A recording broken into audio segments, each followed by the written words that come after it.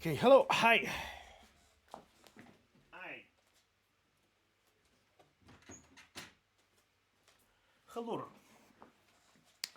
Hello. We are back here again for another fun times. Fun times with Freddy. Welcome. Welcome. Welcome. Yeah, I need to reset my the chatting box thingy again. Cause of course I do need to do that. Hello, Bunny. Hello. I was just finishing resetting my stuff. Bunny. Oh, returning chatter. I kind of love this returning chatter feature. Hello, hello, hello, hello, hello. Welcome, everybody. Welcome. We shall be engaging in a discussion of lore, VTuber lore. I have to say, though, there is currently, and I'm not joking, I need to check how much exactly replies there is right now under the post. It will take me a fuck ton of time to actually go through all of them. So let me actually check. I'm actually really curious. I'm actually really curious. What the fuck is this? Okay, where is it? It's like small. It's very small. Yeah, there you go. There's 155. There's 155 answers under this reply. 155. 155. So that will take a while. That will take a fucking while for me to do it. That will take a while for me to go through. But I'm gonna try my best anyway because that is what I do. I'm a bit of a tryhard, bit of a tryhard. So I'm gonna be doing that. Fucking ads. Okay. You know what? I think I need for this particular stream. Where is this? Where is this? Affiliates. Is it in the affiliate ads? Yeah.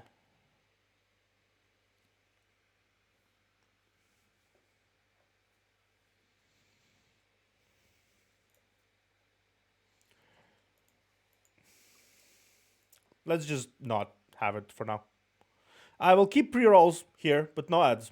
Let's just not do that. Hey Hati, my hair is back. Yeah. Welcome everybody. There won't be. Oh, by the way, this is gonna be. It's not today's stream. Stream Elements is kind of it's gonna be the stream on Wednesday. Where is gonna be the.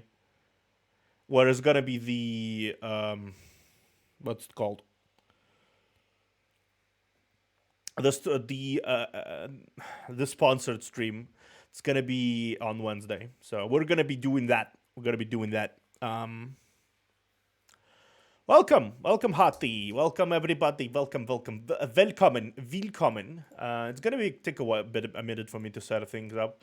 But I guess everything is already sort of set up. I hope nobody will like jump in the middle of it. They'll probably will. Every time, every time I do these kinds of things, every time I do these kinds of streams with people, there is a whole bunch of people who decide to jump in at the last minute, and I'm gonna go. Okay, how am I supposed to include all of these people again? So that's basically how it is. So okay, we're gonna be starting in a moment. I'm gonna be starting in the moment. Give me a moment. I'm gonna make myself smaller. You know what? No, let's do it. Let's do it in the gaming theme. Let's do it in the gaming theme. Okay. Let me shift my Mooney. Let's shift you guys here. We're gonna be small.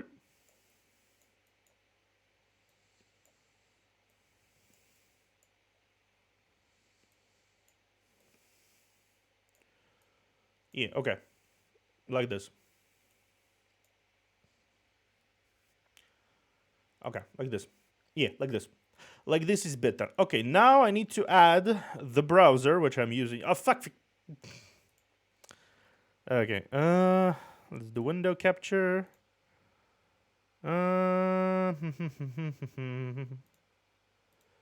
It's not visiting it. It's not seeing it for some reason. Okay. Does it see it? It's supposed to see it. Oh, Firefox. Yeah, it's Firefox. Okay. It's Firefox.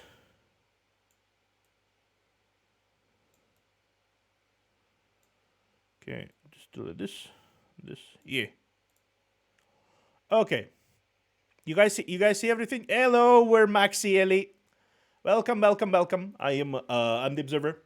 As you can see, I'm slowly starting to unveil this whole thing.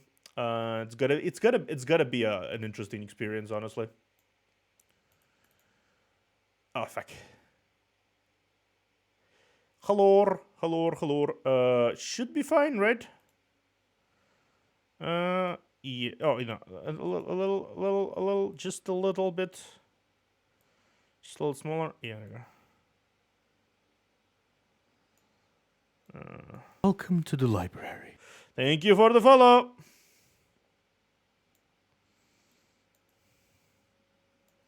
Thank you for the follow, Xarina. Sarina is now following.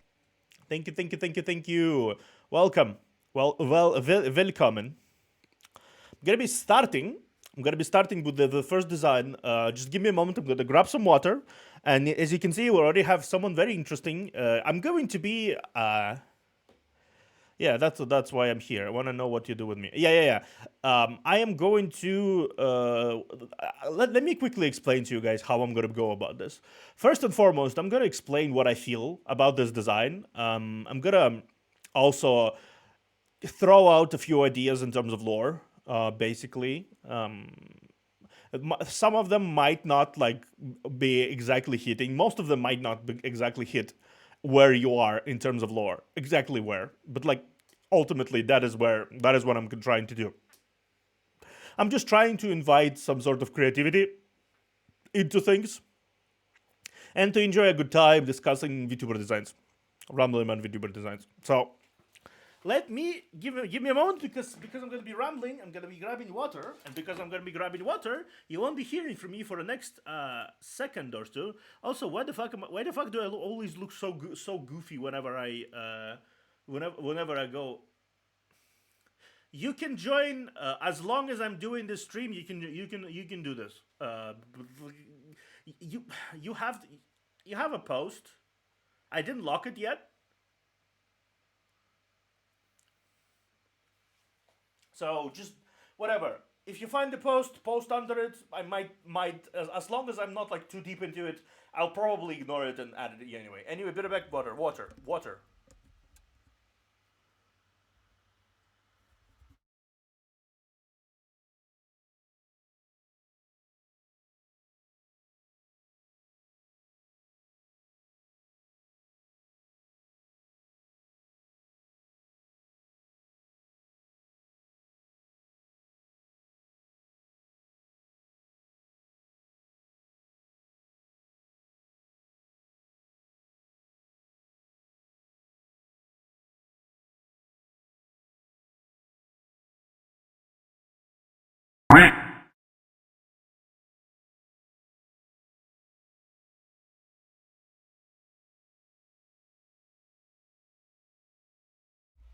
Hello again.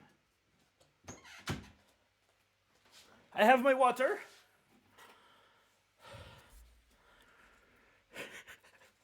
Thank you, Lorca, for your duck. I ducking adore you. More ducks. Welcome. Duck who? Duck you. I need to turn off. Be right back. I have my water. I have my Twitter. Never gonna give you up. Never gonna let you down. Never gonna run around and desert you. Never gonna make you cry. Never gonna say goodbye. Never gonna tell a lie and hurt you. If you got got him.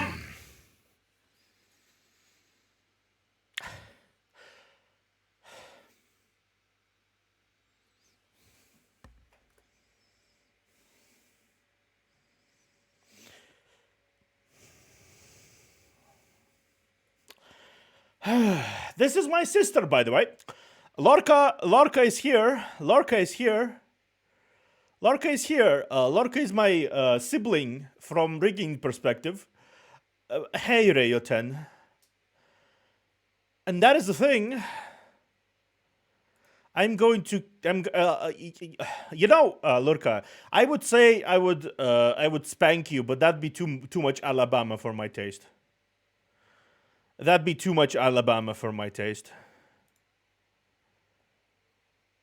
Yeah, that would be kind of like that would be. I already have too much sussy shit happening accidentally with Aya. I don't need you to be involved in that direction.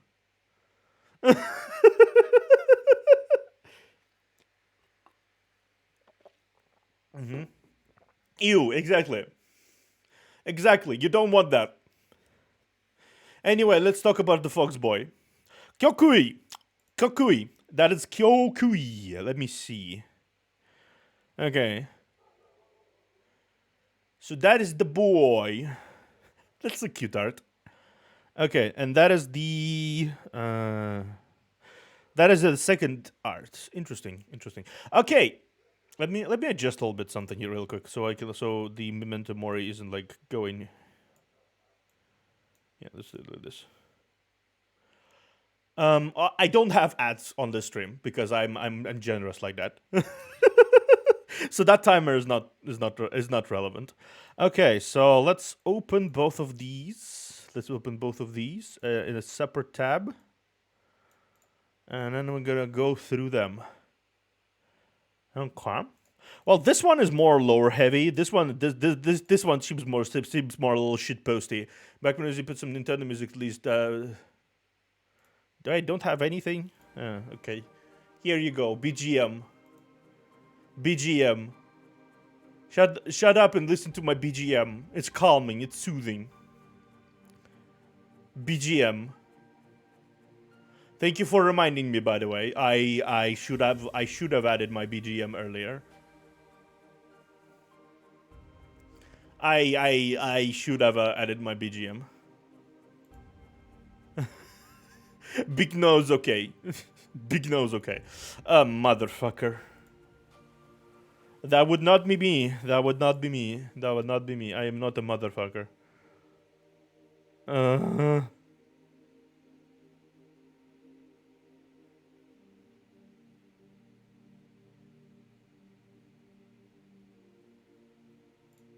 Okay.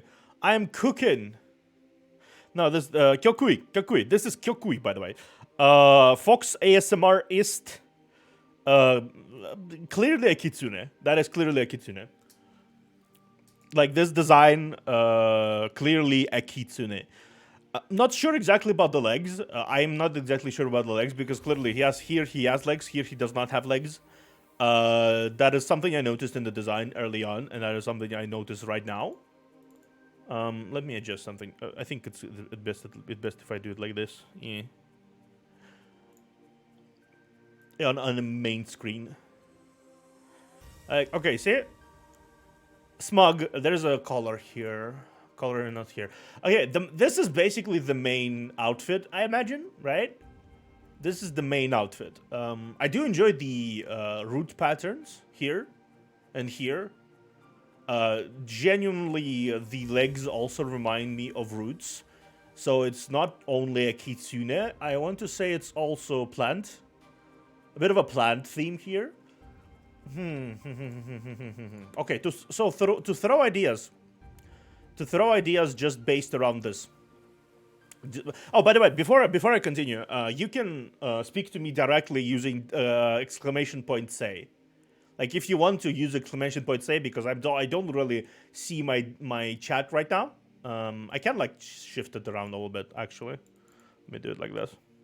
I will like peek at the chat periodically, but for now I'm just fully engraved into it. So if you want to talk to me, the foolproof way would be to do the command say exclamation point say for TTS.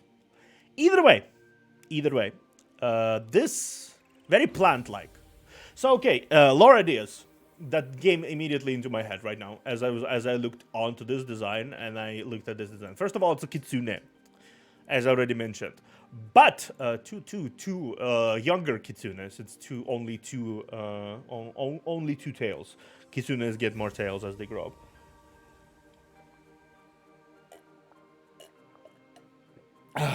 I need to sip the water.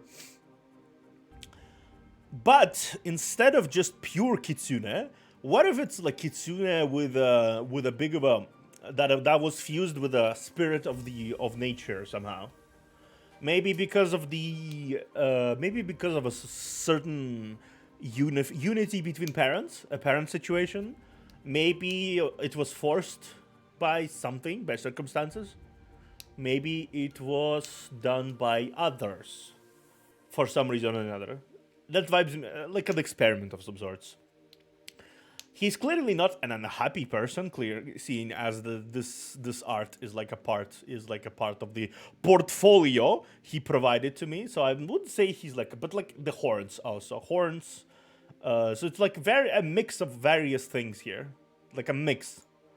Definitely interesting design. I enjoy the plant themes here. Like I already said, this is basically a dryad version of a kitsune in a lot of ways, with a little bit of an imp inside of it because of the eyes and the horns. There's just a lot of mixes here from what I've seen, and it could provide an interesting story. But yeah, if I were to do this character, I would probably do it like that. I would make this character an offspring or an experiment that was created based upon a union of some sort between the plant spirits or a dryad and a kitsune. Which begs the question: which was he raised by, or was he raised by either of those sides? Right. There's a lot of opportunities here. There's a lot of opportunities here, in my opinion. Either way, because of the plant designs on the clothes and because of the feet designs with using the plant roots, I would say he's more closer to his plant, his dryad roots, literally. Shut up, Cyber. I know English. I know English. You do not. You cannot say I do not know English. Thank you, ad blocker. I good boy. Pat you on the back. God damn it. I just had like a notification from ad block like in the background for some reason. That was nice. Okay, dryad. That is my final decision. He is a mix of a dryad and a kitsune. He was born and raised by kitsune. He was born from a union and was raised by the dryad part of his nature. He is quiet, reserved, ASMRist, I would say, yeah. He's a happy boy, but clearly has a lot of interesting past, a lot of interesting situations from his past, a lot of interesting connections one could make, potentially. Generally, I would place him in the role of a supporting character. Think of if we have like a party setup for our characters, I would place him in the role of a supporting character from a party, and maybe throw him somewhere around the time in the story where the main character, whatever it is delving into the territory where that is largely tied around the past of this person. You know.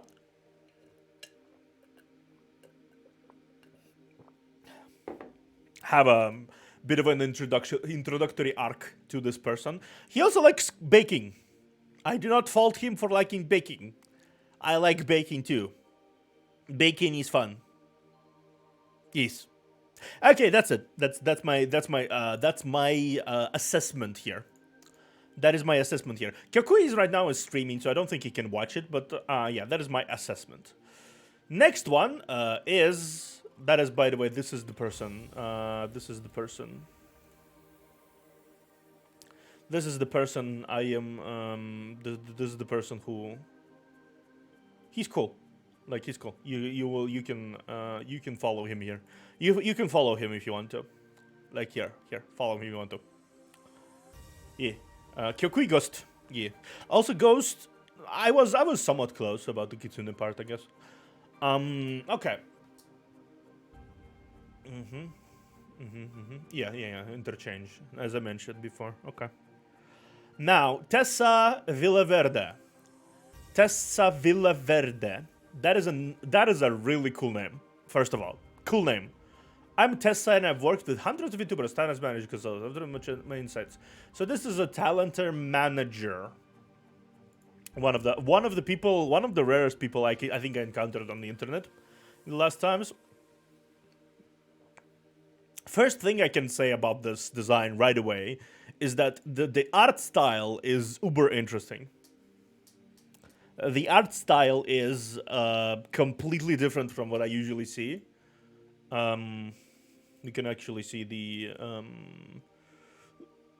the reference sheet placed by her herself. It was made by Diesel TTV, and she is like that, like blushy, distressed, sad, and smug. This is a very interesting art style because usually you'd see uber realistic, either like uber realistic or super stylized, right? Or super anime. I mean, this is very stylized. This actually reminds me in parts of the animation and art style used in comic books. In one of those Sonic comic books I've seen, which is in no way an insult, by the way, because they have pretty good art.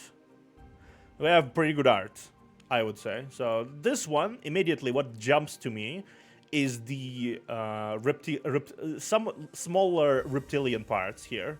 There's like almost scales on her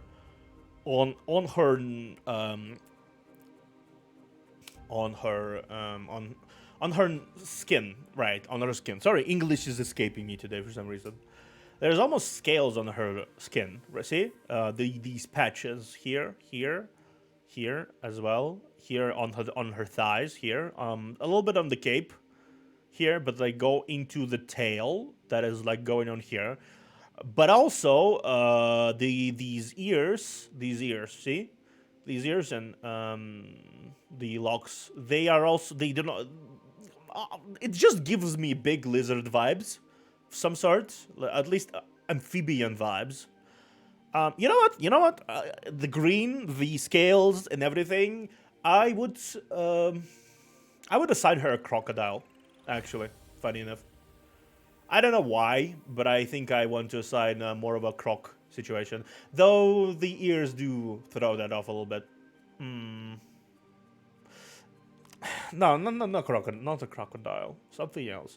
It's definitely lizard, but I'm not exactly sure what. But the ears are also more. The ears are a little standing out here. They do not really belong into any category of reptilians because reptilians usually don't have the same fluffy ears mammals have. This one has. So it's actually really Is this Gex? That might be Gex. Yes, this is Tessa Villaverde, aka Gex. That's it. That is it. Gex. Is this Mommy? Mommy Gex. Yeah, new lore. Mommy Gex. New lore for this character, Mommy Gex. I will immediately first minute of discussion. My chat called you Mommy Gex. Congratulations.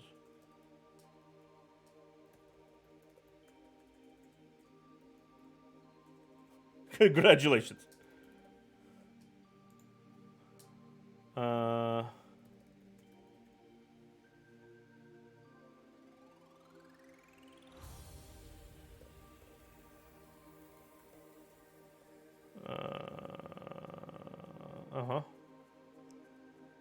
Okay, what is this? Please tell me it is. No? Oh, there you go. There you go. Afternoon, Cory Chameleon. I'm just responding to in my okay. This is my response. First minute of discussion. My chat called you mommy gex. Congratulations. Congratulations. Congratulations. Congratulations. Congratulations. Congratulations. Congratulations. Yeah, exactly. Serious. On a serious note, though. Serious note. Reptilian vibes, very smug. Plants. There is an energy here, so maybe a fusion of some sort of some sort of magic of nature. There might be like wings there. See, behind her. I choose to interpret it as wings. Those seem like wing like for me. The outfit is very minimalistic. The shoes are very standing out because they are also made out of the what it's called, obsidian. Obsidian is obsidian green? No, obsidian is not green. What is this? Green gemstone. Jade, yeah, jade. The stones seem to be made. Thank you, Raylo. That is what I was looking for. That is the word I was looking for. Jade. Look at this. They clearly are made out of darker green material, which is jade, which is interesting because jade. I think jade is a very nice, pleasant kind of stone. I'm not exactly sure what it ties to specifically in terms of vibes, but let me see. Let me actually check jade. Yes.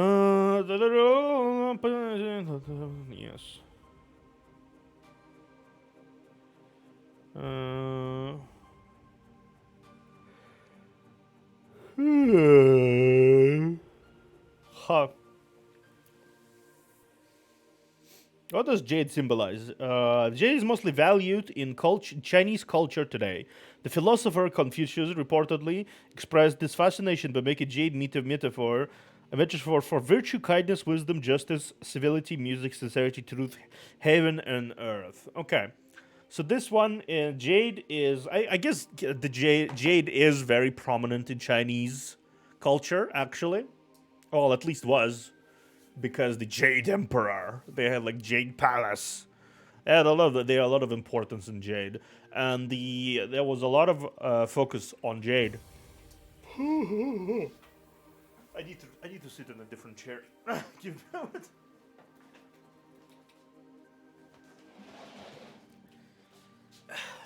I was sitting in my try-hard chair, which is not the one I'm using, which is not the energy I'm having right now. I'm just cozily discussing lore right now, so. Who? Okay, jade. The prominence of jade indicates that the fact that she is VTuber consultant and talent manager. This seems like a spirit of some sort, a helpful spirit maybe. The way I see it, like it's maybe like a nature spirit of some sort that is wise and very friendly. This one of the way I would describe it, if I were to be the one writing the lore, she would be the one who would be coveted by all around them, because the advice given by this person is usually very kind and very attentive, and something about them is drawing all the attention. So they have like this aura to them, if you know. They can hide, but they're the entire abilities, whatever abilities this person has. I would not say it's a major character. She is there to ensure the success of others. She is often doing her own thing in the background. She's like an advisor character, the one mysterious helper you like go to whenever you need to, like, whenever you're absolutely desperate for help. You know, that is the type of story role I would give her in a story, personally. So she'd be more of a helper. It's definitely a kind character in terms of that is what the vibes to me. It's very the smile is not as smug and like self-important. It's very open. The pose also indicates full openness to conversation. Good time zone. Thank you, the Netherlad. Welcome, Netherlad. I'm doing this specifically today because I thought it would be encompass as much people as possible. So I'm doing this today. Hello. But look at the pose. One end is outstretched in a helping. I didn't see the video. Did I miss anyone? You missed one person. I am discussing literally the second person. Netherlad. Second person. Only one. I talked about Kyokui. And now I'm talking about Tessa. I'm gonna check the notifications later. Yeah, cute. She's very cute. Like, as I was saying, like I was in the middle of saying, hand outstretched, right hand outstretched in a helping gesture. Left arm is in a bit of a mommy gex, exactly. Left hand is thrown a little to the side. That is the very standard pose. I see a lot of people draw more anime-ish standing. It's more. I'm not exactly sure. It's bashful almost. It usually symbolizes bashfulness in a lot of ways. As I would describe it. It's more bashfulness, yeah, honestly. So yeah, that is what I would personally assign to. This is a nature spirit. This is a nature spirit that adopted the role of a helper. Wise figure. She even like took on the jade leggings and jade, like a lot of jade parts in her character, which means as I was mentioned before. Thank you, Google Kun. For virtue, kindness, wisdom, justice, civility, music, sincerity, truth, heaven, and earth. So pretty much a lot of that helpfulness is symbolized in what she wears. Those jade boots. Unless it's not jade boots, and if it's just a fancy greenstone. I refuse to believe so, and I will absolutely consider those jade boots. So thank you very much. I'm considering them jade. Okay. Final verdict. She is the wise supporting character that is there to help out every now and again, but she's not usually there unless her help is needed, right? She has her own stuff to do. She's very kind, though. She's very kind. That is what I can say. Okay, next. Mari Yume. Cat girl. I need to take away that thing because I don't want to sing right now. Absolutely. I sing absolutely badly, so I don't want to do that, honestly. Look at this cat girl. Look at this cat girl. I like this cat girl. This cat girl has a kappa. This cat girl has a kappa, apparently. Very, very, very detailed design. Okay, I'm gonna cut it short because I'm actually having serious conversation here. I'm actually having serious conversation. Very cute. People. I am old, Anthony. I'm old. Don't at me. I'm old. I don't know. I do not know any of your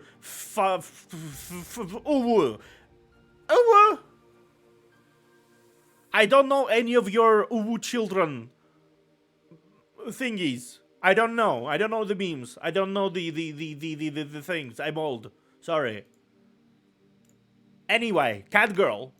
We have a cat girl. First things first. I want to mention is the fact that the two different forms. I might be. Yeah, I might be. I might be a boomer. I might be. Like I'm like no, I'm a millennial. Yeah, I'm a millennial. Millennial. That is what I am. Millennial. If the Asmongold is millennial, fucking I am too. We're the same age, goddammit.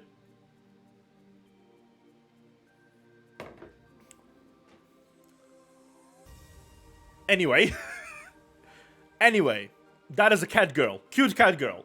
But I want to mention these two. I want to focus on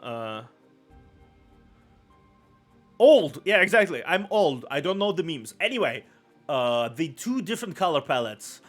Moon. There is a prominence of the moon here. The moon is not here. If there were more forms, I would suggest... Okay, no, stars and moon choker. Interesting. If there were more forms here, I would suggest phases of the moon.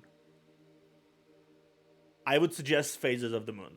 Like, if it's not a pain in the butt to do, I would personally recommend having this character shift slightly as you go from no moon in the sky, all dark moon, to, or how it's called. I don't really know. Don't really remember how it's called. How there, when the full moon is like covered. How it's called? New moon. Oh yeah, phases of the moon would be easy for it. Exactly. Phases of the moon. See? Slow transition. You don't even need to like add a new moon. Exactly, new moon. Thank you, Anthony. This would be new moon because she's dark, and she also features a closed eye. See? Closed eye on her sleeve. Eclipse. Well, new moon. Eclipse is a bit of a different thing. Eclipse is red, I think. Eclipse is red. New moon is just dark. She is also a little darker. There's a knife here.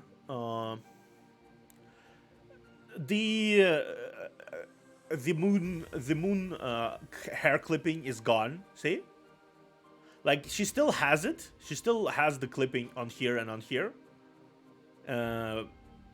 Yes, eclipse is when near the sun. Well, new moon is when moon is invisible. Yeah, exactly. So this is what I would propose personally, is that this cat girl, what's her face? Mariyume, is a creature that was born out of the moon somehow. And whenever the moon is changing, so does she. Why is she a cat girl? Because cat girls and cats are often associated with the moon. They are often associated with the night. She's a moonborn cat girl, yeah. But cats are often really associated with the moon, don't they? Like with the night. They are nocturnal. They are going around bathed in moonlight and all that fun jazz.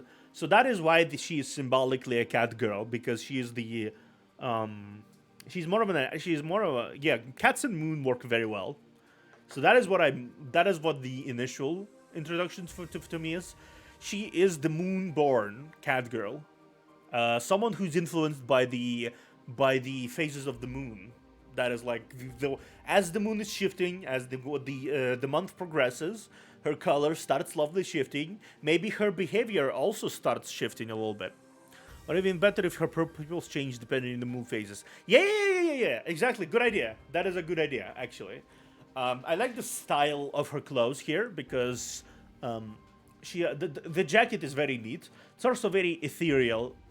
Very ethereal. The color is very nice.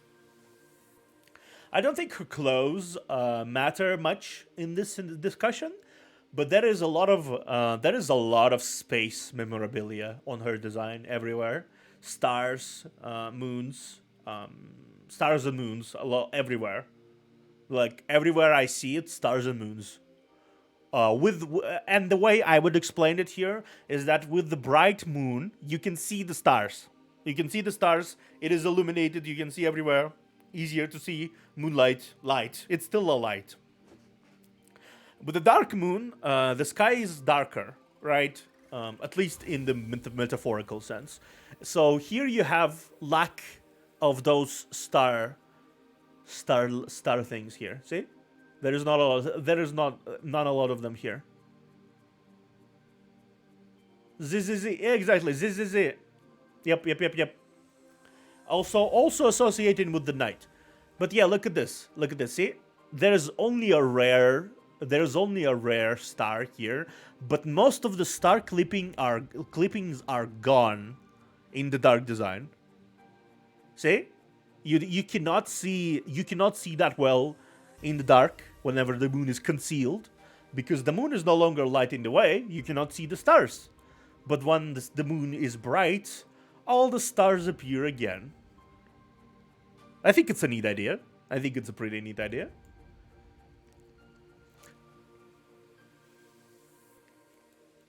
I think it works. Yume is also often associated, is Japanese for dream. So she is Mari. Her second name, Mari Yume, right? Mari Yume. Yeah. Yume is a dream. So that is another tie-in for the night. If that was anywhere close to what I am saying right now, I would say that the designer did a smashing job at showcasing the details here. The designer did an amazing job at like focusing on what points are important about the model. What I want to say about the model is that you can see the personality is soft, definitely softer side. But there is little shifts of it throughout the phases, because look, the dark cat girl has a knife, the white cat girl has the white cat girl has little little bandages everywhere and little things here and there. The dark cat girl's smile is a little more full though, a little more confident. So I would say the personality changes definitely occur, but she's more on the friendly side of things, regardless of time zones. Her full moon counterpart is a little clumsy because she stumbled there and hurt her knee, so she's a little clumsy. The dark counterpart can stab a bitch. Probably. I don't really see her doing that, but she can. She definitely can. I guarantee you she can. Cat girls are dangerous, man. Don't go against cat girls. They will fuck you up. Play Final Fantasy XIV. You'll understand. Anyway, let's move on. On to TMF Johnny. TMF Stinky Wolf Vtuber. There's the smug. I remember this one. This one basically was, look at this smug bastard. Look at this smug bastard. Look at this smug bastard. Damn. So smug. Let me check. Okay. Let me.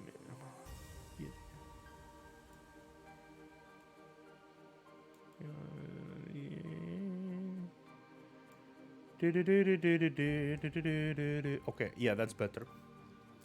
That is better. Okay. But look at this smug bastard. Look at this. That should be better, actually. Initial thoughts. This is clearly not a werewolf. This is not a werewolf. Most werewolves, they are either one or the other. They are never really in between, I would say. This is a weird scenario.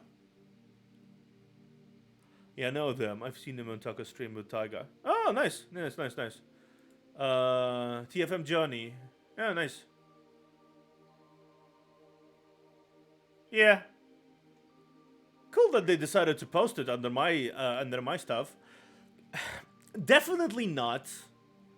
This is definitely not a werewolf. I don't really vibe a werewolf here.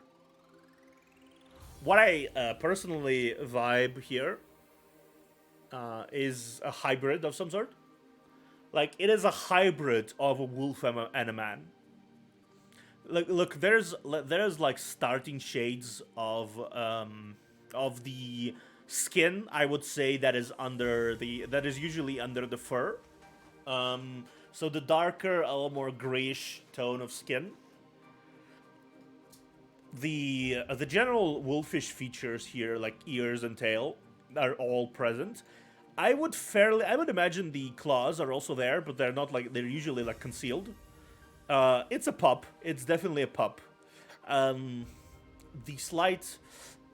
I would say it's a gray wolf. It's a gray wolf slash human. It's definitely a wolf though. Definitely a wolf. How you can differentiate wolves and dogs? They tend to have darker shades of fur in a lot of ways. Sometimes mixed, sometimes darker, but like generally speaking, they are less colorful looking than say normal dogs, right? But dogs are very cleaned, looked after. They are very much taken care of. Wolves are wild creatures. They just kind of run around in whatever coat they have. So this is a wild, untamed guy. Yeah, golden wolves are bright and pretty though. Yeah, yeah, but they still do. Their colors are dampened a lot, based because they are in the wilds.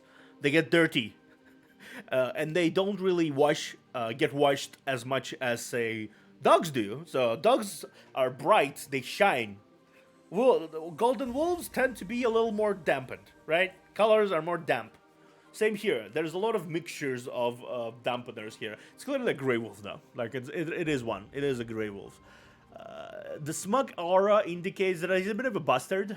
A little lazy. The pose is really lax. The clothes are not really taken care of, not as much as I would imagine. This is a little bit of a punk. So look at it's cut here. It's fucking torn apart here. The sleeve is gone. The belt is just kind of flopping around. It's definitely a laid back person. A laid back person, but also in a way it looks like controlled chaos. Like it's the type of person who likes to be messy stylishly. You know those types, right? Strategically ruffled hair, strategically placed scuff on the clothes. This entire image screams "I don't give a shit," but it looks like a very well It looks like a very well maintained look of a person who doesn't give a shit, right?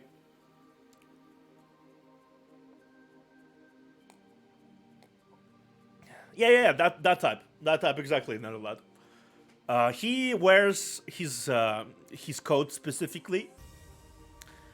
He showcases himself, right? But like in a way that would make him look. I don't give a shit. He gives a shit about giving an aura of I am not giving a shit. That is what I would personally assign to this scenario. He gives an aura of someone who wants everyone else to believe he doesn't give a shit. But in actuality, it's quite calculated and it's quite on purpose. That is what I would say.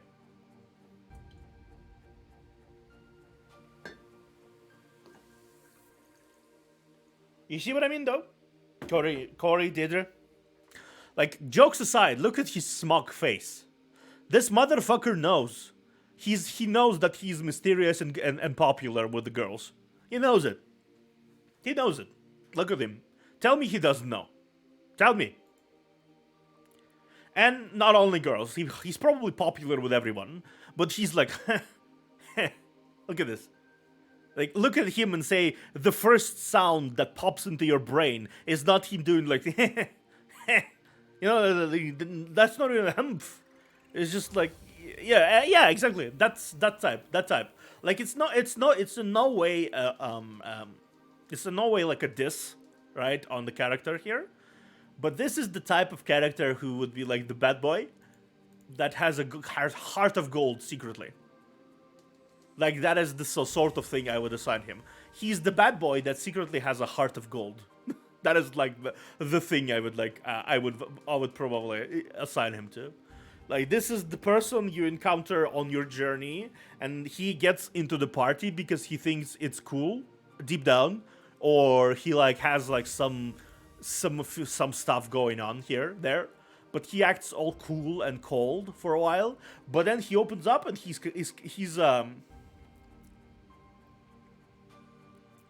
Yeah, but then he opens up and we discover that he's actually secretly a huge ass nerd. Like, the twist behind this character is that he seemed so cool and so interesting and so relaxed and so laid back and shit. But then in reality, when he drops the yes, I am awake, Silings. I'm awake. Unfortunately.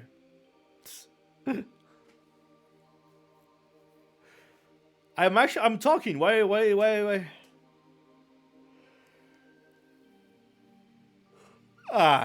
Are you feeling better? Yeah, I am. You feel better. Yeah, thank you. Thank you, Silence. You feel better. I'm discussing designs, as you can see here. Jesus. Okay, we move past here. Ooh! Ooh!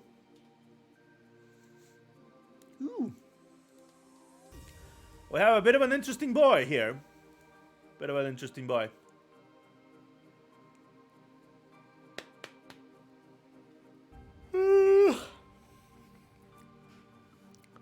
I am discussing designs, Silings. It's literally all over my Twitter. That I'm discussing designs and giving lores and giving ideas for lore and doing introspections. It is a bard. It is a bard. It is a bard. So he is a bard. He's a bartender. Bard-tender.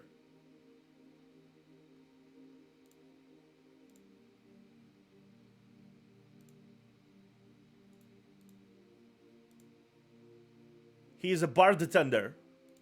Fucking hell. Never mind. Bartender. Bartender. He is a bartender that is a bard. That makes sense. Let me check. Yeah, okay, cool.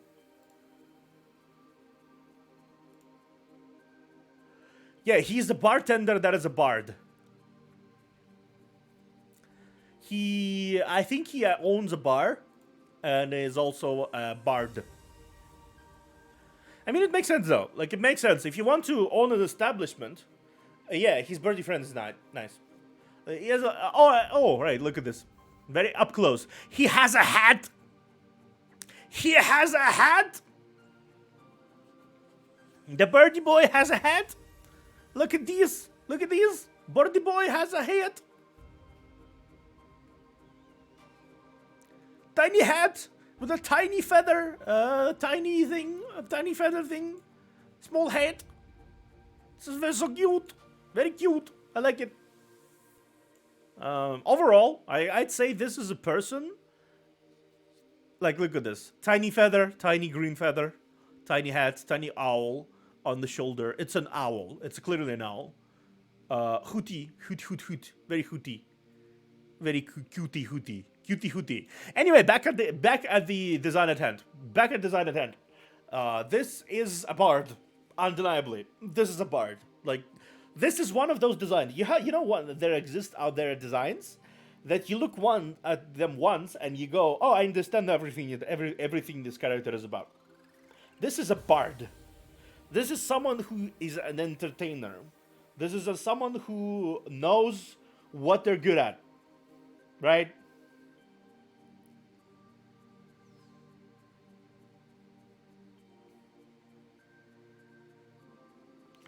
Yeah, this is someone who knows. In addition to their bardiness, they are also someone who owns an enterprise, and it also shows on their design. Wild bards who travel out there and like do stuff, right? They often have completely different vibe to them. They have like a little scuffy vibe. A little dirty road travel. This is a very well-kept man. This is a very well-kept man here. Look at his clothes. They're fairly expensive, by the way, and that's what I would say by the standards of the medieval. He's very well kept.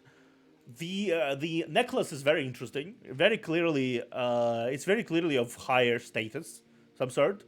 It's a symbol of some sort. I'm not exactly sure what. He keeps himself in shape. That I can say for sure. Judging by the muscle here, like parts, and he has wide shoulders. Thank you, by the way, for radio. That thank you for that. I'm gonna drink. He has wide shoulders. He's very stocky, lanky, very lanky. That is what I meant. Very lanky, but he's not like overly muscular, but he's definitely in shape. That is what I was trying to delay. Cloak pattern. That is a good cloak pattern. Okay. That is a good. So that is a symbol. Very well cared for loot. Looks like a Celtic Triskelion. His necklace. Celtic Triskelion. Yeah. That's something. That is something Celtic. Yeah, Celtic. That is what I was having in mind. It's very Celtic. In terms of storytelling, I would personally place him. Somewhere. That is not where I would place him. That was a yawn.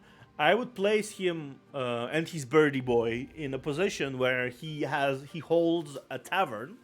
Maybe he's one of those people who hold a tavern for like adventures, sort of deal, or he is the one who knows all the information. He knows everyone. He knows his way around the place. He knows everyone.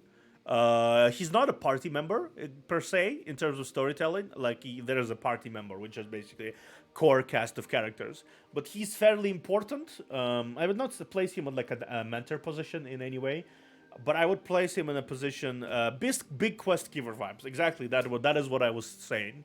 He's fairly big in story. In a story quality, he's fairly big character, but he's not like the most important character.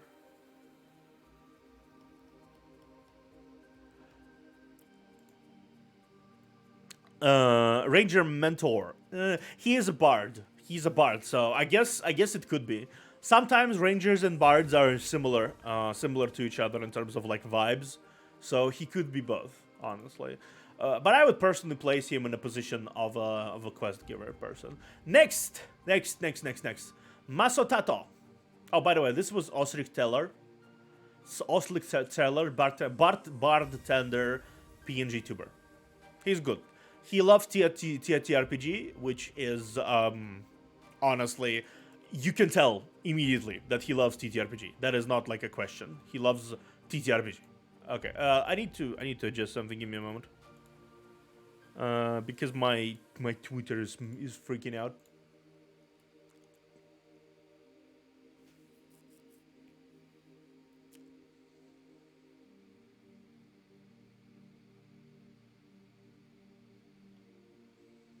Okay, it's shuffled for some reason. Okay, sure. Reload. Well, either way, that is something. That is something I need to. This is the next person I need anyway. So, good. Slight technical difficulties. This is a cutie pie. Masutato, very cute. This is gonna be fun. Behold behold all my squishy glory.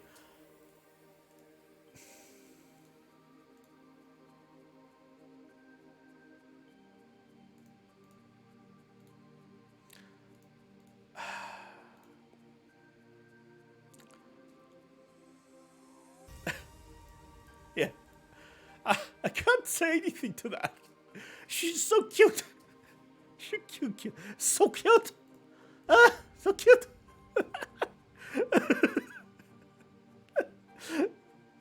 So cute. I wish to squish. This person. I wish to squish. Must protect her. Yeah, must protect. Exactly. I wish to squish this person.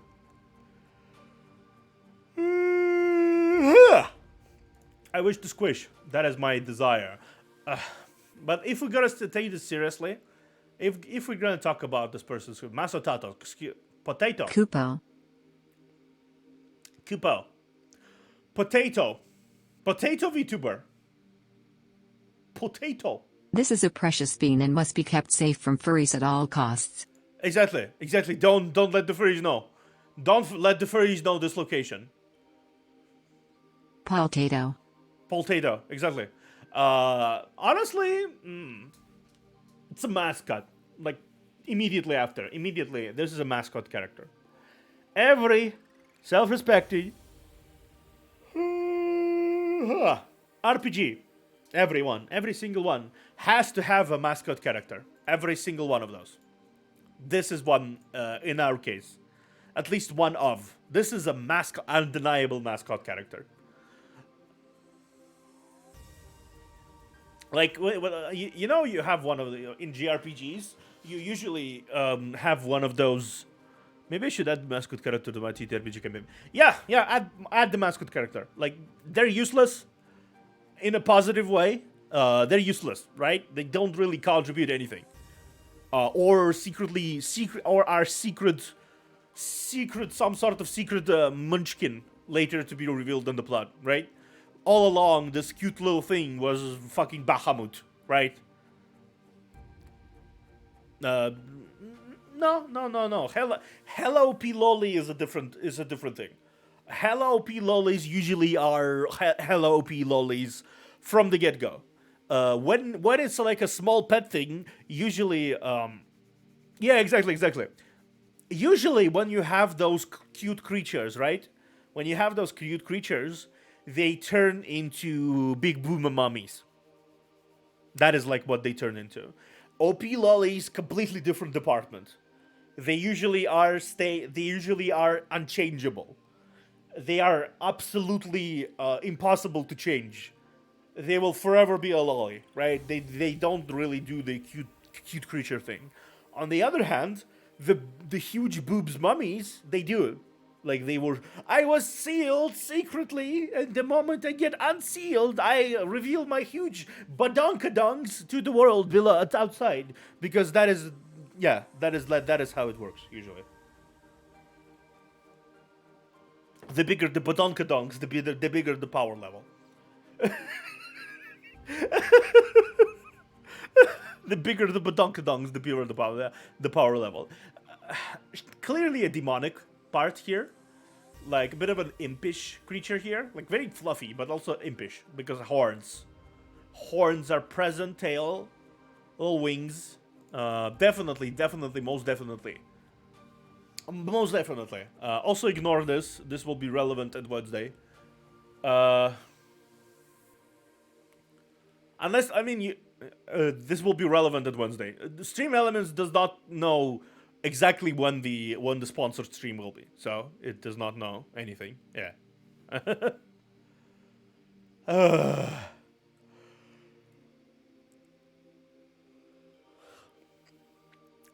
The mascot has a mascot. Exactly. Mascotception. Okay. No. Mascotception. Because the librarian wisdom, exactly. This is a mascot. This is definitely a mascot though. Very friendly, very cute. I would not say it's one of those secret unveiled plot relevance mascots. The secret plot unveiled mascots usually have like goofy side more behavior to them. Less cute and more goofy, right? It's more of a like, I'm gonna be your comedic relief for the evening. I'm gonna be your comic relief for the evening. I think this potato is actually a sealed elder dragon. Could be, but I personally would place her at maybe a sealed goddess of some sort. I don't know. Definitely a sealed something, but not like malicious or big important. Just very cute, very interesting. I like that. I genuinely like that. It does give me a lot of ideas. It's definitely a mascot character, though. That's undeniable. Captain Salmon. Captain Salmon.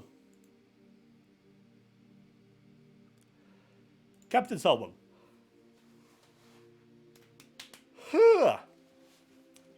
Okay. That's interesting. That's a knight. but also captain. A captain knight. Queen's Guard, the golden parts sort of indicate that this is not exactly an ordinary knight. So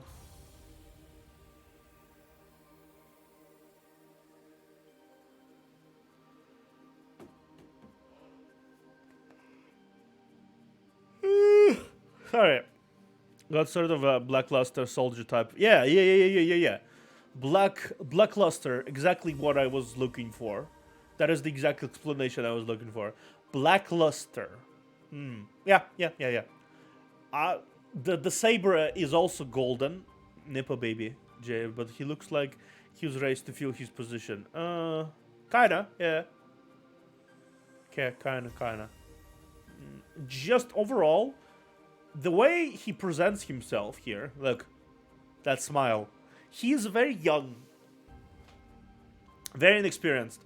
The pose of extended forward hand with the saber, it's like, oh, onward to adventure. You know what I mean? That is the sort of thing. That is the sort of pose someone who is not jaded by anything would make. Usually, like, oh, onward. Like, it's not even like a bad thing. This person is pure of soul in other ways. Maybe it's like almost like a successor, a young successor for a very big role. He has very fancy armor, maybe like some sort of knightly duty passed down from his parents of some sort. Like he clearly did not, young experienced guy in over his head, doesn't relate, just having a good time. Yeah. That is what I definitely would mention the fact that his attire is more inherited than it is, like belonging. I would not say he earned it, like right, like it doesn't really quite fit him in places. See what I mean? You know how knights earn their shiny armor and stuff? Look at this. It's very fancy. I would imagine it's like a family heirloom. It's like a family heirloom. There is a lot of fish elements here, so maybe it's like a marine captain. Admiral. Maybe it was an admiral armor. Someone who served at the sea. And he took over from his parents, maybe hoping to, or coastal fortress, exactly. Maybe he hopes that he is able to live up to the expectations of his parents and live up to the legends of whoever was before him. I would imagine his parents are very famous. Like he was grown with big expectations, but maybe because he was not crushed by those expectations, I would also say he's quite talented. Maybe he is accomplished in his own way, but inexperienced as well, right? Captain Salmon, yeah, he even wrote his own like name here. That's cute. Captain Salmon.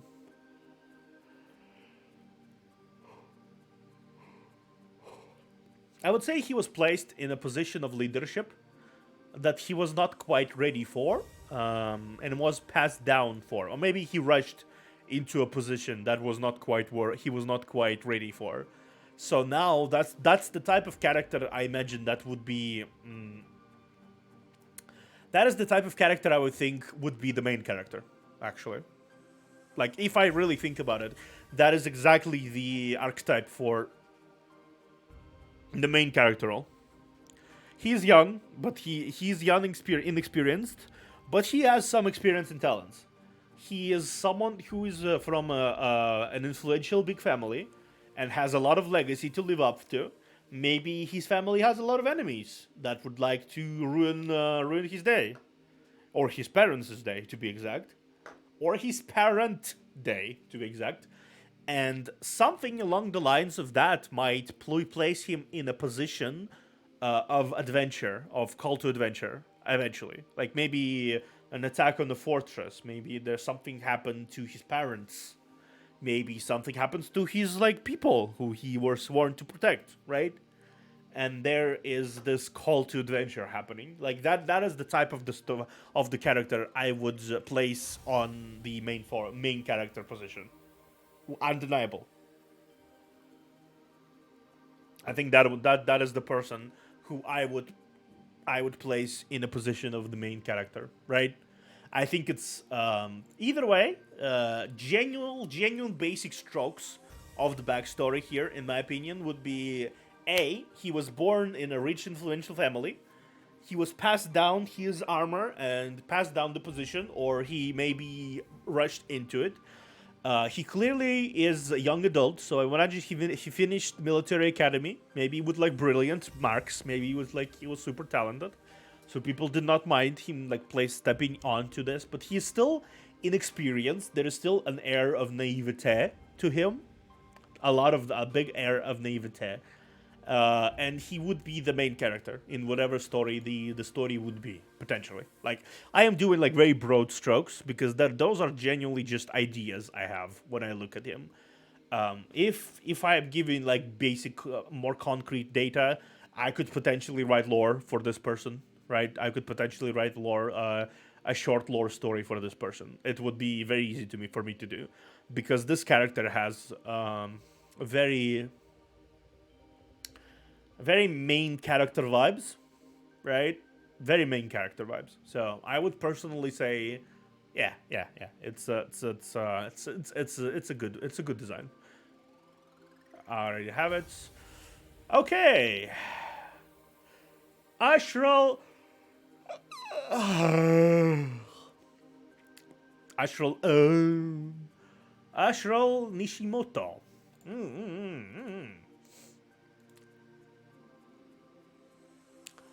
This person I know.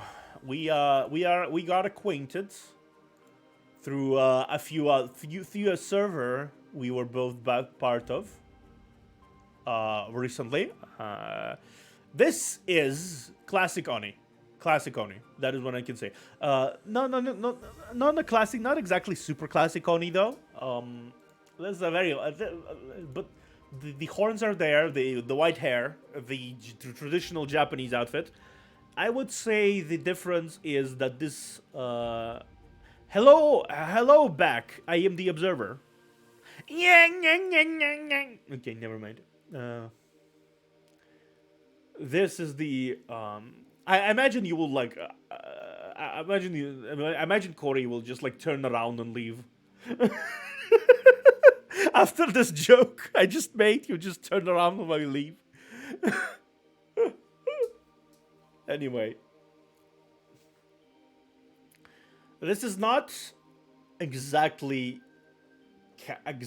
normal Oni. No, Onis tend to have that aura to them. Onis tend to have that aura to them of aggression. They're often associated with anger.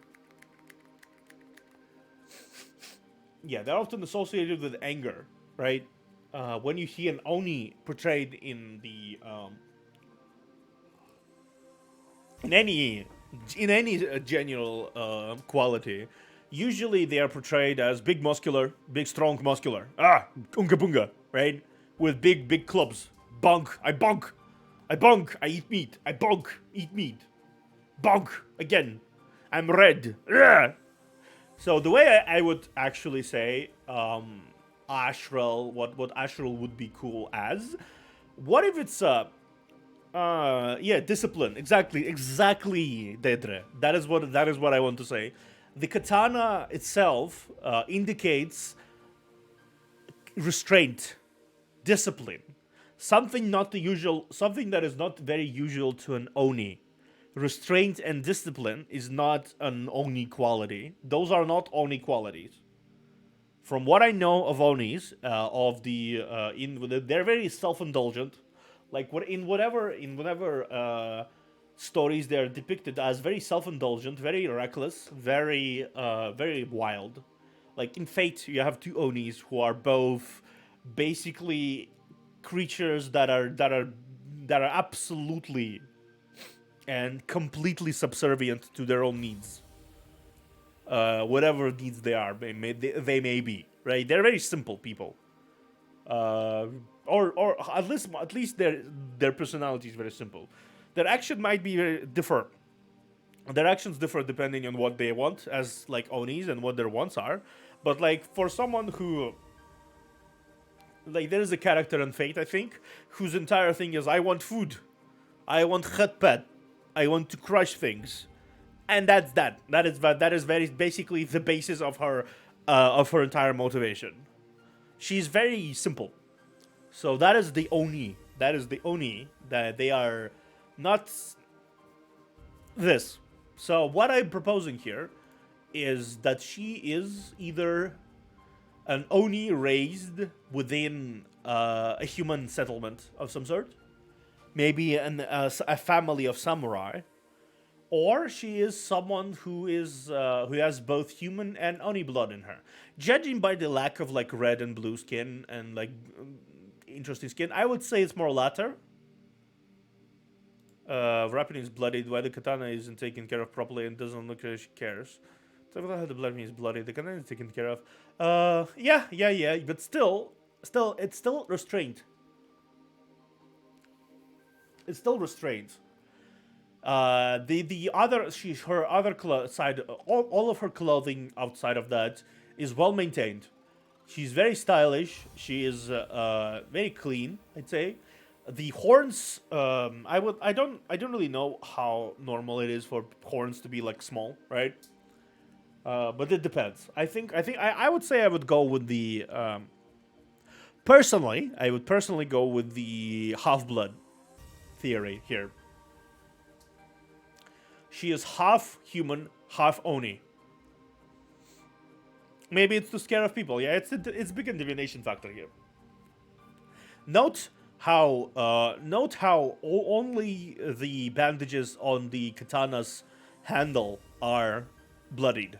She has bandages here, and they are normal, right? They're absolutely normal.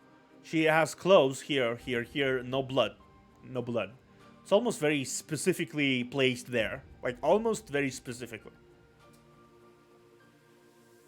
Like you are meant to see these bloody stains whenever she tries to draw her katana, right? You are meant to see them. I'm not exactly sure where the handle is underneath this all because the sheath is very interestingly designed. Genuinely speaking, yeah, I would say half blood. I would say she would be the mysterious warrior person. I don't know why, but she gives off tsundere vibes.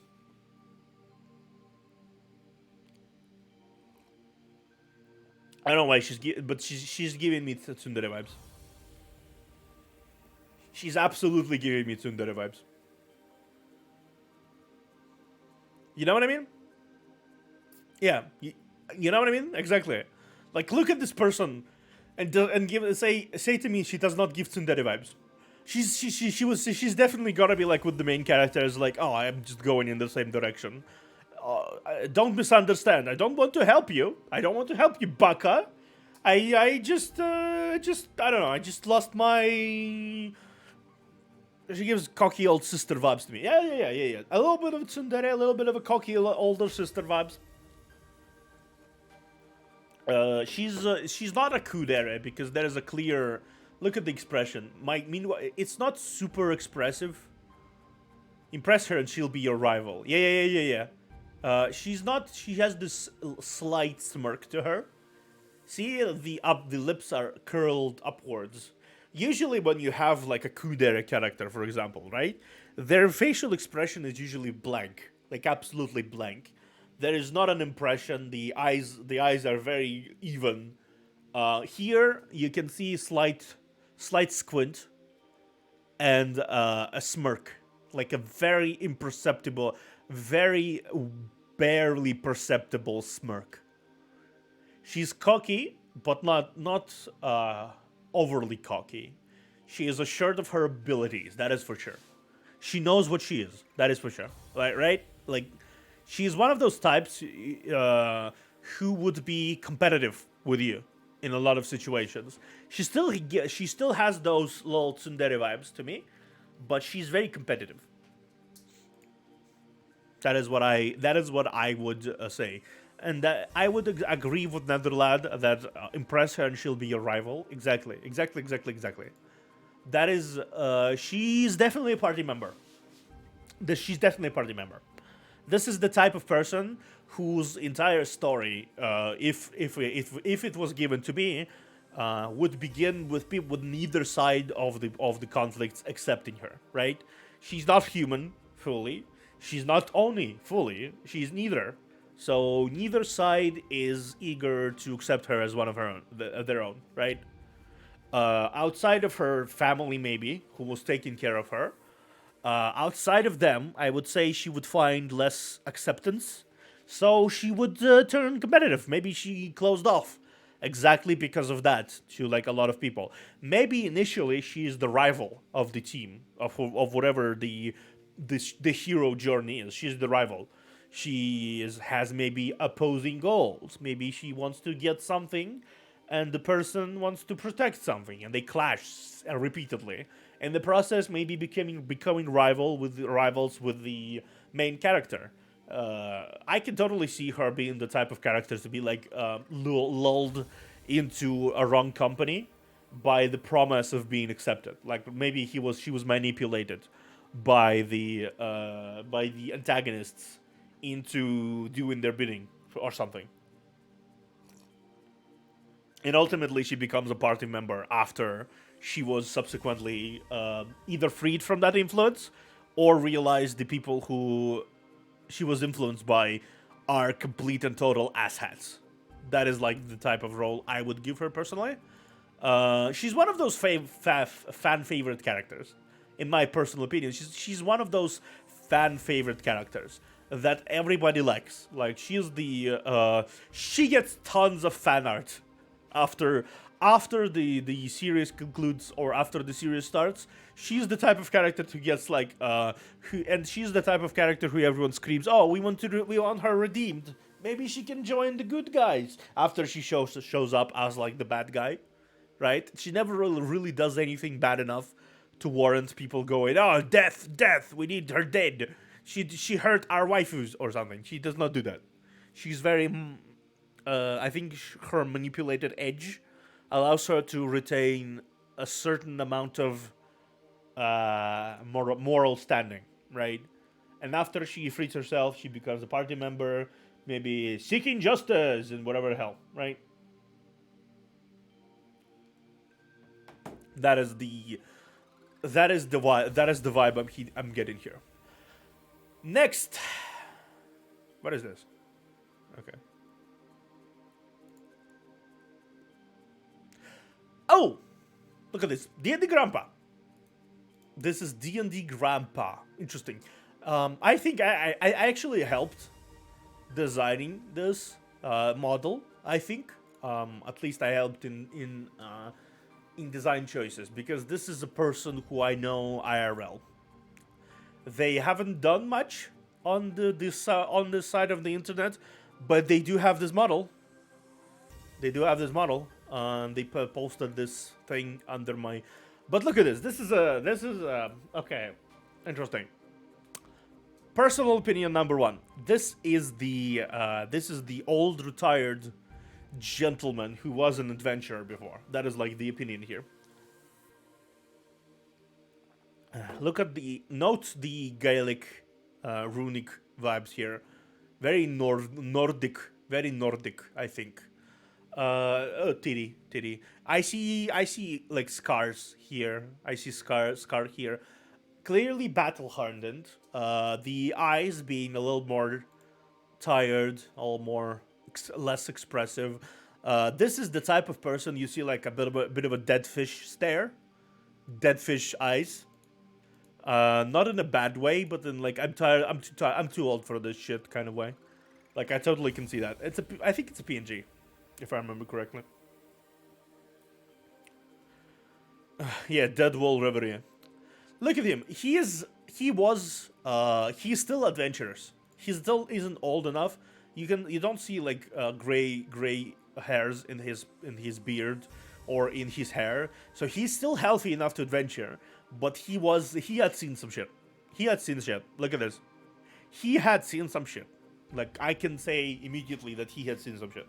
So my first assessment, he would be the, I want to say mentor character. He would be the mentor, the person who is effectively influencing the main character in some way. A whole lot of dead fish shit has been seen. And bloody. Why are you like that, bloody? You're bloody. Every time I want to read your name, I have every time I read your name, I want to read it in like a Scottish accent. Bloody. Like every time I read your name, I want to read it in a Scottish accent. That is like, you bloody daft, you daft bloody. Okay. Anyway, back to our grandpas. Back to our grandpas at hand. This is the mentor. This is the mentor character. Bloody. Okay. This is the mentor character. This is the bloody mentor character. He is there to support the character throughout the starting area of the journey somehow. He either dies along the way. Or he is somehow okay. In rare occasions, mentor characters do not betray the party, and they do not become the enemy, or they do not die. In rare occurrences, they don't. I see him when I got off work. You actually did, Ashral. Sorry. In short terms, the way I described you, I'm gonna just short terms. You are literally the previous person. The way I described you really quickly is that you have that air of that's my opinion personally. You have that air of restraint and discipline. Something that is not exactly heard or seen typically in an Oni. So from that point onward, I kind of went and did a bit of a brainstorming. Eventually, I came up with an idea that that your lore is that you are not exactly a full-blooded Oni, but rather half and half, human, half Oni. And there is a role in the story that is like interesting here, is that possibility of a family, right, that accepted you. Maybe there was like a unification of an Oni and a person, and a human person. And this is the an outside world was fairly harsh on the character of Ashral, right? Fairly harsh. And after a while, you develop like this little bit of a competitive personality to you. Like the main thing I decided it to is this facial expression you have here on the main art here. It's very very a little smirk. You're a little confrontational. The character is presented as a little confrontational here. The bloody bandages here are definitely for show, because it's like everything else is taken care of, but like the bandages, no, I'd say yeah.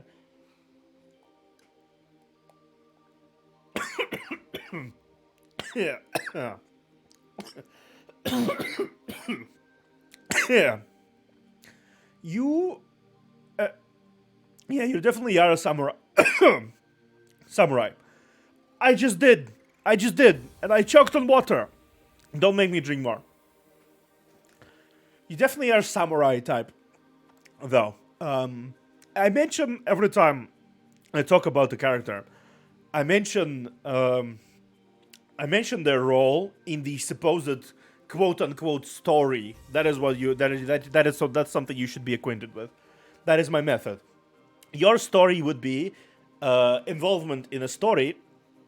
I will drink in a moment. I just need to stop reeling from choking. Yeah. Your part of the story would be arrival to the main character first, and then and then like how did you say cocky big sister, like that cocky big sister to the main character. You're definitely a party member though. Like you're definitely, if we're speaking in TTRPG terms, you're definitely a party member. You're definitely an important core of the story. You're not like an NPC. You're like a core story part because you have the whole acceptance and found family kind of thing going on for you in terms of thematically. The Onea-san, exactly. The Onea-san that will fuck you up, right? You might have been influenced by some ass hats who are like not revealing their ass hats, and don't drink. That is the reason you clashed with the main character previously, but then you discovered the ruse and decided to go along with the main character and be the yeah, like the vibe I get from your character is that person who is like slightly in the back of the room whenever the party is assembling, slightly in the back of the room with a katana propped up outside beside you. You have like a little flask or like a cup of sake, and you like kind of sip. It's fine, where Maxi. You can. I will post the VOD on YouTube, and I will post the link on the on Twitter under the post tomorrow. So you can actually see the link, see the full VOD, and me talking about you potentially, right? It's fine. You can go. I've been already streaming for 2 hours. I swear, for hour and a half. I swear to God. I talked only about like 4 people. I need to speed it up. I need to speed it up. Anyway, or there might be second part. There might be second part because I'm way too into the speculation of the designs. I'm way into the concept of that. But yeah, to return you're the Onesan. You're the one who drinks in the back, drinks sake quietly in the back of the room and watch others with fondness, and then like approach occasionally and you like ruffle their hair and stuff like that. You're the older one who knows how to take care of and knows that you need to cherish those who you take care of. Also, Ashral, me and the chat universally agreed you're a tsundere. You have way too much tsundere vibes. I don't know if that's correct. I have no idea if that's correct, but you have tsundere vibes. You absolutely, you have tsundere vibes. I am sorry, you have tsundere vibes. It's not like I want to play this game with you, baka. It's not like it's not like I want. It's not like I need to. I want to collab with you, dummy.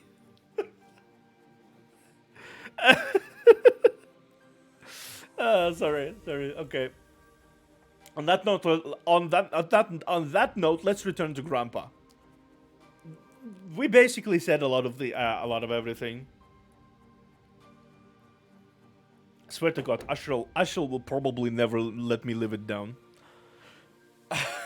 After this one, like I imagine, like after this one, I might be feeding you ideas, but every time you want to collab with me, you will start the collaboration request with that. It's not like I want to collab with you, baka. But what, you want to play this game? You want to play this game? Imagine, imagine starting every fucking collab request. It's not like I want to collab with you, baka. But you want to play this game? uh, yeah. Oh dear. That is a that is a funny emote, by the way. Oh dear. Sorry. If you I'm gonna shield myself real quick. But if you follow me, you can use my emotes too. I have follow emotes. Please follow me, and I would like to be followed. Don't bonk me. Bonk me. I'm promoting myself. I win. I win. The bonk does not work. I win. I win. Ha ha ha ha ha ha ha. Ha ha ha. No, seriously though, let me do this. Okay, mix it up. It will work now, sorry. I will give myself bunks.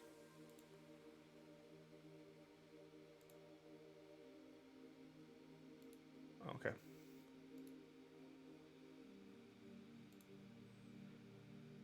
Didn't me do it for ya. Didn't I do it for ya?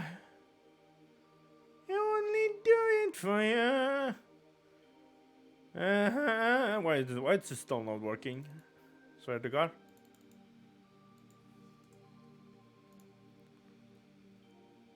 Kermie, why are you not working? Kermie! Okay.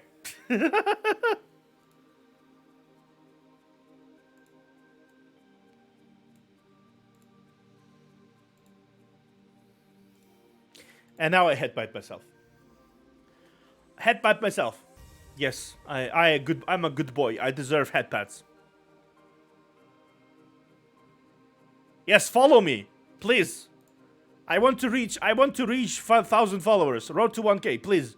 Anyway, with that out of the way, let's return back to designs. We discussed this. This is a mentor character. There is only two possible options for this character to survive.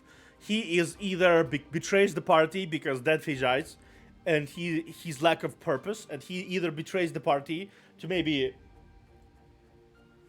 get the super MacGuffin to resurrect his dead family, who he craves to see once more, which is gonna be like a super depressing story there.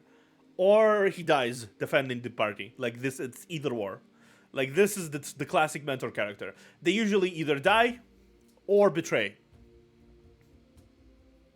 Or retire. Very rarely though. I don't think the character can be retired in a story like that. So I don't really believe it. This guy never dies. Yeah, this guy never dies. He betrays and then escapes. Yeah, and then he's never seen again. Never seen again. Okay, time another. We already went through this, and this. We already went through all of these, right? Right. Every time he's shop in the bar the next town. Yeah, exactly. Exactly. That's his superpower. Actually, that gives me an idea. He's already dead. But he has such a strong attachment to the universe that he is just not dying. Not fully dying. Maybe she's like a revenant or something. So that is physical. That is interesting. Interesting to show. Interesting to ponder. Speaking of interesting to ponder, this is Hellcifer. This is Hellcifer.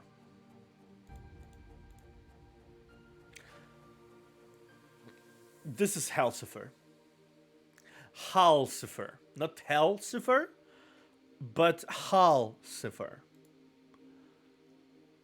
Immediately, what comes to mind is a ghost, some sort of revenant. I know I just mentioned it before, but I think I had the revenant idea because I was looking at Hellcifer. Let's call him Hal for short. So yeah, I definitely think this is a ghost type. That's a ghost type. Ghost. Very ghost-like. He is someone who I would say the two did they miss me? You did. I love how every time people come, it's like right after their own turn. Like I just finished talking about you two people ago. I just finished talking about you 2 people ago.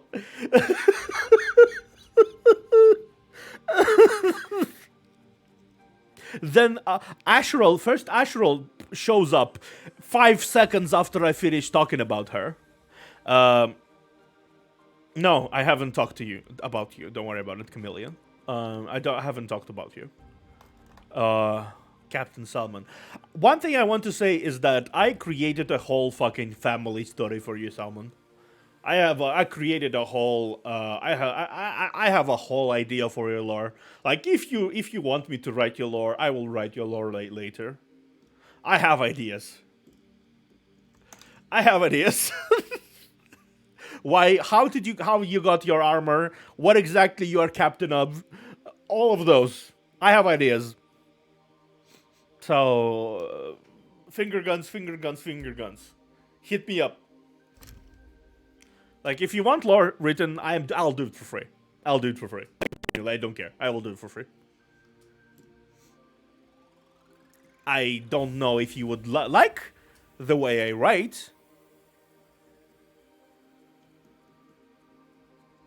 Yeah, exactly. The determined protagonist. The outgoing one. Let's add an outgoing, inexperienced yet determined protagonist. Yeah. That is the vibe. That is the vibe. But yeah, I definitely have some ideas for full-fledged lore. Yeah. Yes, the protagonist.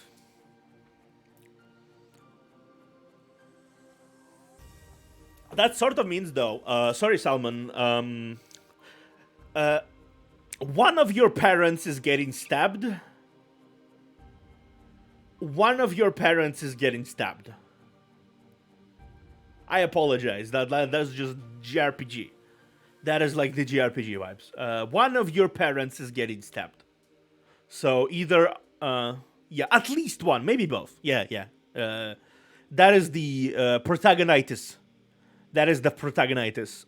Whenever you become a protagonist of a JRPG, maybe or maybe your uncle, who also heroically sacrificed himself to stop whatever was coming for him. Yeah. Either way, the parental figure is getting stabbed. Sorry. Yeah. That's potentially also after you inheriting their super fancy golden armor. Potentially. That is like secretly the MacGuffin that is the main enemy is after. Also, listen to me. Listen to me. I'm gonna drop this out of here for now. Listen to me. I'm gonna go back to you. Look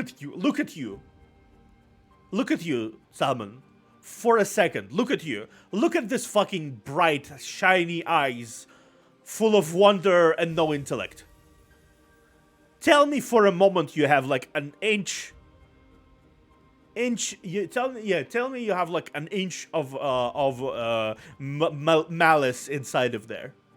Look at this. I don't think you have like a hint of malice inside of those big blue eyes.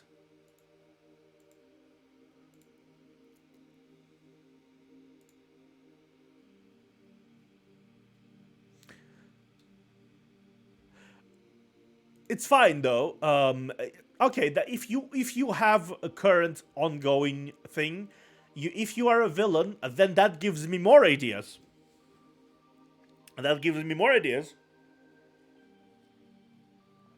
Because if that's the case, it's fine. If that's the case, Salmon, if that's the case, if you want more villain vibes. If you want more villain vibes, I have ideas. Then let's add something. Instead of going on an adventure, what happens instead is that you rush headfirst into position of the captain, be it of an admiral of a fleet, or of the some sort of fortress, some sort of territory. that is adjacent to the sea. Uh, and you try your best. Yep. And you try your best. But the world proceeds to kick the ever-living shit out of you. And for all your enthusiasm, for all your good nature, for all of those, the world only spews you with poison. So, later down the lines, with all the naivete burned away into the ether, destroyed, dissipated, and scattered to the wind, you now preside over your territory with the huge amount of distrust, a fair share of paranoia. I would say a lion's dose of resentment. Rick roll Granada Bliat. Get down. Yeah, get what? Rickroll. Never gonna give you up, never gonna let you down, never gonna run around and desert you, never gonna make you cry, never gonna say goodbye, never gonna tell a lie and hurt you.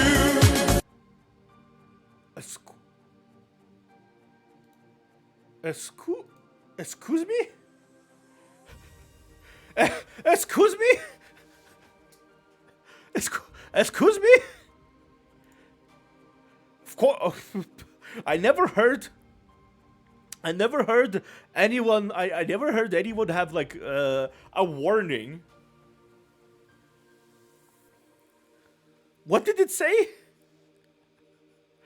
Number one reason I'm here is to rickroll you. If you keep this up, Observer might be on his villain arc soon too. Yeah, exactly. I just might flip my shit eventually. But thing is, Captain Salmon, if you like my way of thinking about your lore, I would like to write your lore later. Possibly ending up with the Arthas moment of you presiding on the throne of whatever the hell you are presiding over, with a newfound goal of screwing everyone over, because everyone screwed you, or something. That's a work in progress. Either way, let's back up to Halcifer.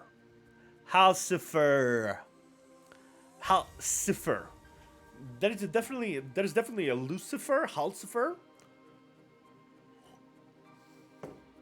I think it's on purpose.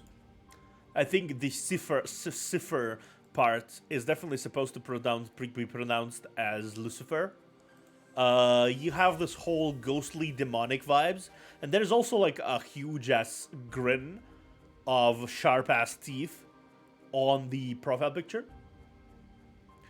So that's something I am noticed. This is a demon-ish, maybe a demon revenant of some sort. Let's discuss about Nuts design and Nutstorm. Nutstorm. Good luck with your nuts, Anka. I appreciate the nutting. Nothing can stop in my way. Okay, never mind. Never mind that. Nut. God damn it. Nutty or nice. Okay, this is exact. I actually have an idea. This is a dead body. This is a dead body that was possessed by a demon. Dicks. Demon dicks. This is a dead body that was possessed by demon dicks. Wait. No. Don't talk to me. Don't interrupt my thought process, otherwise my thought process will turn into something else. FK, that's loud AF. Yeah, because I want you to be jump scared. If you do dicks, if you send dicks onto me, you will get slapped.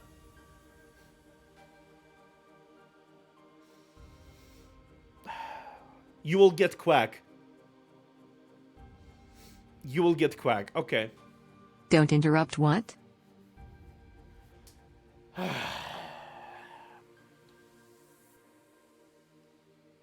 Lorca. We live in the same country. We live in the same country. What are we talking about, BTW? We're talking about lore and designs, Uncle, of these VTubers. Of these dicks. We talk about the design and lore of these dicks.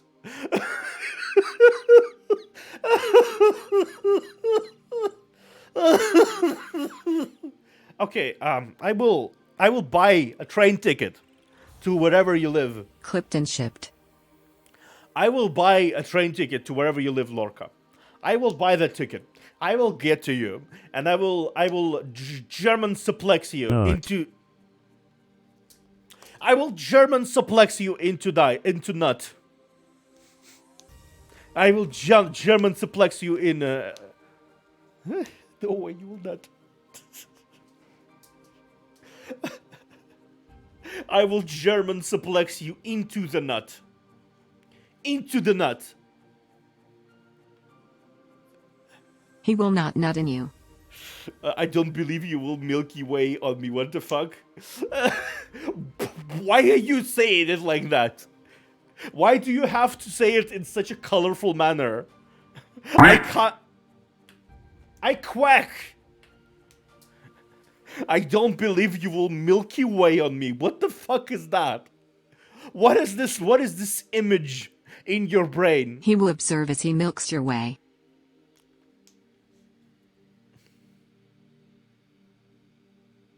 You're artistic and creative, space dum dum. Okay. Artistic and creative, huh? Yeah, because clearly there is no concealed intentions there. Considering you immediately rolled out a milky my way. I see you. No Alabama at all. Observer no. is dead, so OFC he will visit you with milk. No Alabama there. I was about to say, Lorca. Straight from the package. I was about to say that I will make you a cake. And I will drop kick you into the cake. Right? That is what I'm about to say. A cake, yeah. Because I'm a good brother. I'm a good step bro. Why? I'm a good step bro. If you finally stop saying to me something about getting stuck all the time, maybe we can be productive. Okay? Okay. Okay. You forgot. There is no. Yo, you'll get a face full of observer's cake. Uncle. Ale? You will get a face full of observer's cake? Kappa. Uncle. Do you have to be like that? Big brain? What does that mean? Why are you considering it, Lorca?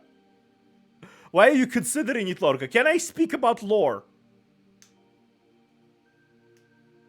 Okay, cool. No.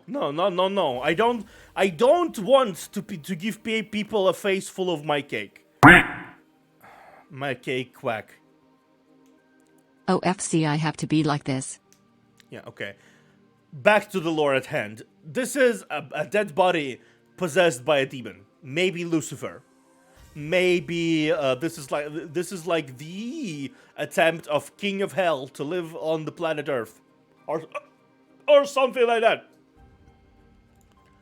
Either way, I do believe this is a Without me, there's no chaos. chaos will be all the time, Uncle. Believe me. Anyway, the white smile, the lack of eyes. He is a hentai protagonist. Never mind. I'm Shadow. Chaos control. Can you? Anko, can you just go back to drawing your edgy comics in peace? I know you. You draw them. You have the you are still in the phase where you go into your and create cool OCs that want to dominate the world. Sorry. Chaos control, goddammit. Shadow the Hedgehog, motherfucker. Manga. Shadow the Hedgehog. Okay. You do not want me here? I want you here. Anko. Dear. Whenever I say go back to drawing comics, I don't mean to go back. I mean to stay. That is banter. That is banter. I'm a bit of a tsundere. Haven't we established Edge that? the hog, that's a new term. I say edge hog, you horny motherfucker. Edge the hog. God fucking damn it. Okay, you know what? My entire train of thought, whatever was there, it's evaporated now. So, I'm just going to start over. This is a demon possessing a body. Maybe Lucifer. Maybe it was his attempt to live out in the world above. He does not seem to be doing that good of a job to edge the hog. If you need me, I'm in my room edging the hog.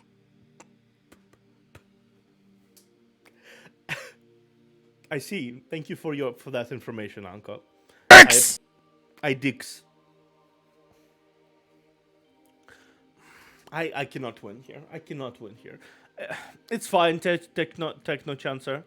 It's fine. You can join. You can join whatever you want. I'm just having a fight with my chat for my life, real quick. Unfortunately, it is what it is. I need to go faster on these lore discussions, but unfortunately I cannot because my chat is being my chat. But yeah, this is I think this is our first villain, or at least a neutral antagonist. He does not look like he gives a fuck. Is Idix the new Apple product? I'm sure women will love it. Oh, I'm sure they will. Though some prefer the puss version. Some of them prefer the puss version. Some of them need their kitties to rub. Anyway.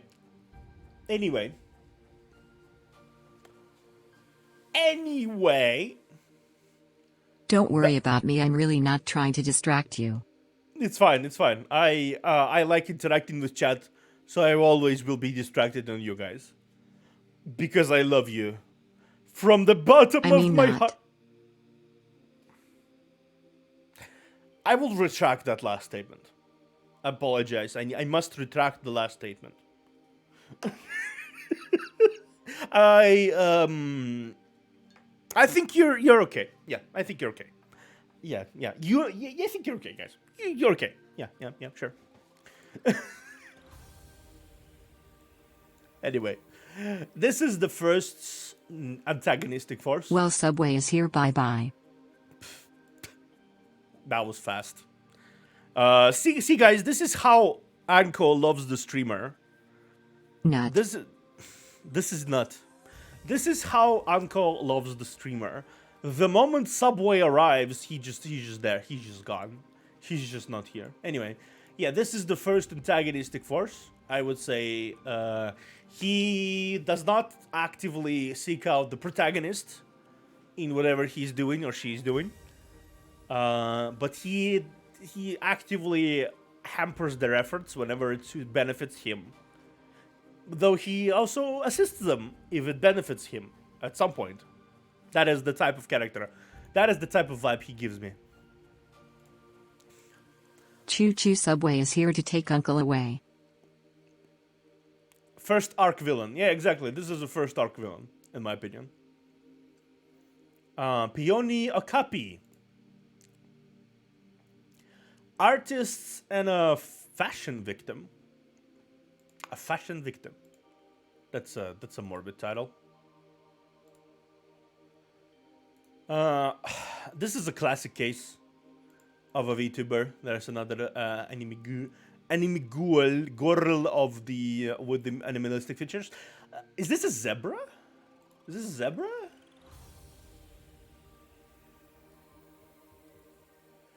What do you guys give it there? Is it a horse? Is it a horse or a zebra?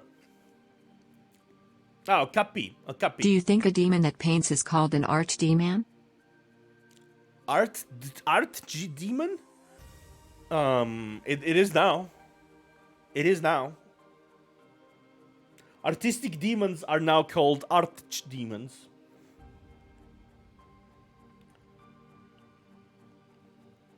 Yeah. Okapi. Okapi. What is the Nokapi? Google Kun, because I don't know some of the animals.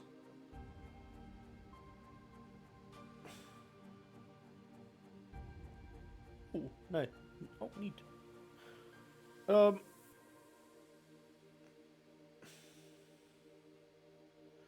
Okay, let me quickly look up.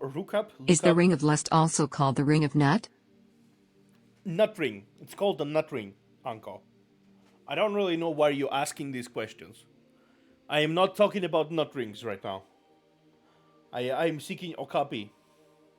Also, to anyone who might come in here on this particular moment of me mentioning the nut rings, I do not talk about the nuts or the nut rings.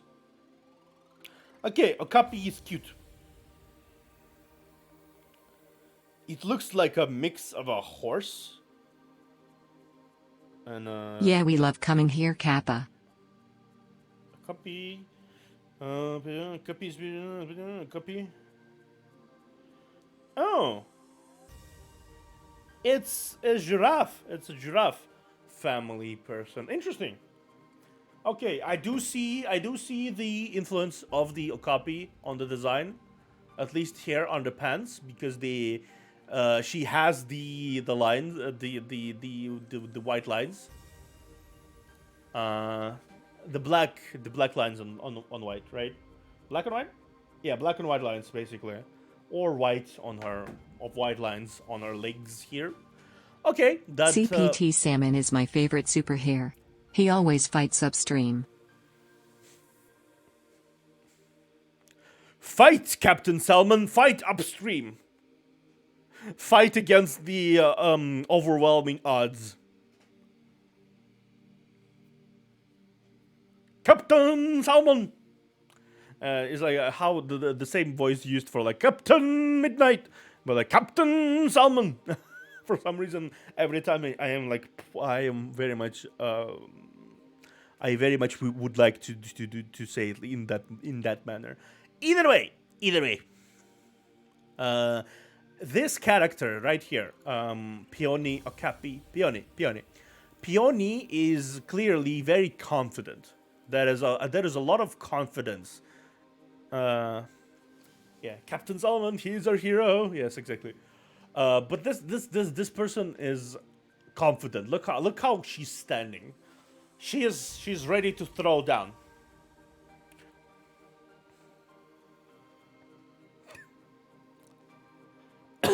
She's ready to throw down. She's ready to battle. But then here you have a situation where she's like, oh, like every time I look at this picture, I imagine the enemy Ojo laugh. Oh, you know, that kind of thing. Like that sort of thing. Like she is ready. She's both ready to rumble. New lore established CPT Salmos is a Magikarp. Salmos. New lore established. Uncle knows how to speak English. Rumors has it he almost got it.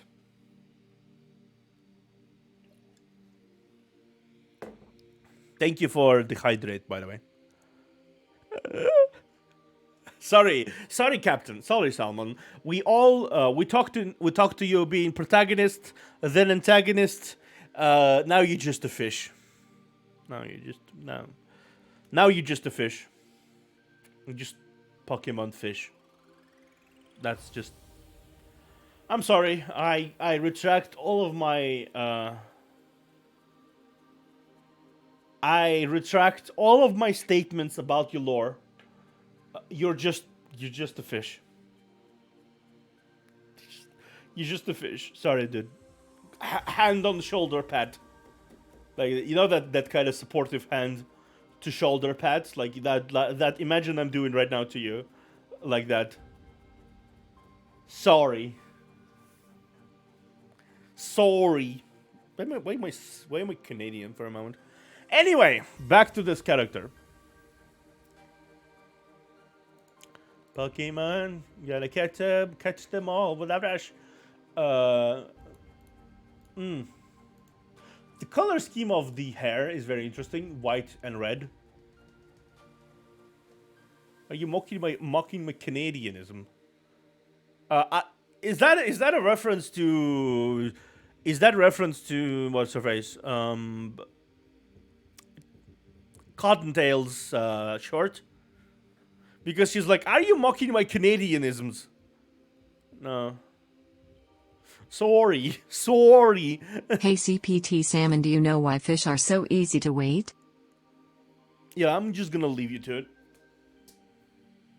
I did not know that. Talman. That was a factor I was not aware of. So I could not mock something that... Because they have their own scales. Thank you, Anka.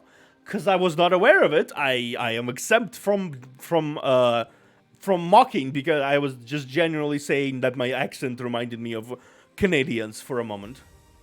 Sorry. I like the sorry. Like the soul.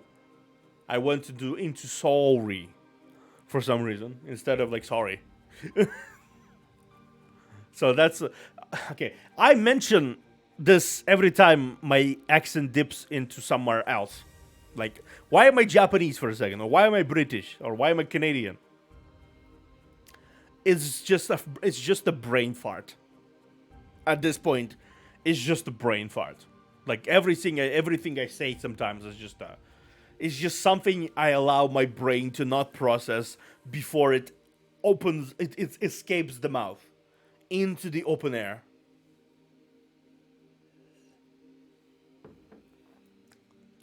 Now I will focus on the characters. Thank you. Not exactly sure what's the role of the character here. Like, she's confident, she's strong, she is self-assured, she's... Observer can't mock because he isn't a bird, he's an eternal disappointment. Yeah, exactly. I'm an eternal disappointment, also librarian. But that also became a disappointment to my eternal parents. So, eternal disappointment works. So, yeah. You're not even wrong. I'm also an eternal accident, if you really think about it. So I am an eternal accidental disappointment. That is my correct title. Like, if you go deep onto it, I'm an eternal accidental disappointment. Accidental. That is important. You forgot about the accidental there.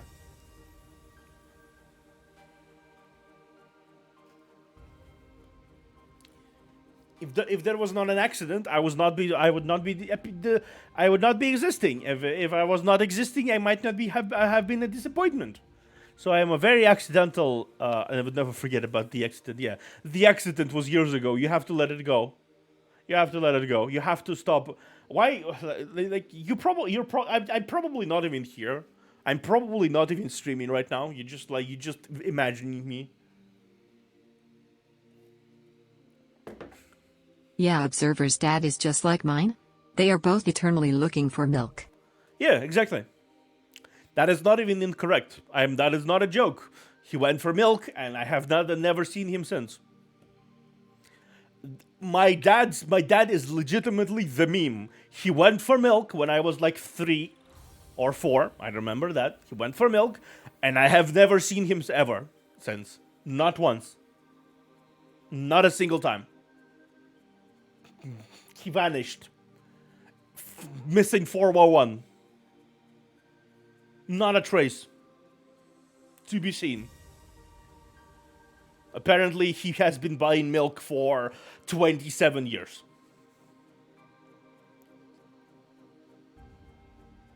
Anyway. Oh my god. Exactly. So we graduated years ago, chat. I have to move on. Wait, don't abandon me. I'm still here. Maybe I might be your hallucination, but I'm still here. Don't abandon me. Anyway. Hess still trying to find the Milky Way. Yeah, he's still trying to find. Maybe he went. Maybe he misunderstood what was the task, and he thought he needs to go get Milky Way instead of milk. So he went to the space program. He decided to become an astronaut. He went on the first expedition ever into the space, and he has been going on there somewhere in the distance, trying to find Milky Way. Maybe that. I don't know. Or maybe he abandoned all his old family and is now fucking an alien in the sci-fi movie. Maybe.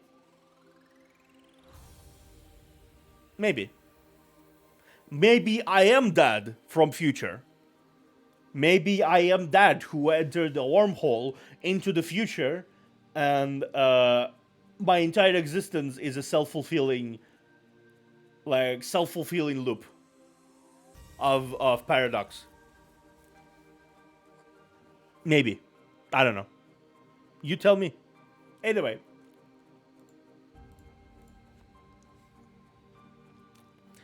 As you can see, I have pretty unhinged ideas sometimes in my brain, so that is the experience.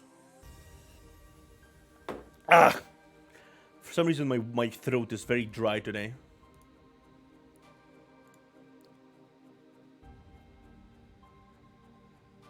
I mean, it comes with the territory, really. It comes with the territory, really. I'm a little struggling with what this kind of character is about.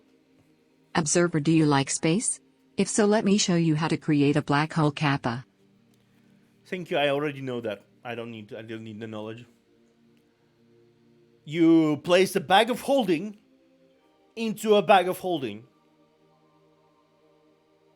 It sort of works from there.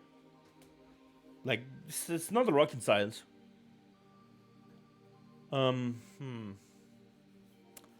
Maybe she's like a vigilante of some sort. Maybe like vigilante by night, rich girl, potato. Like a vigilante, a secret double life.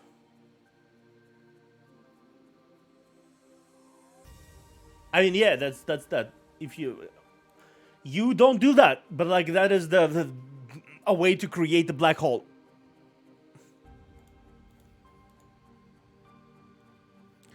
Yeah.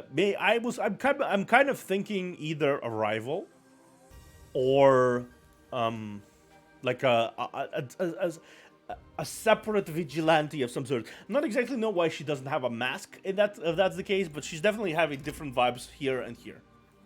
Here and here, completely different vibes.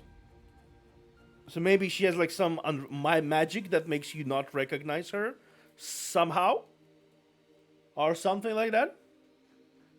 I don't know, but like this is a pretty good rival type material. Rival material, yeah, rival material. She's maybe she's like a foil to the character, whoever the protagonist is, like a foil. She's not necessarily evil, but she's very selfish in her needs. Maybe like that she became a hero because she wants the praise and adoration or something, and now she's like super serious and super bit focused. Yeah, the booba helps the vibe. Ah, booba jiggles. She clearly has a sports bra on. Yeah. The jacket is the mask. The jacket is the mask. Okay, yeah, fair. Those rims sure hide her face. So the thing here sure hides her face. But yeah, this is a rival character. I think you're right. This is a rival character. She's definitely someone who was born in a richer family. Maybe she's more selfish in her conduct, and she became a hero out of desire to stand out rather than out of desire to help. So she's still a positive character, but she's a positive character out of all the wrong reasons. If that makes sense. Right? Next. Kaitos Vinggrace.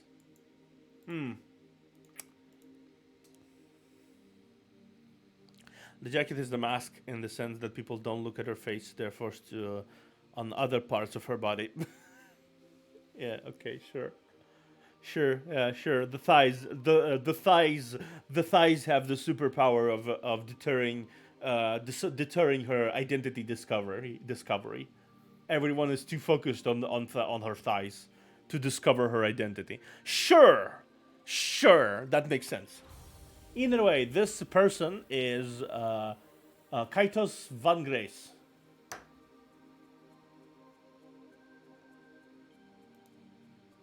If Clark can take off the glasses and no one notices he's Superman, then OFC a jacket also works. I mean, yeah, sure.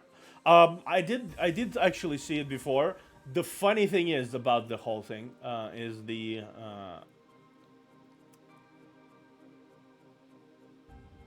thing is, I think the person who played Superman, Henry Cavill, right? He actually tried doing the Superman thing. He stood right in front of the fucking billboard with his face on it, posing as Clark, and he put on glasses, and he like changed his posture and stuff, and nobody noticed he was there. Nobody noticed he was there. That is how our mind works. Funny enough, we do not see.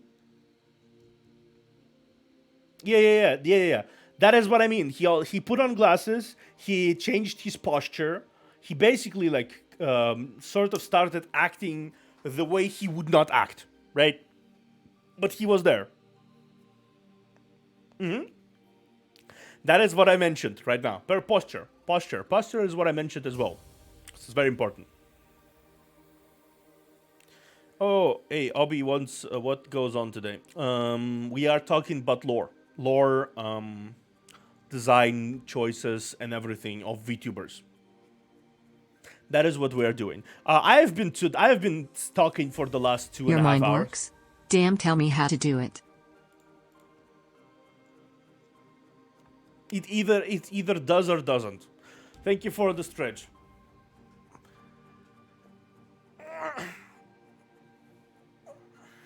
Thank you for the stretch. Anyway, this person is Kaitos Van Grace. What is this? Is GIF? I will check. I will check it later. I don't really want to. Kaitos Van Grace. From what I see right away, that wasn't stretch. That was a posture check. It was. I mean, I'm trying to talk about lore. I'm trying to talk about lore. And I wanted to stretch anyway. My back is not broken, by the way. Posture is good. But I wanted to stretch anyway, so I stretched the redeem. And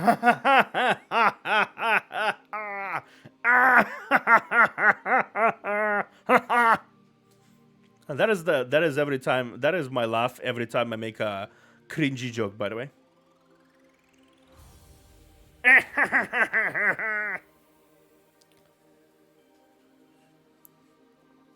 I did not take dicks. I mean, yeah, I'm forever alone. I don't take dicks. Nobody gives them to me. Nobody gives me dicks, so I don't take them. Like, I am in that position where I don't get out of my house. I'm a pansexual ass person. I would gladly, but I don't. I can't. I'm a hermit. I don't get dicks. and boobs either. No, none of those. Okay, unfortunately. Very unfortunately. Oh, man. Very unfortunately. Oh, man. Suddenly, you stabbed me in my sore parts of not having any dicks going my way, except only those redeemed in chat. Those are the only dicks going my way, unfortunately. Don't turn it into an arc, by the way. I demand you do not. Damn, I can feel the pain behind this words exactly. No dicks, no boobs, no grass, nothing. I have nothing. Only library. Only library. Only library.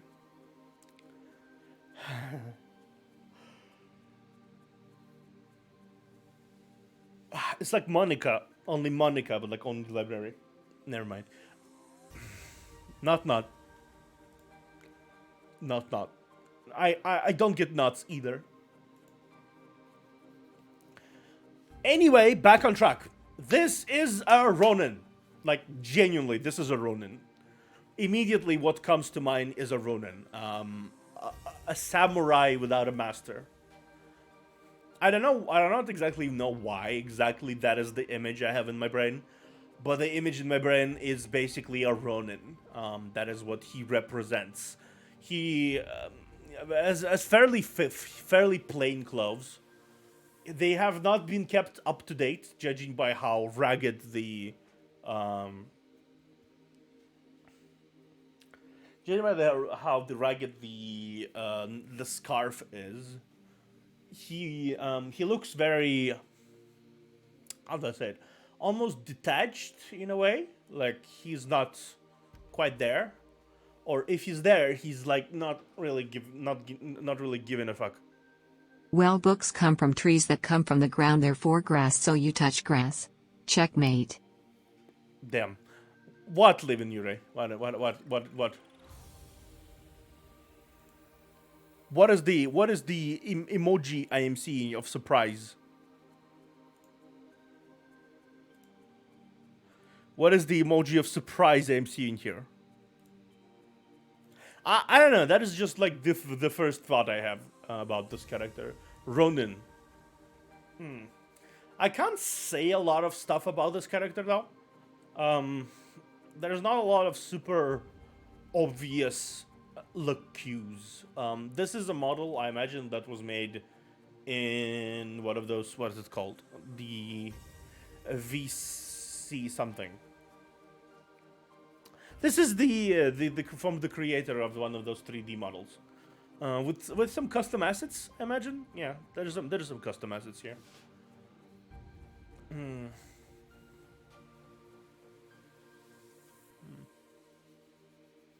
I see 3 characters that come to one faint on only Strider hear you. You mean Vroid? Vroid. Boobs and dicks, nah. Only dusha. Yeah. Yeah, exactly. Only dusha. Welcome to the library. Welcome to the library. Machacha Fulgrim. Welcome. Makacha_Fulgrim is now following. Makacha. Fulgrim.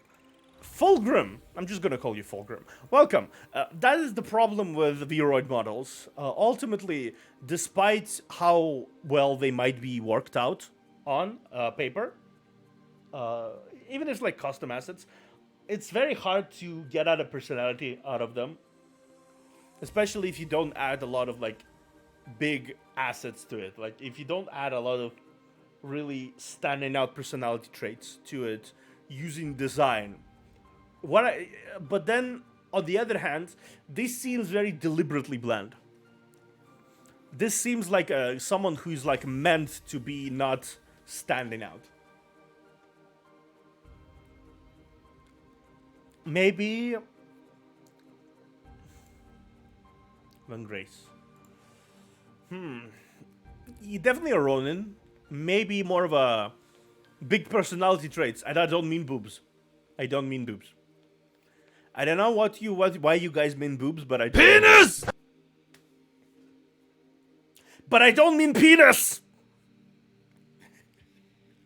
But I don't mean penis. Fucking hell, guys. What is with you and timing? I'm trying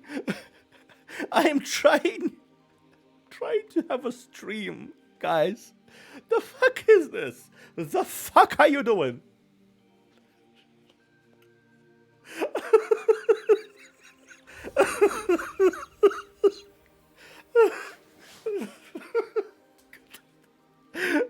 I don't mean penis. Yeah. I don't mean that. I definitely don't mean that. I most definitely do not mean that.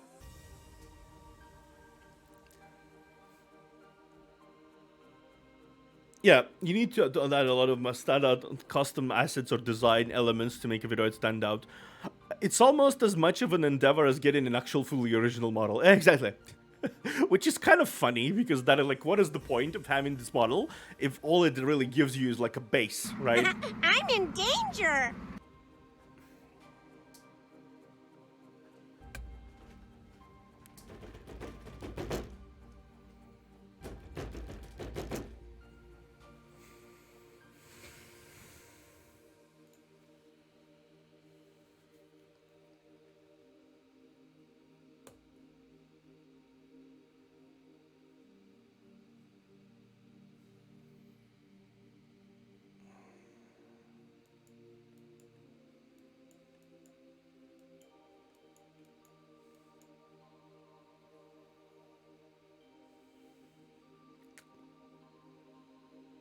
Chad, can I talk about my designs, please?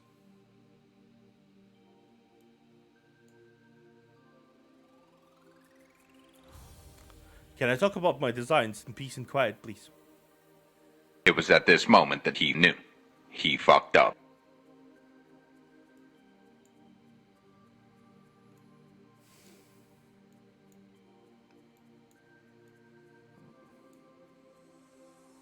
You missed.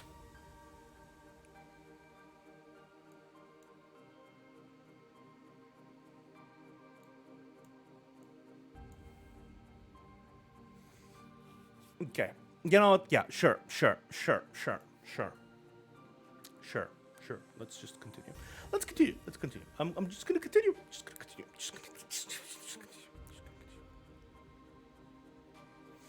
Because I have no laundry, I'm a bit. It's fine. Go ahead. I'm very slow. At this point, I'm very slow. I might do a part two. Definitely might do a part two, because I'm very unused to this amount of activity in chat. So I'm constantly getting distracted on stuff. I'm constantly doing other things, which means I have Penis! I have penis. Thank you for stating the obvious. Thank you for stating the obvious. I'm losing my mind. Penis.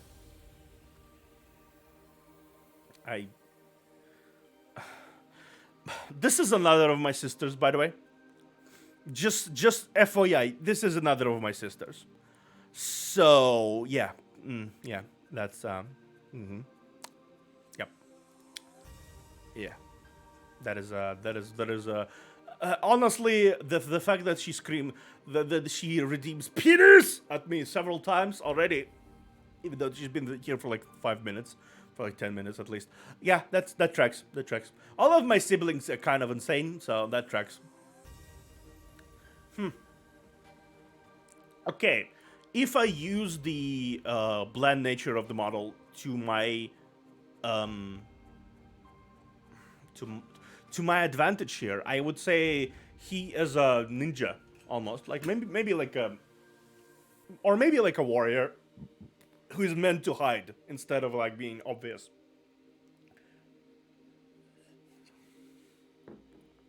But he also does not have a master. You're insane? What did you do to poor Sane again? Alexia, what did I tell you about being inside people? That's not healthy for all involved parties. Anyway. Nut. Anyway, nut.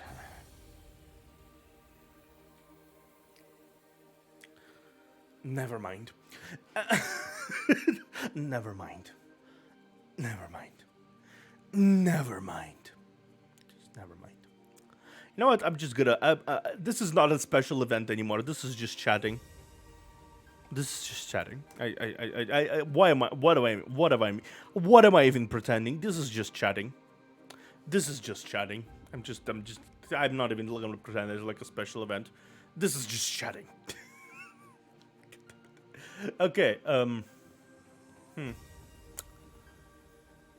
Red scarf. That is the only indication he has. Like, he has very bland gloves as well. None of them really stand out. So I guess this is a Ronin samurai, like a ninja type, but like without master currently. Like a maybe a government secret agent of some sort. Since they probably employ people who they don't really give a shit to dispose of. Doesn't really give much ideas though. Ultimately, I don't think it really does.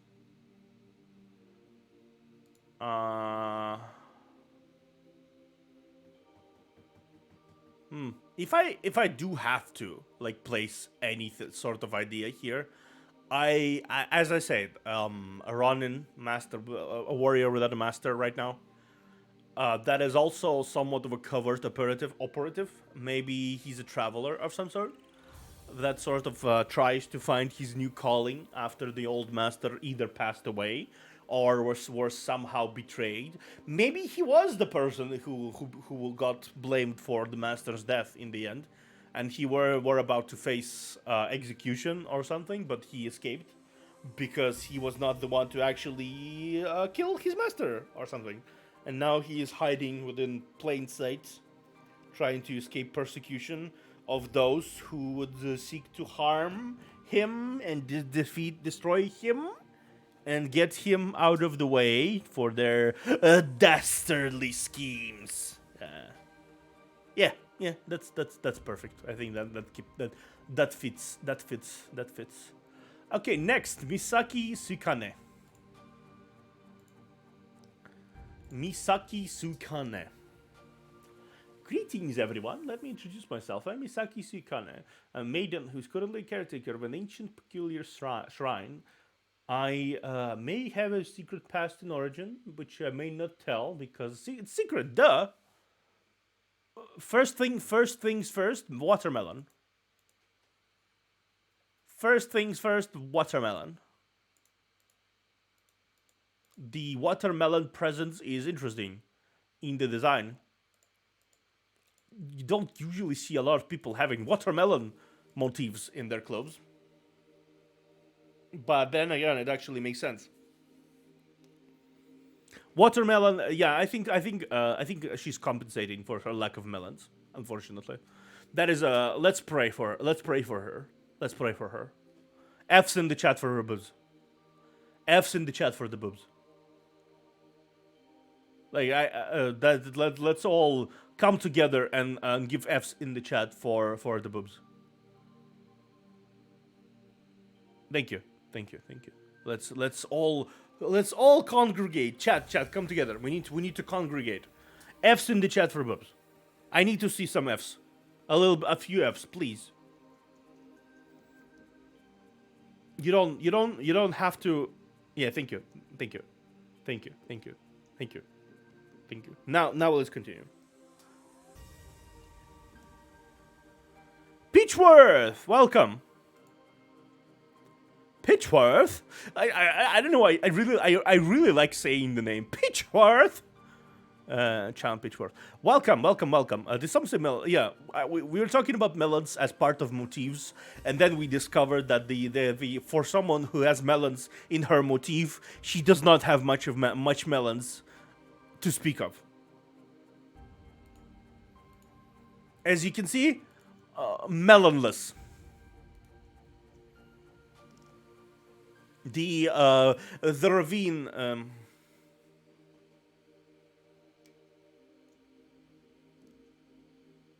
I mean, yeah, she has melons here, and on her hair clips. Yeah, she has like 1, 2, 3, 4, 5 melons, but none of them are melons. If you know what I mean.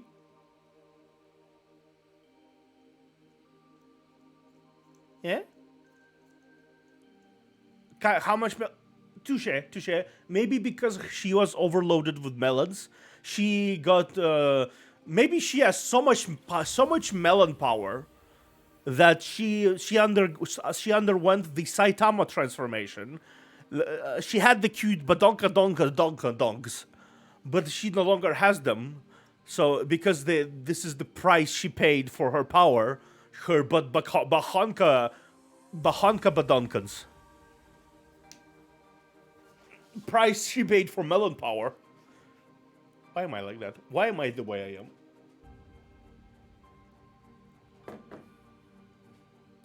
Her, yeah, her humongous gogadongs. She's a small, she is a small melon though. Yeah. It's nice. It's fun though. It's fine. She's very small. Small melon. Nice. It's very nice. Very good. Very good. She had big melons, she would follow her. True. I like the 2-colored stockings here. I like the... Is it prevalent? Yeah, it's prevalent. The duality of the stockings, which is interesting. There's a general... Look, this looks like syrup. Like this color looks like syrup here. Like crawling from down her shirt. Which is neat.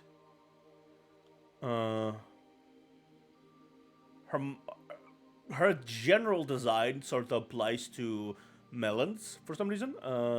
There's red, there's green, lots of that. Blue, I'd say it's water. It's more water. It's water parts. It's the watery parts because there is definitely water in watermelon. There's water in watermelon. It's like literally in the name. So yeah, I'm not opening. That is not a new. That is not super impressive discovery from my part. That is chocolate, I assume. But who eats chocolate in watermelon? That is some sort of like something you put on a melon, I guess, this color. Because it's very droopy. Look at this. It's very droopy here. Like almost someone dipped into it. Someone almost dipped her into whatever it is. Melon chocolate? Is that a thing? I don't think that's a thing. Either way. Yeah, it's an alien symbiote. New pie. She is slowly being consumed by a being from an outer plane. That is giving her more power.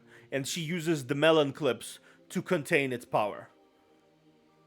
Yeah, because that makes sense. Yeah. Honestly, to be fair, it makes as much sense as any VTuber lore does. It makes as much sense as any VTuber lore does. You don't have to make much sense to have a fun lore. Yeah.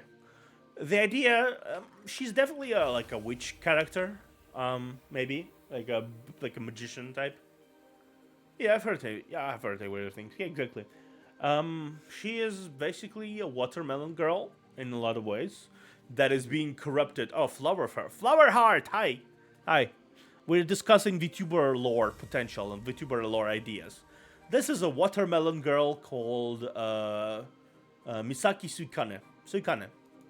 Listening to really good music right now. I would love to hear it. Yeah. Nice. You too. Love you too, heart. Hear it. Ah, it's classical music. Nice. Nice. I do Julius Flick, the Entry of Gladiators. I will listen to it later. Right now I'm geeking out of a I think I know this music though.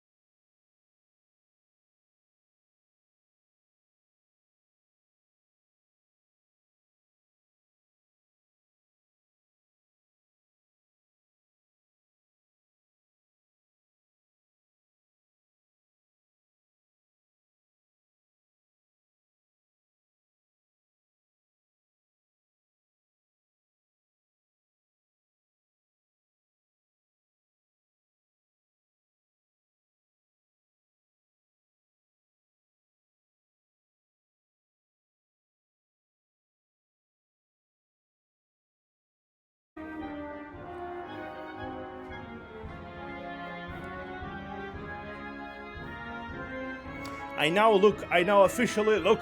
I look dashing now. Oh, I look so dashing now. Let's listen to this anthem of all VTubers.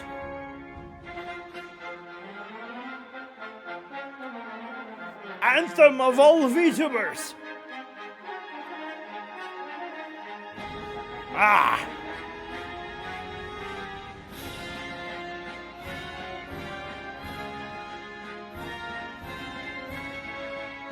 This is the anthem of all VTubers. Dance with me.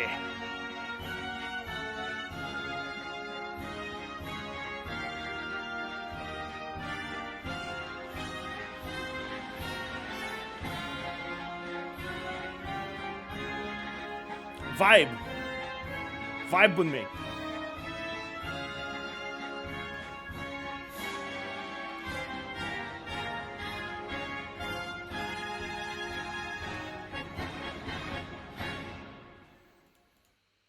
Welcome to the library. Thank you for the follow, Flowheart, and welcome, Desync. Welcome. Oh, hi. Flower_heart is now following. Thank you. You didn't miss yours because I went on a tangent, and I have reviewed only like 6 people. I went on a fucking tangent there. Okay, so to explain my clown nose. To explain my clown nose, someone tried to clown roll me in their words. Clown word. It sort of worked, but didn't because I already knew the song, right? So I decided to, in the spirit of competition, I decided to actually play the music that they wanted me to play, which is the. After a moment, I discovered that I have a clown nose, and I decided to vibe to said song with the clown nose and the rainbow mustache. I am going to proceed to keep those on because I am too lazy to detach them now. So now I will have the big ass nose, the big ass clown nose, honk honk. You forget for good clown nose. Yeah, honk honk. I will now proceed to be a clown for your amusement because that is what I am ultimately. That is what I am. Genuinely. For all your lurkers, that is what I am. Anyway, this is Sukane. I'm just gonna be like that. Sukane. Melon girl. I like the melon girl. She's cool. General vibe, I'd say someone who is trying to clown rolling people makes people wear clown noses. I love it. Yeah. Well, it isn't quite the cute button nose, but it's on cute form button face. You know what? Yeah. Let me do something here. I need to lower a big stash. Okay, pinch.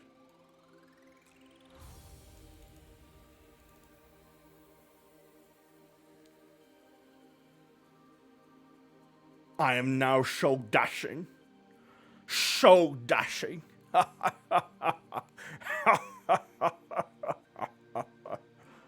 am now dashing. I have the clown fish.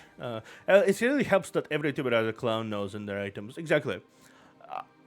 That is like the default. Apparently, that is the default. We all have clown noses in our VTube studio. We just do. Magic. Yes. Now. I have the power of the clown. Anyway, back to it. I'm going to. No, I'm not gonna speak like that. No, I'm not gonna speak like that. I could. It came. Everyone has. Oh, you assume to look already. I didn't.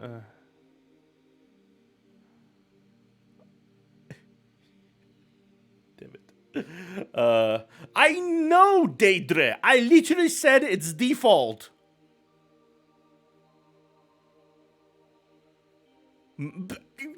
I know. Damn it. Okay. Sorry, kinda. I was referencing you have Uno. Yeah. You know what? I do have Uno. I do have Uno.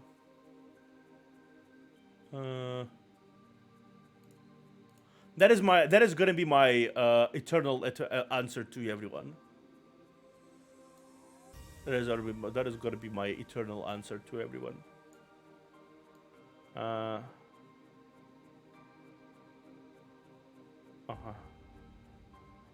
Like a shitty PNG that is not even transparent, right?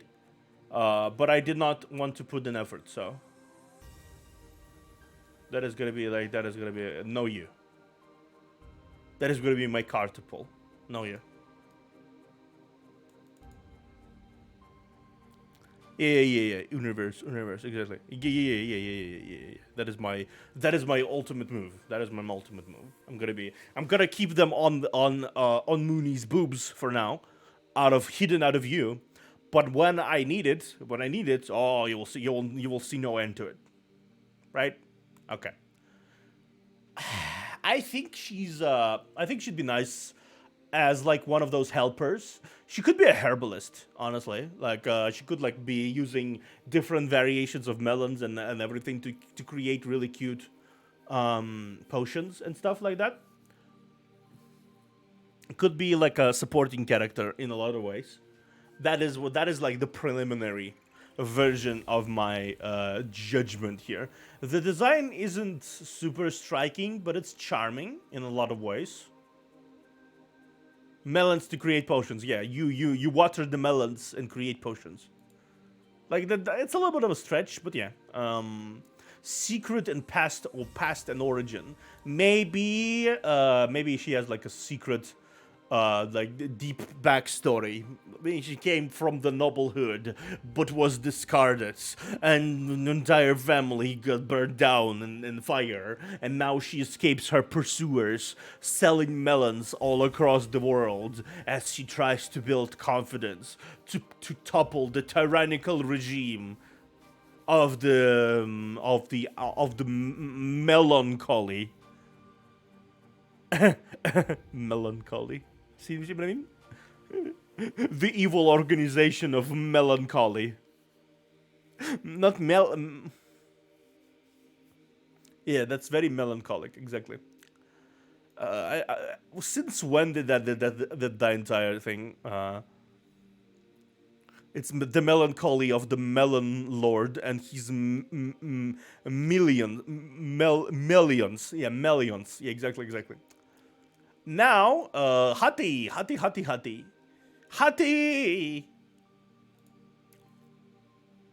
You're next. You are next.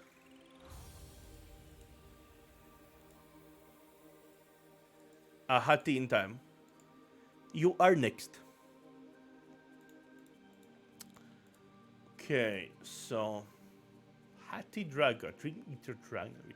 You're a Dream Eater Dragon. That is a very interesting and specific thing. Also, I do remember you mentioning something about being in the library as well before. So you are also a librarian, right? Very simple clothes. Generally a simpler design, which I do like. But why they look like a pirate? That is maybe they were a pirate.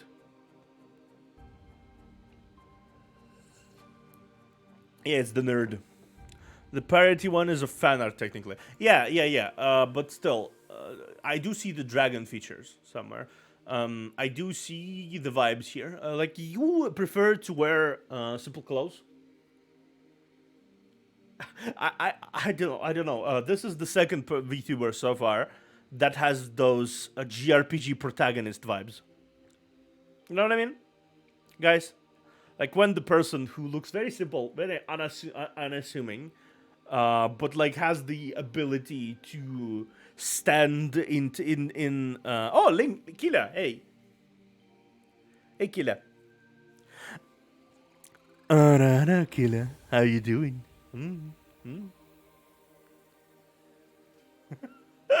Sorry, I had to. I don't know why, but I like every time I see Killer, I immediately go into that mode. Also, ignore the clown. Ignore the clown mode here. That was the piece of sword is drawn by the VTuber Rui. Very nice. Oh, no, that's lovely. You are the type of person who would be very scared shitless.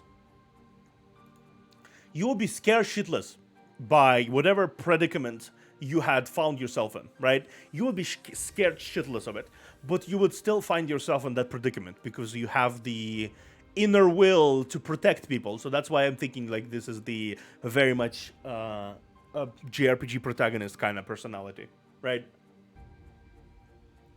You are systematically jumping into situations you are not equipped for. You are constantly in over your head. Like you are, even when you reach the situation where you're not in on over your head, you are still in over your head in some situation other.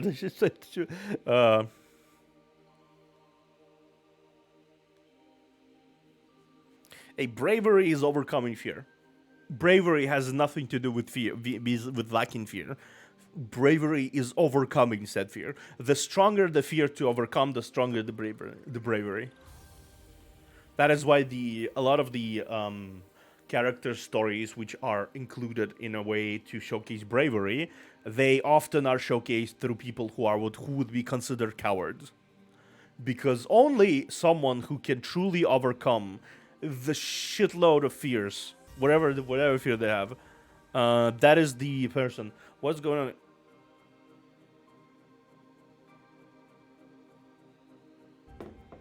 on? Why? It's just a hood.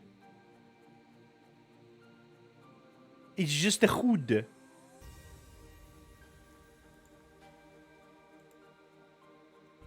It's sort of the point, yeah. It's sort of the point. It's a meme. I will get it out of my system and like change back to a normal one. Bro vibes. Bro. Like what kind of bro? I am not equipped for this. Like look at me right now. I have a clown nose on. I know I'm not the most serious person in the universe. Like I know I'm not. That's not what I am. I'm a silly fucker. that is just a hood.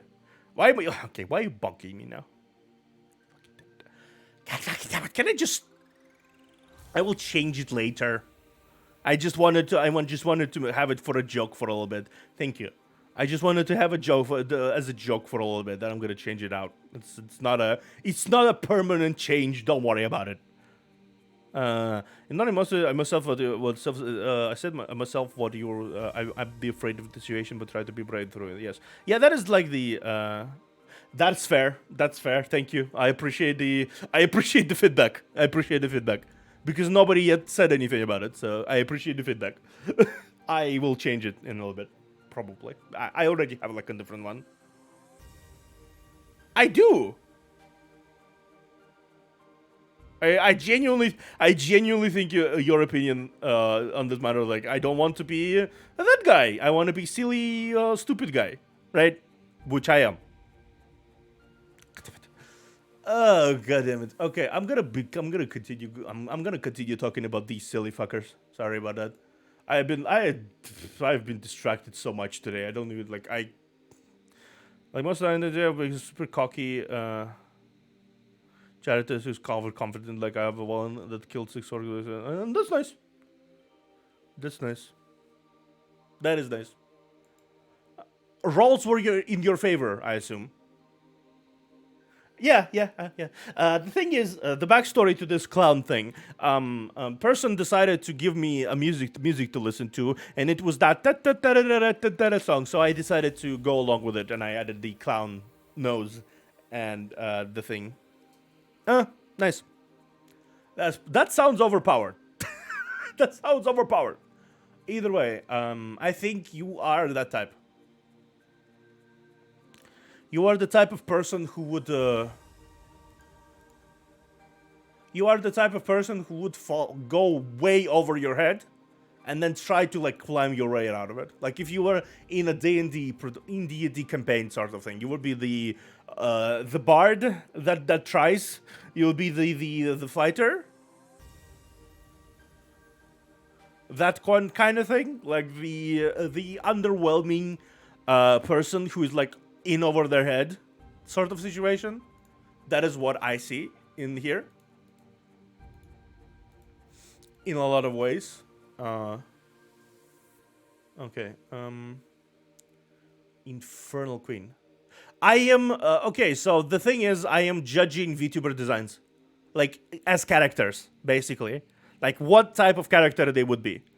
There was like a person who's like a whole phases of the moon, whole person who's like a librarian, whole person like, and I'm just like judging.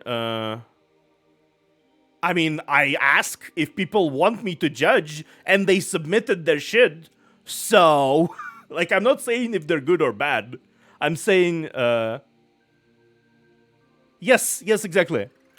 I'm not saying if they're good or bad. I'm just giving like some thoughts about them. Like, I'm not saying, oh, good or bad. Shut up. It's just good fun. I'm vibe checking, exactly. I just think it's funny to talk about these designs. Like, there is a few designs which are fun, right? There's just a few of those here. Like, some are cuter, some are not cute, some are like edgy as fuck. Like, it's really interesting talking about them. I think it's fun. That's what I am like. That's what I'm doing here. I work with VTubers to make the designs. I organize their thoughts and needs of remodeled art to regain more. As a writer myself, someone on the work channel focus on lore. I'm saying to see what the discussion topic. Let's good mind before I go to sleep. Okay.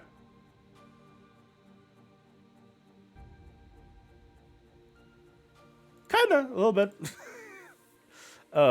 Doodles? No, oh, not too late. Oh, I got a too late.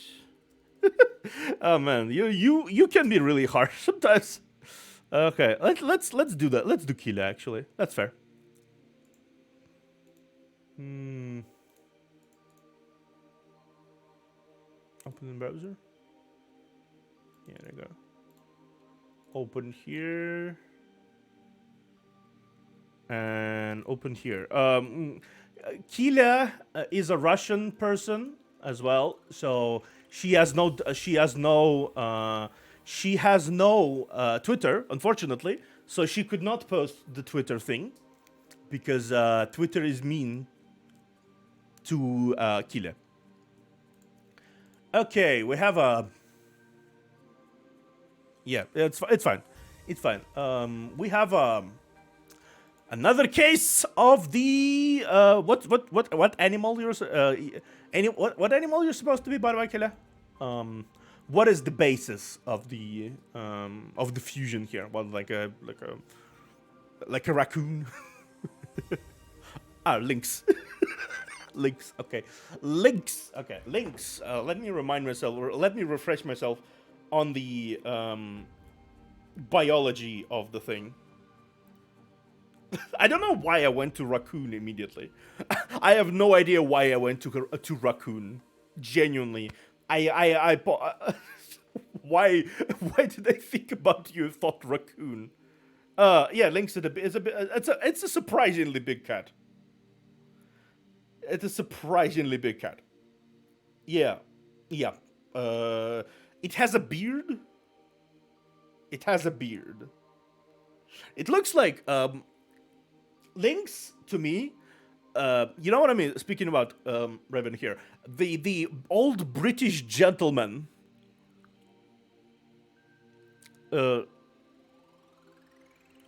Yeah, you know the British gentleman with like round glasses, and he has that beard that looks like it got cut out in the middle, and like has like two fucking stalagmites hanging off his chin on the sides. that is the beard of the Lynx. It looks like a fucking house cat, older British gentleman.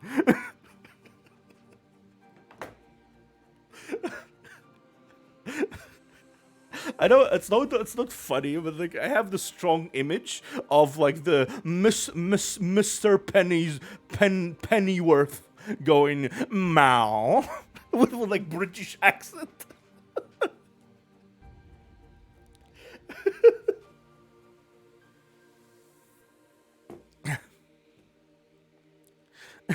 I'm sorry.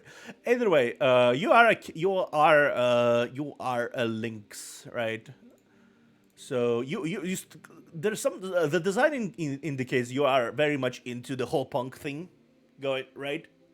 Which yeah, sure you are probably. It's definitely a lot of interest, indication of a lot of interest here. When it comes to lore, I would personally say, you ever tried going for a rocker aesthetic, like more double down into the whole controlled chaos vibe? Like that's basically what I think here. On one hand, Lynxes are very chill, but they can be very aggressive sometimes. Like it's the most house cat like big cat. Yes, exactly. I would say it's 2007 of our side of the world. It definitely was very prominent back in 2007. Exactly, that kind of aesthetic. The punk rock aesthetic fits you, I would say. So if you were to go like double down into that era, I think it would suit your personality a fair bit. I did sort of commit a singular mistake in that my outfits can be a little disassociative with the type of personality I have, which is very chaotic. I'm very chaotic, very disorganized. I'm very all over the place. Which is kind of funny because I am presenting myself as a librarian, which is supposed to be like the most well put together person in the room, which I'm not. I'm not at all. So I am playing on the juxtaposition of my personality and my general design. I decided to play on that, right, instead of adjusting in a lot of ways. I'm still planning to adjust some things eventually, but for now, I am playing on the juxtaposition. I think it's really neat that I'm. It's the best thing I can do right now, right? You, on the other hand, you can just go buck wild into it. You just go buck wild into it, right? You can just go back. I think adding more edgy shit is the way to go. Like if you want to go full in on it, go full in on it, because sometimes you just have to add more spikes and belts and more spikes on belts and belts tied together with spikes.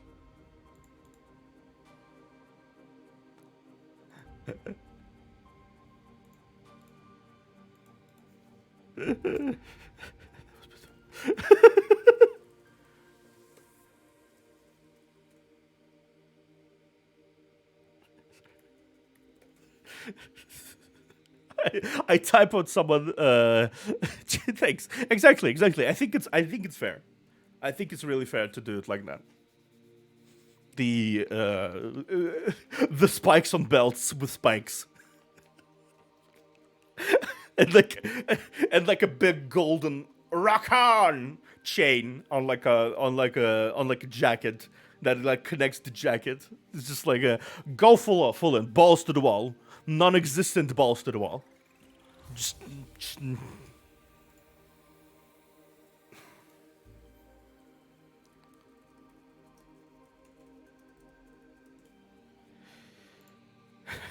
So yeah, I think that's my assessment. The general lore, I mean, rocker star.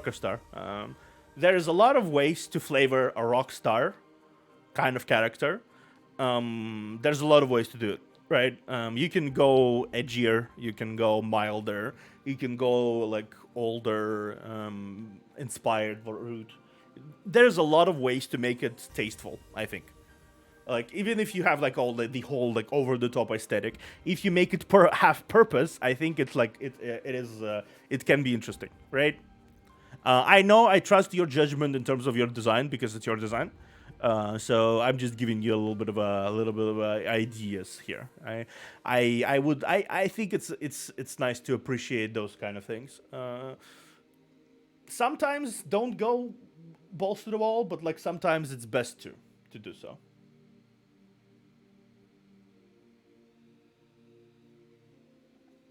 In your case, it's one of those situations with which you should definitely go full in on that design, because a vibe. See, there is a very limited room for intentionally edgy stuff to work, right? If you go too hard, you run into the possibility of it being like unironically cringy, right? If you over push, but like sometimes you have to like push into it because middle ground seems like less committed to it. Like you have to be committed to the bit. See what I mean? So it's a very important balance to scale, and I believe you can scale it. That's what I'm saying. Not much I can say in terms of lore, because you seem like a person who would like have I exist. I live in apartment. I have guitar. Bring. Like, I don't know why, but you don't seem like a person who would like have super in-depth, deep lore to you. If I have to put you into a character slot, I would put you into the character who accidentally dropped a bucket on top of a main character's head, and now you follow them around because you feel bad.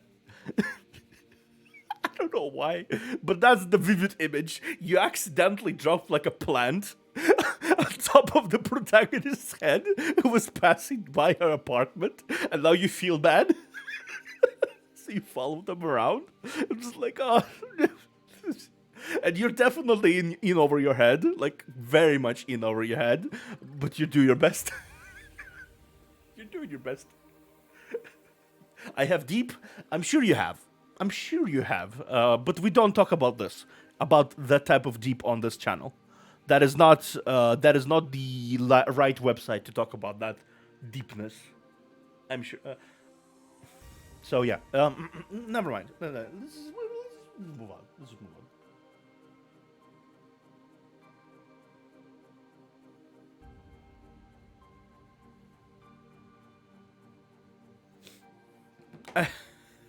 move on. Infernal Quinn, Cryptsune. That I think that is the first like really no, that's the second really detailed sheet, reference sheet. Cryptsune. Yeah, it's Cryptsune. Okay. Okay. I have several ideas. This is yet another design involving several forms that actually do have fairly big differentiations. God damn, beautiful. Yeah, this is Cryptsune. This is Cryptsune, and the sheet was done by Ehuro-sama, I think.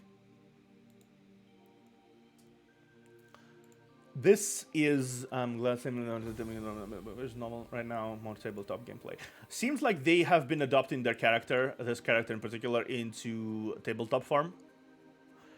One thing I can say for sure is that this is there is absolutely definitely demonic influences here. When you think about demons, even in anime form, what you come to your understanding is the horns, tail, and a wing. Sometimes two wings, sometimes one wing. Depends. The one wing design is interesting. Like, it's not two wings, it's one wing. Definitely not for flight. The horns disappear whenever the clear audible rage. Horns also disappear I think that's an animal form. So she has both animal and berserk form of some sort. The vibe slightly changes depending on the mood as well. The crystal tail is interesting. It doesn't seem natural. The tail does not seem natural to me. So, Cryptsune. The name is also interesting.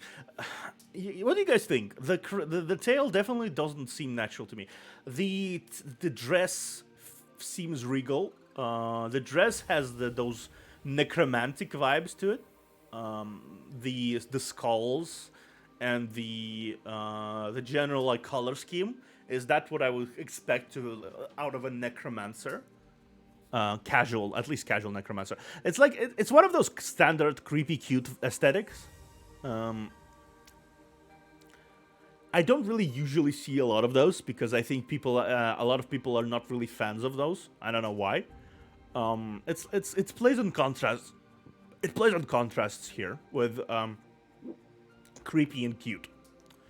Creepy being like it's very lovely. The colors are very dim and very intimidating in a lot of ways. And the skulls that are there, there is also the crosses on many places actually. Like she has a cross from her choker that is hanging from her choker. She has a cross hanging from each of the skulls over there, and she has cross pattern on her on the big on the cape. The fur design is also it's definitely presenting as a richer person, regal, royal. She has three general moods from my perspective. The first one is clearly angered about something. The white hair, the darkened eyes, either berserk of some sort, or something. The horns are lost. I noticed the horns and both horns and tail are crystal. So I'm going to go and assume that this is it's artificial. Her demonhood is artificial. It's not actually there. Like she only has one wing. Also that also has the same crystal tinge to it.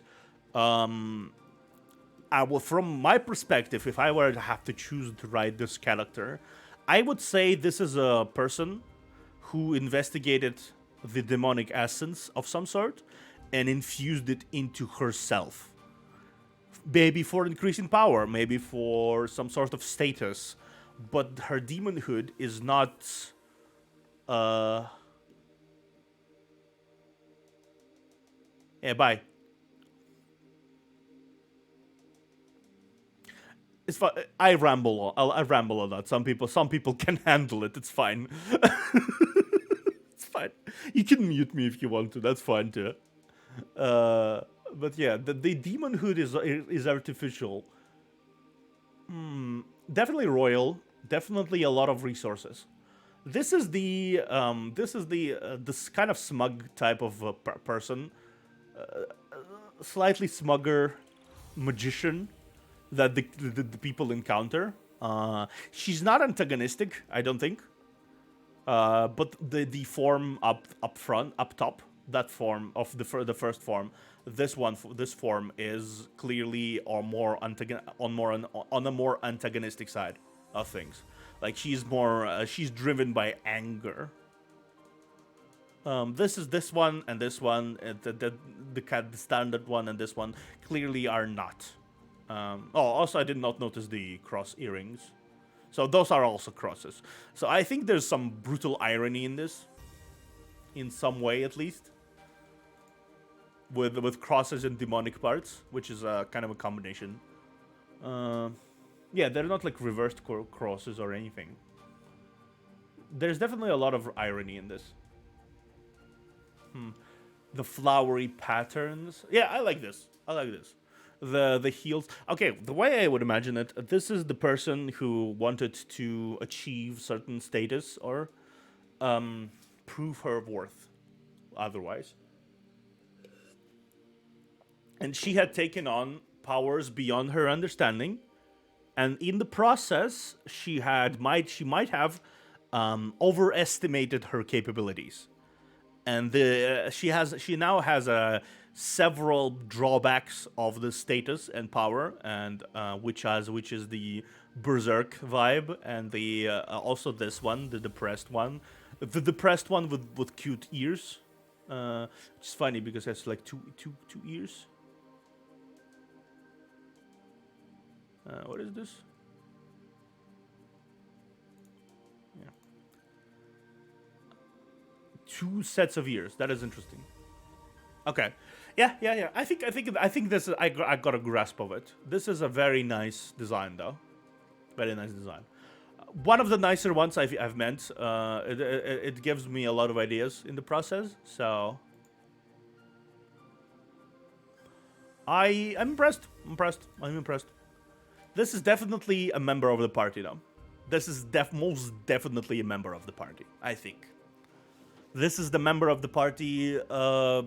Depends on the size of the party. Depends on like who's the party, who's the main character. But she would be narratively. It would be narratively possible to include this one as the part of the main quote unquote mainer-ish characters, which have the somewhat important role in the story, at least, or at least more important than others. Yeah, this is best girl type. This is the one making all the anime noises and going whoo ha whoo. That is the type.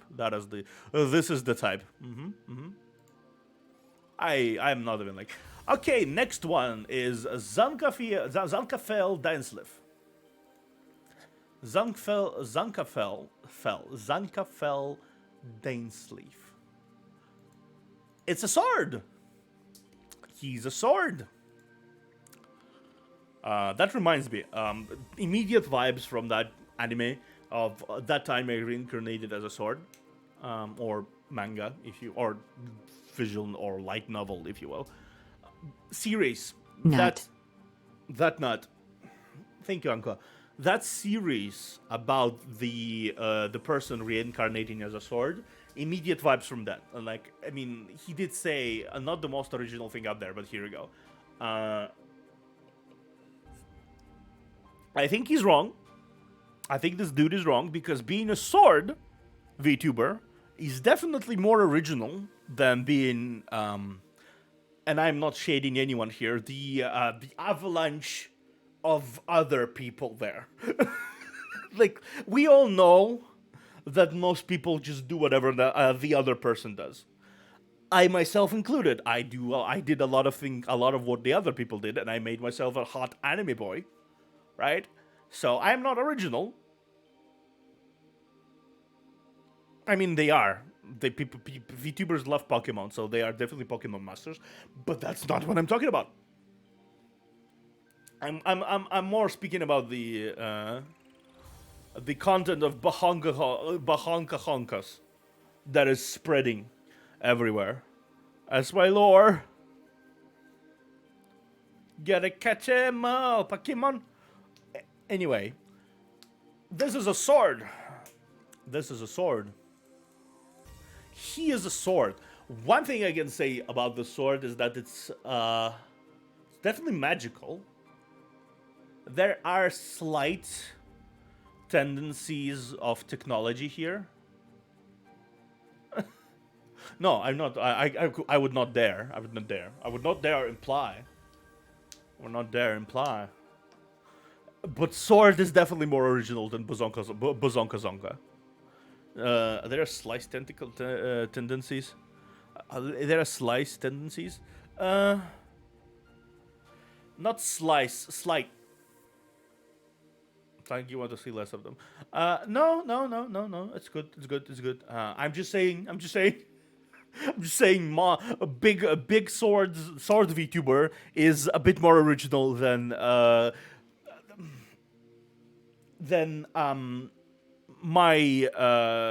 planets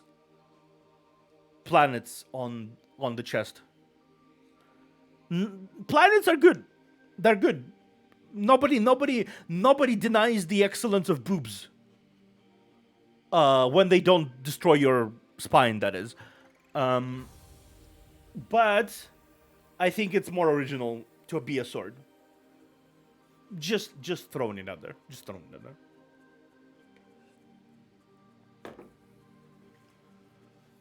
Anyway, let's return back to talking about the design instead of Bahonka Honkas. We can talk. We have 140 more people to go. We have plenty of boobs to talk about. Okay. This sword has some techno designs. See those bolts here? The eye itself looks a little more technological. It's a fusion. It seems to me like it's a Doom sword. It's one of the. It's basically like a little bit similar to that Doom sword thingy. In my opinion, that they look fairly similar.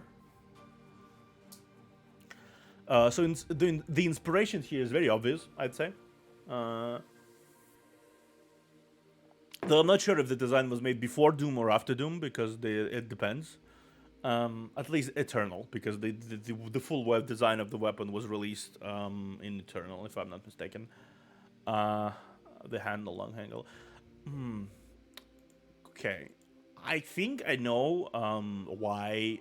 It might not be. It's definitely not original, because that's basically the storyline of an anime. But the way I see it is that you are Zanfiel, you were sacrificed to the weapon as a person, and after being sacrificed to that weapon, instead of being absorbed by said weapon by some miracle or by incredible strength of will, you took over the consciousness of the whirling abyss of all the previous victims and all the previous stuff like that were inside of that. You are now the sword that is not very happy about your being sword. The way I see it is that this character, within the game, it would be the magical weapon. The magical weapon that gets either passed on to or somehow lands in the hands of the protagonist in some way or form. And through the protagonist, the weapon gains its vengeance first, and then also possibly discovers a way to live semi-normally again. Like have companions, believe in people, which is hard to do after you've been sacrificed by, say, said people. You know, the arc of discovering your... the ability to trust people after you went through... Well, that would be a prominent arc I would assign you as a character, personally. That is like that would be something I would do. Yeah.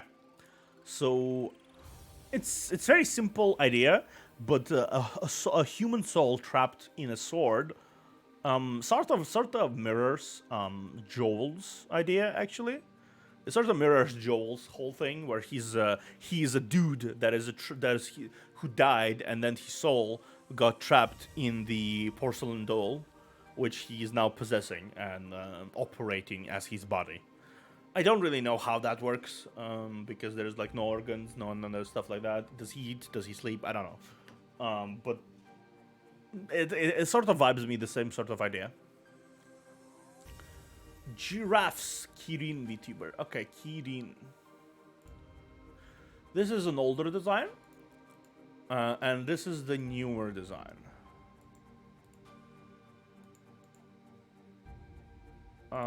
Older design, small as fuck.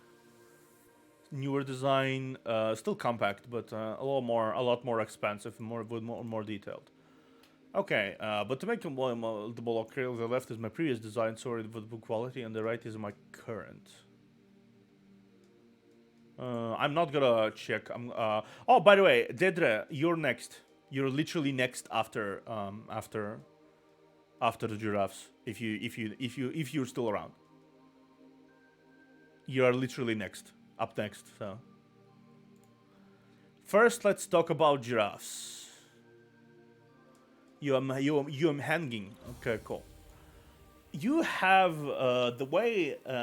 Even before I even before I started streaming, I already like went through them all the same, and I think the two different forms is very important, because you can make almost a reincarnation thing with them. Note, the previous design is completely different to the new one. See? The horns, there were horns before. These horns are now specific hair strands. the the design is definitely much more feminine than it was before. So the way I see it here, from here to here, is A, time, and B, reincarnation of some sort. So the idea would be that this is the hero of the past, the mighty Kirin of some sort. Like she existed for long time. She's a protector of the ancient kingdom or something. That is like the within the lore or within the storyline, she would be the flashback character. Like she would be the type of like, this hero had found this MacGuffin before, and we need to follow her footsteps, right? Kind of thing.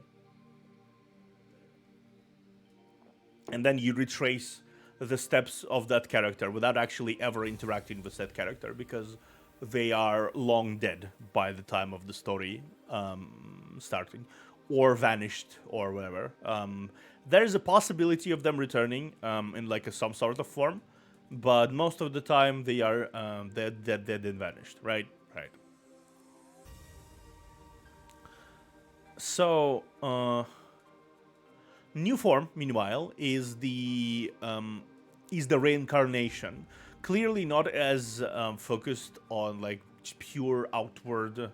Like it's clearly more modern. Like see the shorts, the boots, the everything. It's clearly more modern. Even like the top. Funny sleeves, by the way. Funny sleeves. I like the sleeves. It's still more modern. The jade necklace. Yeah, it's still there. The ball of jade here. It's still there. I mean, the belt buckle turns into a necklace here, which is interesting. So I guess that's a memorabilia that is passed throughout the that is passed from the ancestor, who is the who you are the reincarnation of unknowingly. So I guess the gem got passed down. It doesn't look like much older, so maybe it's enchanted in some capacity. The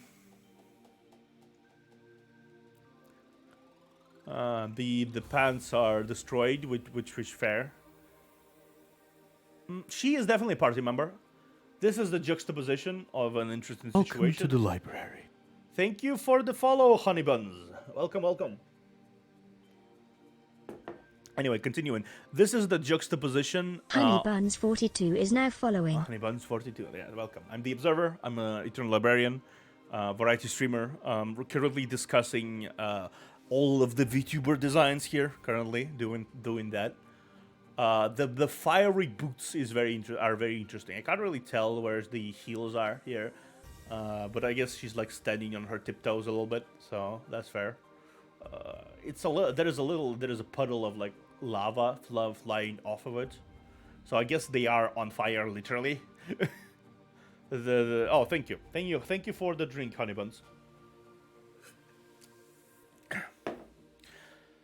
I will need to refill my water in a bit, but like for now, I'm gonna chat. Fire boots for Phoenix. Phoenix. It's a keyring. That is like the Kirin Lord, right? Kirin Lord.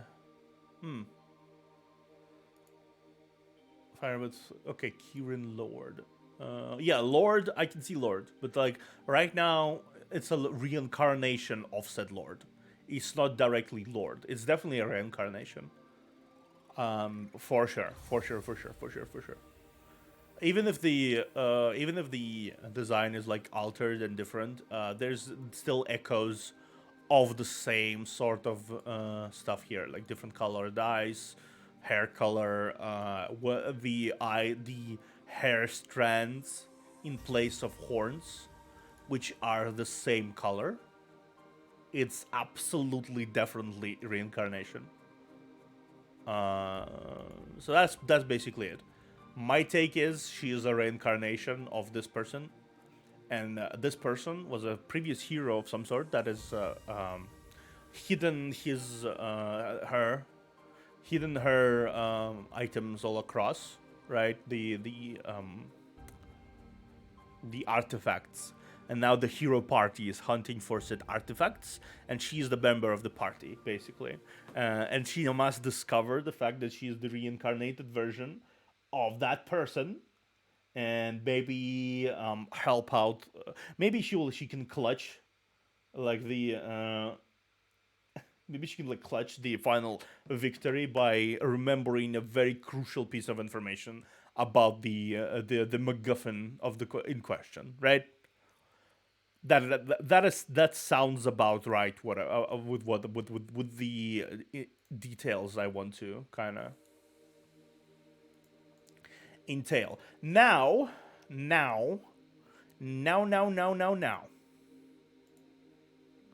we have you, Deidre.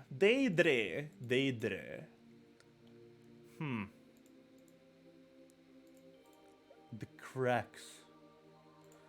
Different color dice. The halo.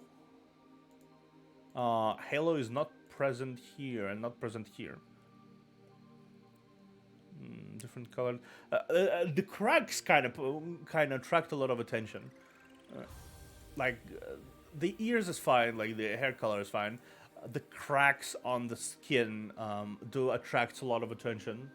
Whenever you look at the design, immediately after you start, the eyes are drawn to the cracks that spread on the neck, on the thighs, on the arms, and everything.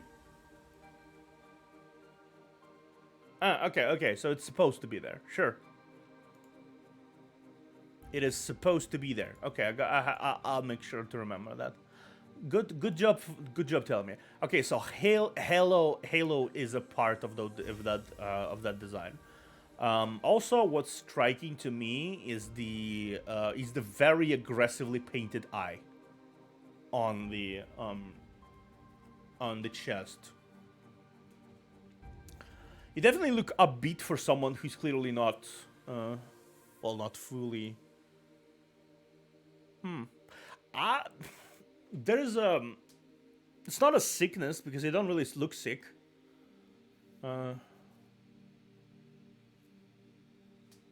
At least you don't really feel the ill effects of those little colorful vines spreading across your face and body. I don't think you do, at least. Doesn't look like it, you do. The eye, I don't think the eye is important. I think eye is just a fashion choice. Like this eye is just a fashion choice. Just some it sort of vibes with every single part of the design. The eye, on the front makes sense. It makes sense. It's like color scheme. It just makes sense. In terms of lore, I don't know why, but you seem to me like you had a past in which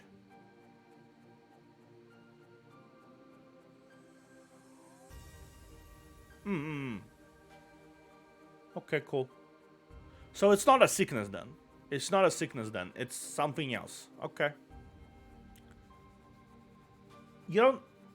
I feel like when you have a sickness in any capacity, you sort of showcase the effects of said sickness. In the way a person behaves, right? Like you have like a little weakness, a little painful frown, something like that.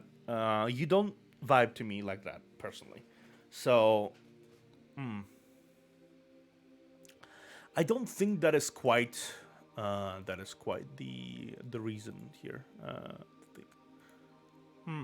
Okay, so idea, throwing idea out there in the open. I think you had some sort of experiment done in the past. Either you done it or someone did it on you. That the eyes being the colors of the cracks is kind of interesting, by the way. Either way, some sort of experiment was done in the process. Maybe it affected the body. Maybe it was not successful. It didn't last. It didn't like leave any harmful side effects or anything, but it definitely did leave something. calling me. Give me a moment.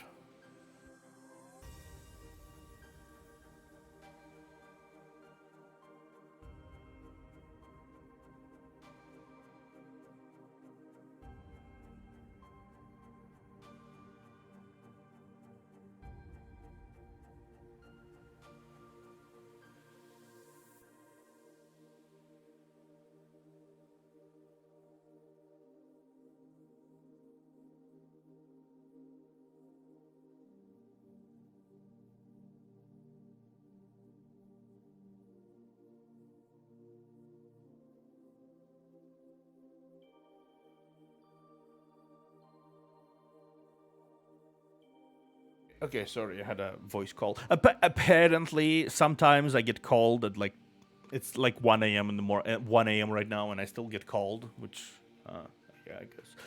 No better time to call than 1 a.m. in the 1 a.m. in the night. No better time for that. No better time for that. My basically my vibe here is that an experiment left you with these marks of some sort. It's more markings than wounds to me. It's not even like scars. Maybe it's scars. Maybe it is scars of some sort, but it's not actively harming you right now. It is look shiny. It does look shiny though. RGB scars apparently. Apparently that is a thing. RGB scars. Dedre, how did you manage to get like RTX RGB scars? Like, did that cost you a penny? Did that cost you an overpriced amount of money? Just like every other RGB thing. Okay, no, throw shade on PC companies. Yeah.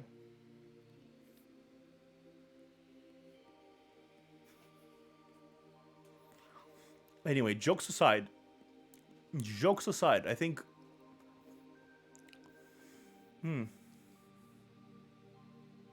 Yep. Figured as much. Figured. Those are the scars, but they are not harming you. Still, there's some left over. Damn, bruh. RGB scars are not worth it. Not worth it. Probably probably sleeping in that is kind of annoying. I imagine I imagine it's really annoying sleeping with that too. Because like you can't like take it off, so there's like light everywhere. So like what the fuck I'm supposed to be?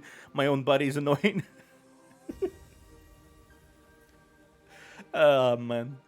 Man.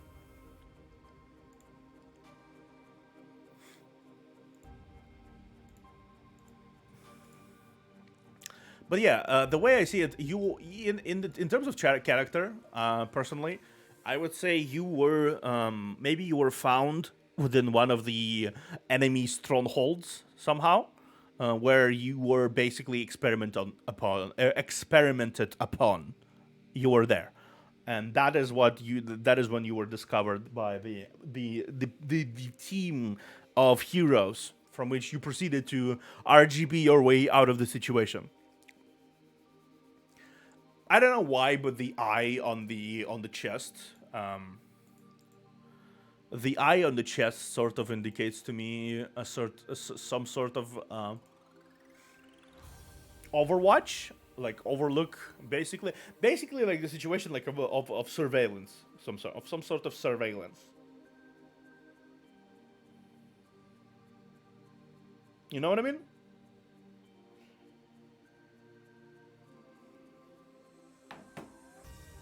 Surveillance, like someone is like watching you. Maybe it's not like the intent, but it's definitely an interesting situation in which you are living with someone constantly watching you, like almost like always there. Very intense eye. It's very intense. I don't believe it's just not. It's maybe it is just a stylistic choice. To be fair, But I do believe there is more to that here because that eye is very aggressive looking. You may or may not use whatever ideas I thrown out there, like they're like experiment object, man magic. The eye is something I want to double down on in 2.0, but I don't fully know what I want to do it to mean. Definitely, someone is always watching time beat, but I haven't decided what yet. What yet? Oh, okay. Someone is always watching. How about this? It's not that it's not that someone is really watching. Maybe you feel like someone is always watching. So it's like kind of like a psychological thing in a lot of ways. Maybe as a result of whatever experimentation has been committed to the past, where there was a lot of people watching you all the time for like the experiments and how it affects your body, etc., etc. It sort of left a scar, and it looks like an eye in a lot of ways. So it's like an aggressive, very aggressive, almost like a frantically drawn eye. You know what I mean? Like when you draw in a distress, or when you draw when you're angry, or when you draw when you're emotional, the first instinct is to really press it, like you really press it. That is like the forcefulness is behind every stroke. Now that is forceful.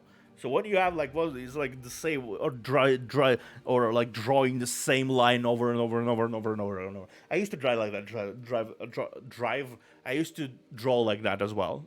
When I was like really, really, really upset, I used to draw really grotesque looking monsters, basically on paper, and I drew them so aggressively I almost like broke through the paper. Consistently, like I almost like punched through the paper with my pen, which was basically the result of the anger and the frustration and whatever the hell else. Also, I need to turn back my BGM is back. Okay, cool. I wasn't sure, but yeah, this is a food for thought.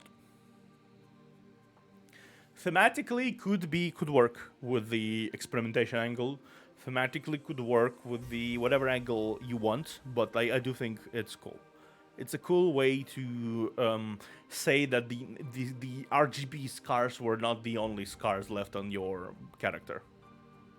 In some way, like maybe you're not even streaming. You're just like basically being like putting on a show for people who you know are there, but like you're not sure if they're there. In an hour, I'd say. Yeah, like an hour. Because I went on way too much tangents. I think I'm gonna be done with with round 1 of this. I mean, I will chill after a while. So, I will chill for a while after this. Let's watch the X-Files or something. But yeah, that's my conclusion for this. A heavy tinge of paranoia here. A heavy tinge of paranoia. That is what I envision. Oh yeah, it's fun. It's fun talking about the designs. It's fun talking about like all the various ways one can interpret the bullshit other people come up with. Right? I might be completely off fucking course, but it's fun. DCKS. You misspelled it, you motherfucker. Galaxy Bat. Okay, Astral Annie. Astral Annie. Astral Annie. Okay, it's a bat. It's a bat. It's a plane. It's a VTuber. It's a bat. Astrolani.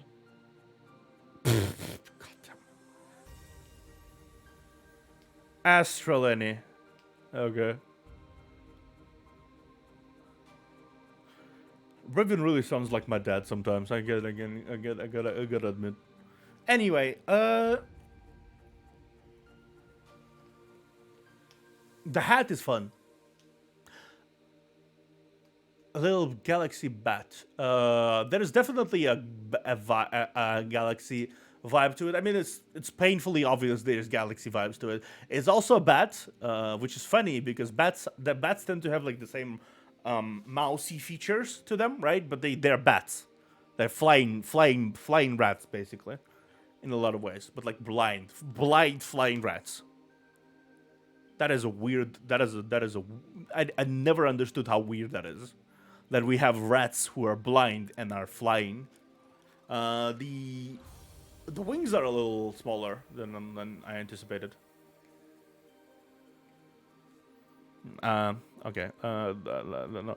Never any art of my model with her shirt off, but I definitely want the cracks to all come together at the center of her chest, making the shape of the eye. My current lore states that the reason she's like that is because she basically fell into a well of raw magic, and now she's like a human portal to that wild raw magic.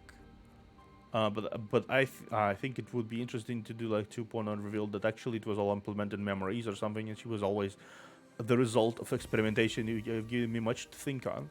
Wow, it took long. Sorry to sleep into someone else's time. It's fine. It's fine. That's actually really interesting. I think implanted memories could be interesting. Like her slowly discovering that, oh, that was not the result of me just kind of falling into a well, and being like that. That was the result of long and possibly painful experimentation. Ooh. Maybe she like discovers some repressed memories and repressed fears, and suddenly she's weirdly afraid of being watched. It's weird. Like she does not understand why it is the way it is, because all she remembers is how she got there. Is that she just fell into a well, and she just fell into the well. Oh, that wasn't the portal was knocked into a government facility. Exactly. But yeah, we have a bat. I do like the golden bits around her model here. Like the stars. It's definitely the stars. Like you have the pure cosmos here, with like distant twinkles, but then you have very overt stars in constellations, like little shining lights in the distance. You'd have constellations here. Uncle? It's fine. We'll talk later. I'm not ignoring you. I'm busy. Can I just finish it? Ah, for fuck's sake. Uncle? Yeah, uncle. Thank you for. Okay, fishnets. Definitely fishnets. Moon. There's moon. Bat. I like the eyes. I do like the eyes here. OFC you can't. I'm here to bring chaos. The hair is definitely the same color as the coat, which is the a little. I think it fuses a little bit with the hat, so you don't really know where the hat starts. It would be fusing with the hat if not for the dark brim, which is good stuff.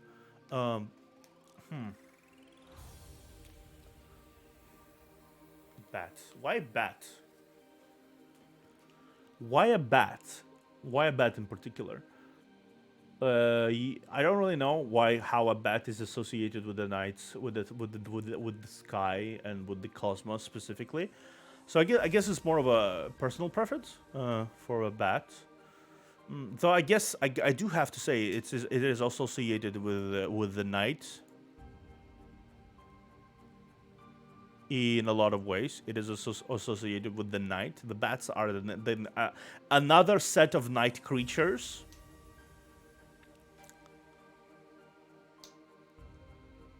Another set. Yeah, I guess they are the night creatures, aren't they? Because they don't really enjoy the light. The light. They usually sleep upside down. All that fun jazz. The wings are small though. I don't think she's flying, unless she's in cosmos, which in which case it doesn't really matter.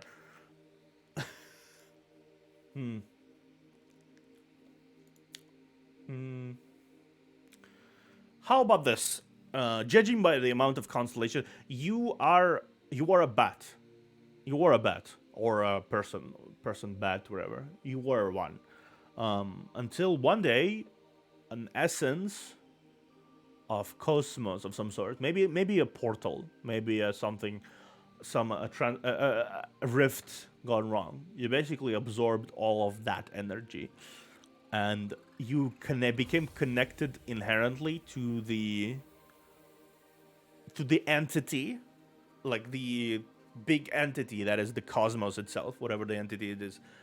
I don't think we can like count and cosmos as an entity, but like the overarching presence that is the cosmos became infused within the body here, because like you have the constellations, you have the on the shoulder, a constellation of stars, you have like all the stars here, the stars on the wings, is basically the entire body is infused with the star matter, with the matter of cosmos. Like the skin is being overpowered in a lot of places by the reflection of the stars. That is very much, it seems to me like an added factor. It's not something you were born with, other than like an added factor. So, personal theory, it was somehow infused into the character in some way, some shape or form. Maybe in the process also turned a little more humanoid. Standard scenario would be falling out of the sky, I'd say. I mean, did it hurt falling from the heaven, or is it just me, or whatever? How that funny, that corny ass pickup line went? I don't remember. Yeah, that's basically my input. A lot of the reasons, a lot of the things here is that it's very obvious, very on the nose, very very good design, because sometimes on the nose tends to be very very good. When it's on the nose, people did it terminally fell? Yes, it fell from heaven. Yes, it fucking did. Welcome to the library. Welcome to the library. Unfriend me, please. What the fuck is this?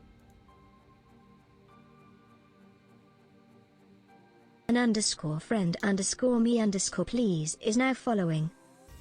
Okay. Welcome, unfriend me, please. That is a very morbid nickname, by the way.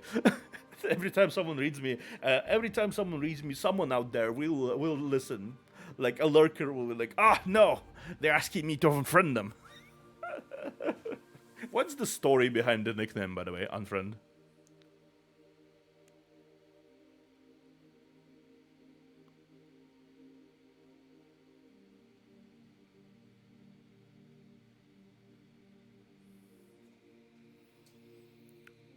Yes, unfriend me, please. We do great things in life, and it's gonna stream itself. Oh.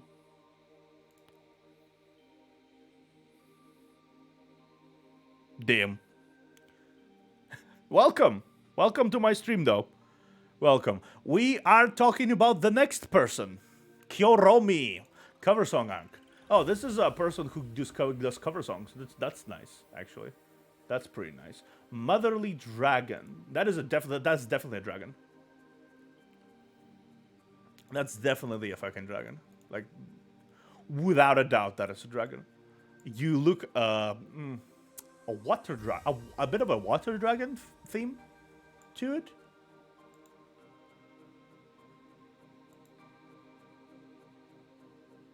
Kyoryomi.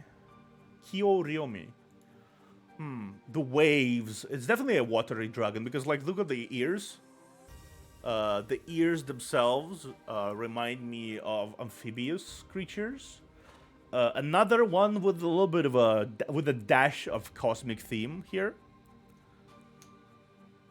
And the katana. Can't go without a katana, I guess. Not exactly sure where the katana fits here. She's definitely confident. This person is definitely confident. One of my favorite parts of this design is the tail. you could clearly see the insignia of water here. So it's like a water dragon here, clearly. But it's also like it's also like pretty scales. It can be interpreted as pretty scales, but also it also is a very good symbol for water, right? A lot of the kimono is nice. The kimono's design is also nice. I guess one of the favorite parts of a lot of dragons, especially like Eastern dragons, tend to have this Japanese thematic to them. So like the fan, the katana, the kimono. It's definitely a Japanese mythological thing, which is touche. I like it. I like the Japanese stylistic.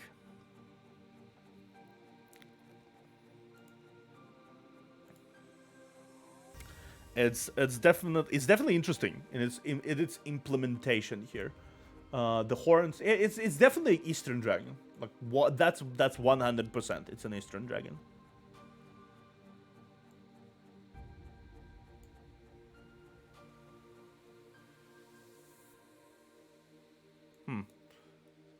Okay, so different colored fans. Now lore. Personally, I believe a lore should be done. The lore here is the person. I mean, the dragon bit is very obvious. She is a dragon. She's a dragon. She is perhaps someone who's curious about the humanity. Maybe in the process of like finding something, maybe she's searching for something or someone. That is why she landed on the depths of the internet. That she's perhaps searching for something or someone again. Maybe she had maybe she remembers an old encounter with a person, or maybe she remembers something else. Maybe someone helped her out in the far past, long ago. Someone decided to help her somehow.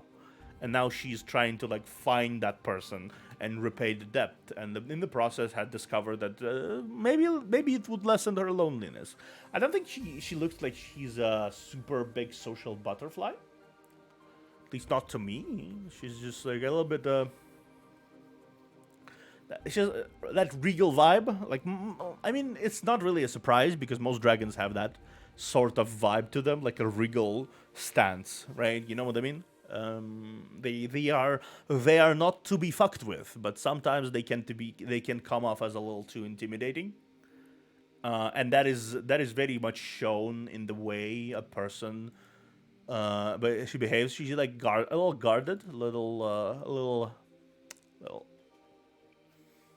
into herself. Like there's the hiding with the one of the main reasons you have a fan when it comes to royal places, and I know that thanks to a friend of mine, is genuinely to cover emotions. Like people used to cover their emotions. Welcome to the library. Thank you, Mari Yume. Welcome. Thank you for the follow. I talked about you. I already remember. My Mariam is now following. base idea I gave is phases of the moon. Your forms could be spread across the phases of the moon. It would be nice to give you like a moonborn cat girl scenario. That'd be kind of cool. At least that's the vibe I got. Moonborn cat girl. It's cool. Moonborn. It even sounds pretty cool. So yeah, phases of the moon. That is what I kind of. That's off the top of my head, by the way. That's just something I got. How your design was also pretty striking. So Mari Yume. So it was cute, by the way. Thank you for the follow. But yeah, returning back to our dragons here. To return here,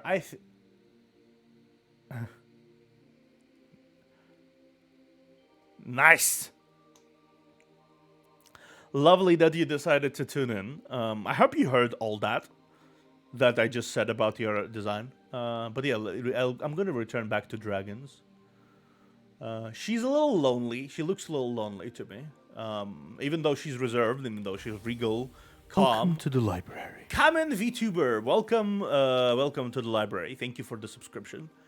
But yeah, even though she looks regal, even though she looks very Envtuber is now following. how do I say it? Even though she looks very refined, right? She still looks a little lonely and kind of fragile in her presentation, right? So that's what I'm saying about this person is that maybe she's trying to find this person, someone who she bonded with previously. Maybe someone helped her out, someone assisted her in some way, or simply showed kindness. So she's trying to find him on the vast ranges of the internet and see where that leads her from there. I think that's a little cute theme to explore here. Now, moving on, we have Lazar Lockman. Lazar Lockman. I know this person. This person has recently followed me, I think. And I've been pretty prominent around my dash because of the whole being followed by Grandpa thing. It's one of the Grandpa's friends. They're in the same community, generally. Immediately, what comes to mind is the blacksmith part. It's very straightforward that she's a blacksmith. Like that is very obvious. Or at least blacksmithy oriented person. Artificer is in the title, so I wasn't really that much far off. Artificer, yeah, that vibes. But artificer, blacksmith, it's the same thing ultimately. Like artificers are blacksmiths, but with magic items. So I would imagine Lazar here also has the capacity and capability to provide simple blacksmithy help, if the desire for something like that remains in someone's. Could be both blacksmith and artificer. It's really all over the place. The lore, while I don't know the lore, the first thing that comes to mind when it comes to an artificer is the magical items she produces or maintains. She's clearly an artisan, so she's a working person. The way I see it is that she's someone who collects curiosities in a lot of ways. She collects what she observes and collects things she had fixed in some way, or keeps namesakes and like basically keeps record of all the weird and interesting items she had discovered all the time and fixed and created. And she has she's a bit of an experimentator in that front. That is what I see, at least. Someone who's not afraid to take risks. There is an undeniable confidence in that pose. It's not someone who's like inexperienced. She's been in this for a while. She knows what she's doing. She doesn't even need to really be scared of the hammer in her hands. She knows what she's doing. That is the basic fact of the design. She knows what she's doing. That is like the big thing. Hence, I can see she has her own shop. Definitely has her own shop. If I'm not mistaken, that is basically the basis of Lazar's stream. Is that she has her shop. That is basically within the shop. That is she's meeting new guests, meeting new people, new patrons. That is the shop thing. So yeah, that's not really that hard to establish. Orc. Is that a full orc? You guys think? What do you guys think? Is that a full orc? Like a half orc? I tend to find. No, I would say this is a full orc. The green is the tusks. The tusks sort of give it away. The half orcs don't really have those huge, those big ass tusks. So I'd say it's a full orc. Maybe a little more stylized to appear more appealing, basically, than from the normal orc perspective. orc-spective, if you will.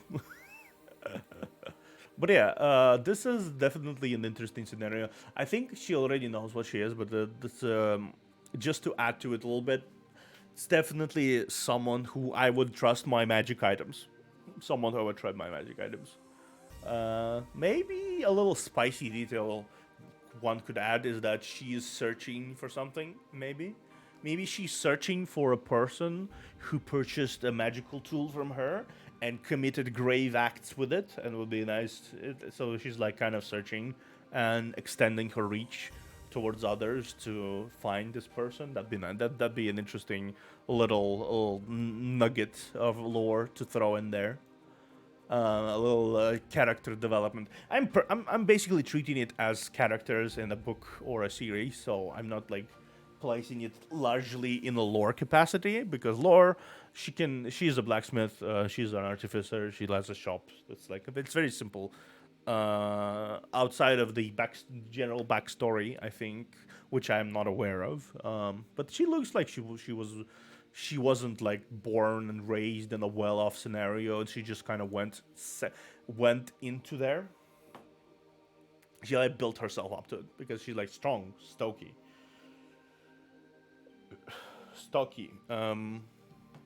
confident.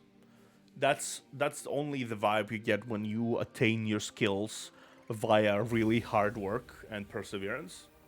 When you were placed in a place, you are only falsely confident. This is a very true confidence, right?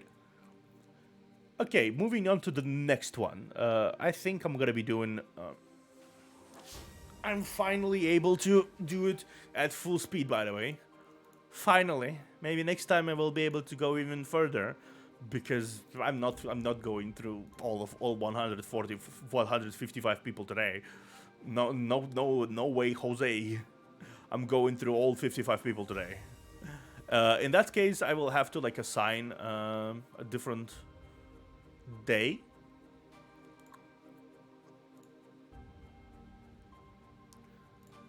I will have to assign a different day. Motherfucker.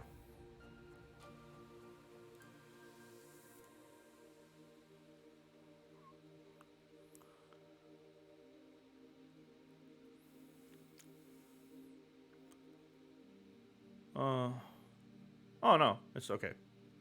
It's okay.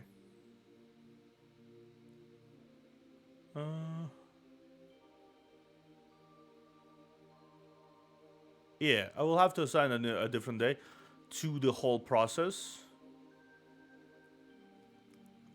But because there's a lot of really cool VTubers here. Like, there's a lot of really cool VTubers here. For sure. For sure. Okay, let's, because it got refreshed again, I'll have to... Okay, this done, Tessa done, Ashral done, Grandpa done, Kyoku done, Peony done, Marie done, Tivem Johnny done, Osric done, Hattie done, Halsifer done, Kyoryomi done. Okay, you. I think you. Sorry guys, my Twitter's acting up a little bit. It happens from time to time. Kasdeya. Kasdeya. How do I pronounce that name?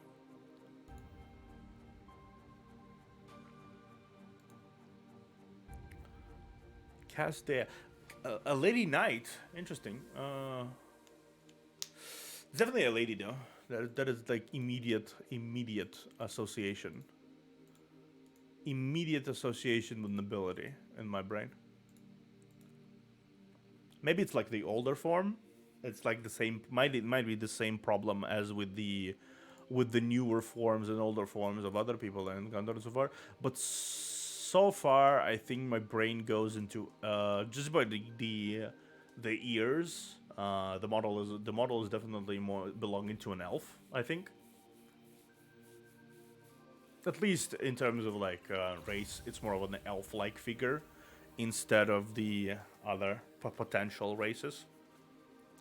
I mean, it could be anything, but my bet would be an elf. I don't think it's a human though. Doesn't look. Doesn't. I don't think humans are that perfect looking.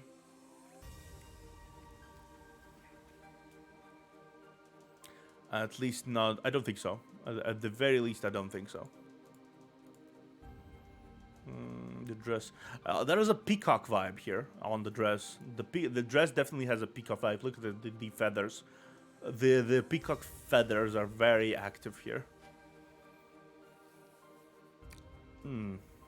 Though she definitely looks at peace more with this rather than this. I don't know what it is. Maybe she's more of a adventurous spirit. That is what she vibes to me as, an adventurous spirit. Someone who's like who wishes to go out there, to explore and experience new things. So this is more foreign to her than this. The rapier, the everything, the almost a knightly attire, but like it's a official knightly attire. It isn't armor. It's just it's kind of like when you want to wear a parade clothes. So you choose to wear those instead of like an armor and being official. But like people still can recognize you as a knight, but it's not a knightly attire per se. So that is my vibe here. Here, standard nobility. I mean, nothing really comment to other than the tiara, which is like very knightly, very noble. Maybe a princess even. And the peacock vibe to it, the peacock dress, which is very neat. They specifically made the dress rim look like the pattern of the peacock tail, which is nice. Flowery patterns, very pretty, very well constructed dress. I could say for sure, very well constructed dress. Also, that hairstyle must have been a pain in the ass to arrange. I can say for sure that hairstyle must have been a freaking pain in the ass to achieve. A fracking. Okay, sorry. That must have been like, oh. By the way, if I'm getting tired, if I sound like I'm getting a little tired, yes, I am getting a little tired because I'm kind of used to getting to sleep at this around this time. So I'm gonna go for a little bit more, and then I'm gonna just go die and sleep. Probably next stream of that I'm gonna be doing at 3 p.m. My time, because objectively I just don't have the presence of mind. I just don't have the presence of mind to finish it today. For sure. For now, let's continue. This is maybe Runaway Princess. I got an idea. Runaway Princess. She was an ability. She was a princess, so to speak, be it of her own bloodline or maybe of actual royal bloodline. She was a princess, and she wasn't content with that lifestyle. Maybe she wanted to be a knight. Maybe she wanted to explore and travel and do something else with her life, right? Basically, that is the general sense I'm getting. Even though they're like the same smile, but like it feels strained to me. You know what I mean? It feels strained. Here she kind of relaxed. Like it's the same pose, but like I am making connections in my brain that I might not be there right now. The flowery pattern still remains from her dress, so she still clearly has attachment to her lifestyle and attachment to her position at the very least.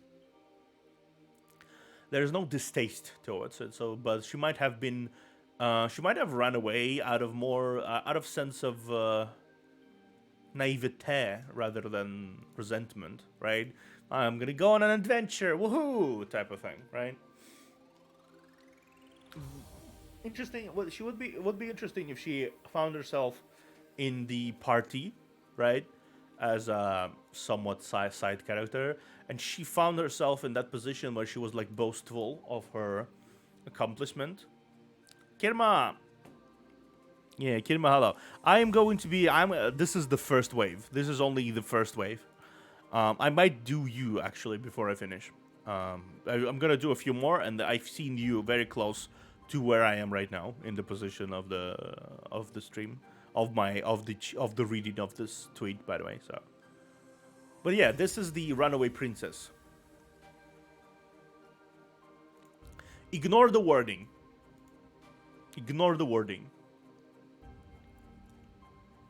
I demand that you just ignore the wording because did not think about how it might sound if I just say I will do you out of context. So let's just ignore that. Let's just ignore that. Just ignore that.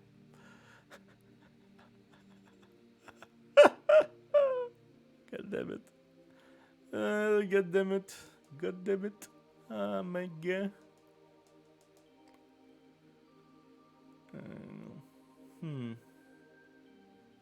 Damn.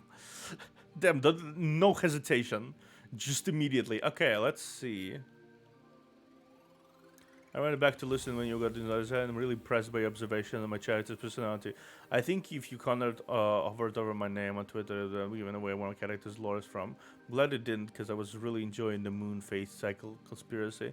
I mean, it's not a conspiracy. It's just my idea of what it would be nice for you to have.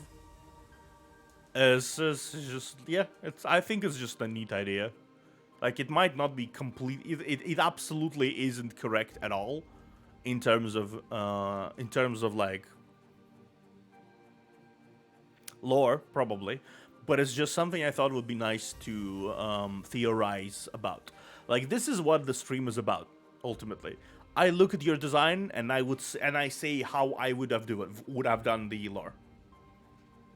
It might not be exact replica of your lore, probably isn't, but it's something to think about. I think it certainly helped a few people with their lore, and I appreciate when people enjoy my take on the lore. Like, genuinely, I do, because it means people enjoy my sense of storytelling. And that is something I appreciate a lot, honestly. Speaking of appreciate, I do appreciate this. Asher A. Cormac. Right away, the weapon in his hands is alive, clearly, because there's an eye there. It's one of those situations where I think the first character that pops into my brain as a reference would be Kayn from League of Legends. Kayn and Raum. What's his face? Kayn, or whatever the hell. The edgy boy, with the edgy scythe boy, with the scythe edgy boy. The edgy boy that uses another edgy boy as a scythe, basically. And they kind of switch intertwine. They're kind of intertwined with each other for control of power, because the edgy boy that is a scythe is a uber powerful edgy boy, and the edgy boy that is the edgy boy is just the edgy boy. So they're just kind of like, who gets to be the powerful one, the edgy boy or the edgy boy that is a super powerful edgy boy? You decide. It's the game mechanic, actually. So. Super cool stream idea. It's nice to hear your ideas and your creativity. It was inspired by Junk, by the way. Junk, which let me shout him out here. Junk. Just you gotta respect my wishes. I'm not ready. No. Stop. Yeah. No, please. Please, I'm scared. Please. I love you. Hold on, let me see. Don't touch me yet. Oh, no. You already know. Oh, okay. Chat, count down from 3. He even played the music of betrayal. That's lovely. But yeah, the idea came from Junk, who basically was like, oh, by the way, you guys want to post your PNGs under here, and I have like a degree in custom design, so I'm gonna be I'm gonna be telling y'all what I think about your design in terms from the perspective of someone who has the clothes. And then I asked him like, hey, dude, I liked your idea. Can I steal it? And they're like, yo, dude, okay. we talked in DMs. So I'm like, hey, yo, dude, can I do the stream idea because I kind of wanna. I was like, oh, yo, dude, you can do it. Yeah, I probably copied it from someone else. He said, like, you're not copying anyone. If you don't think, yeah, sure, dude, I'm gonna do it. He's a super nice guy. Like we talk periodically in chat in DMs. It is a super nice guy. Speaking of nice, I know Asher is a pretty nice dude. I don't know. The immediate thoughts I have when looking at his design relate to, again, necromantic kind of vibe. Because of the scythe, the dark colors, the ruby here. It's definitely that kind of vibe here.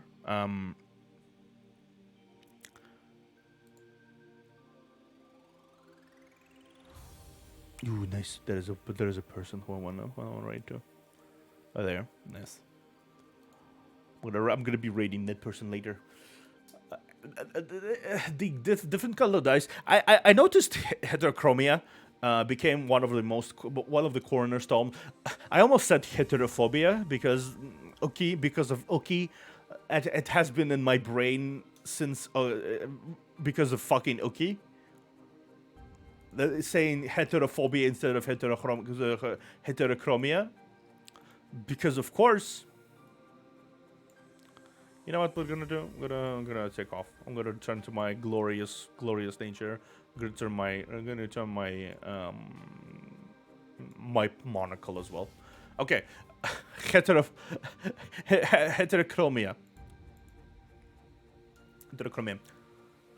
Thank you, and headbuds. Thank you for the headbuds, Kirma.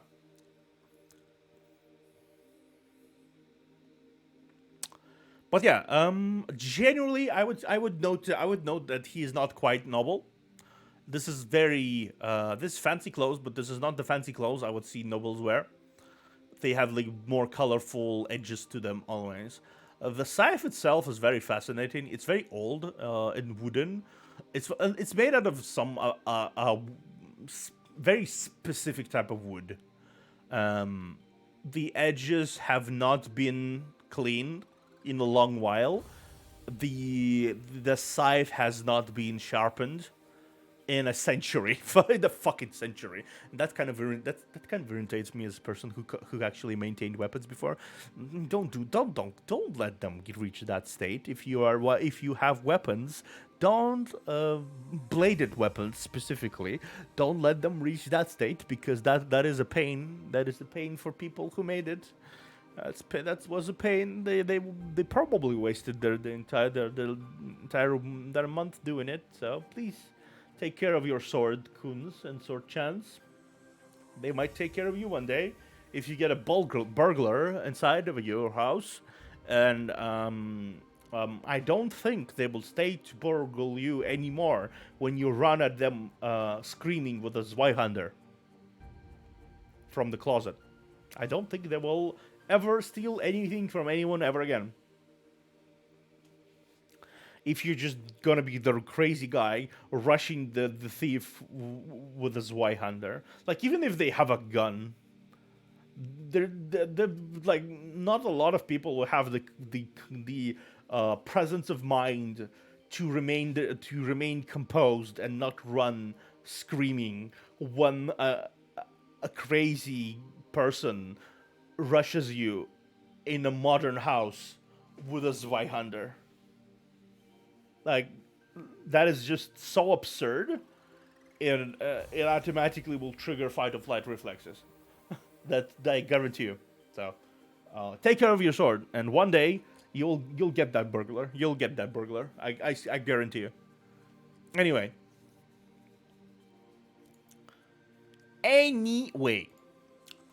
The another blade here is interesting too.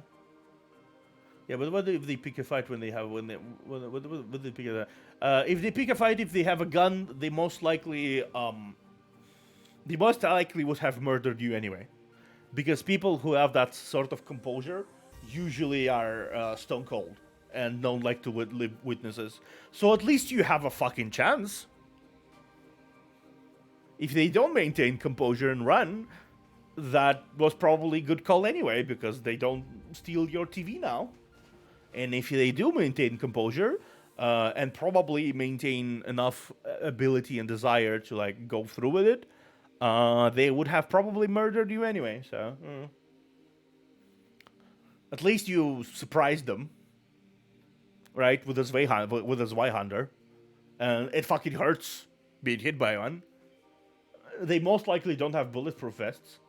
That's not something you take on a really quickie robbery, unless you want like to take down some dude, right? So yeah, that's basically surprisingly a good decision to do in that situation.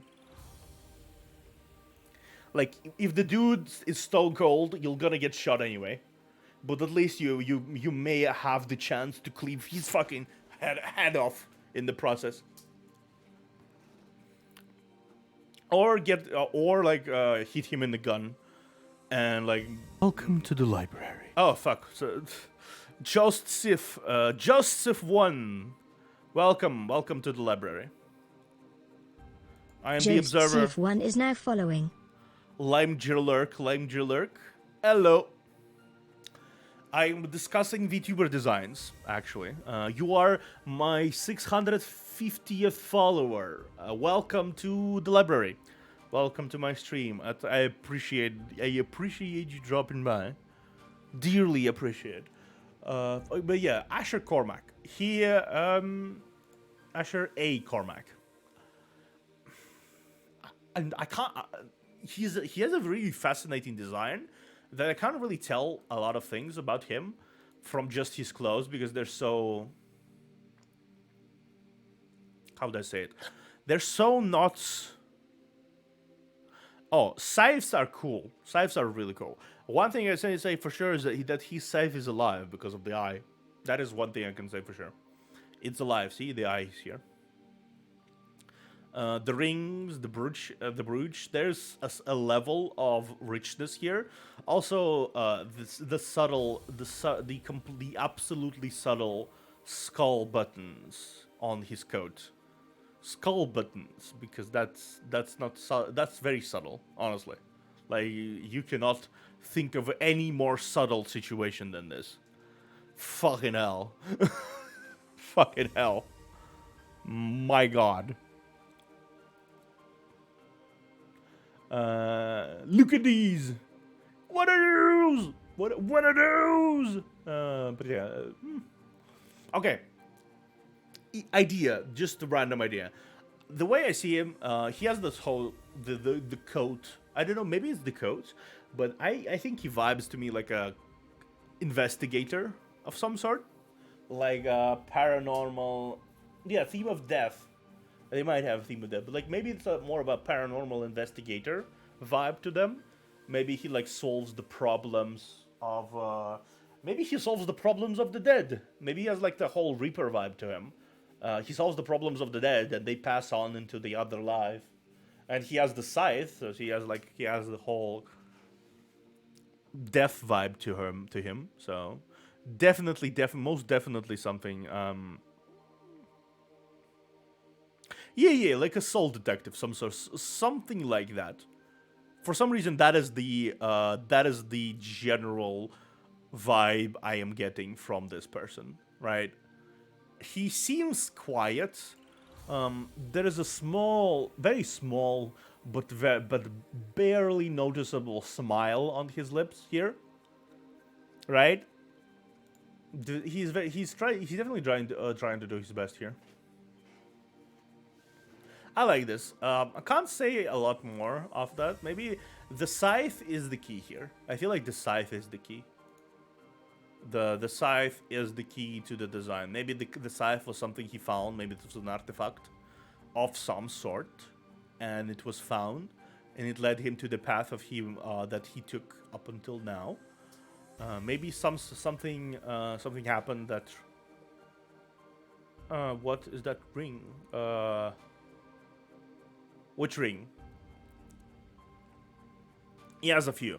He has those rings are here. Hand. Seems like a big stone, big ruby. Actually, the stone seems red from where I see it. See, it's like dark red, blood red. He isn't a vampire, like genuinely. I don't think he's a vampire. I don't think that it fits with the necromancer vibe. It's kind of. It seems like a very rich. There is definitely undeniable Victorian vibe to it. Like the coat, the ring, the brooch, the way the coat is made, everything. It has an undeniable Victorian vibe to it, which I do like. We do like ourselves some Victorian vibes.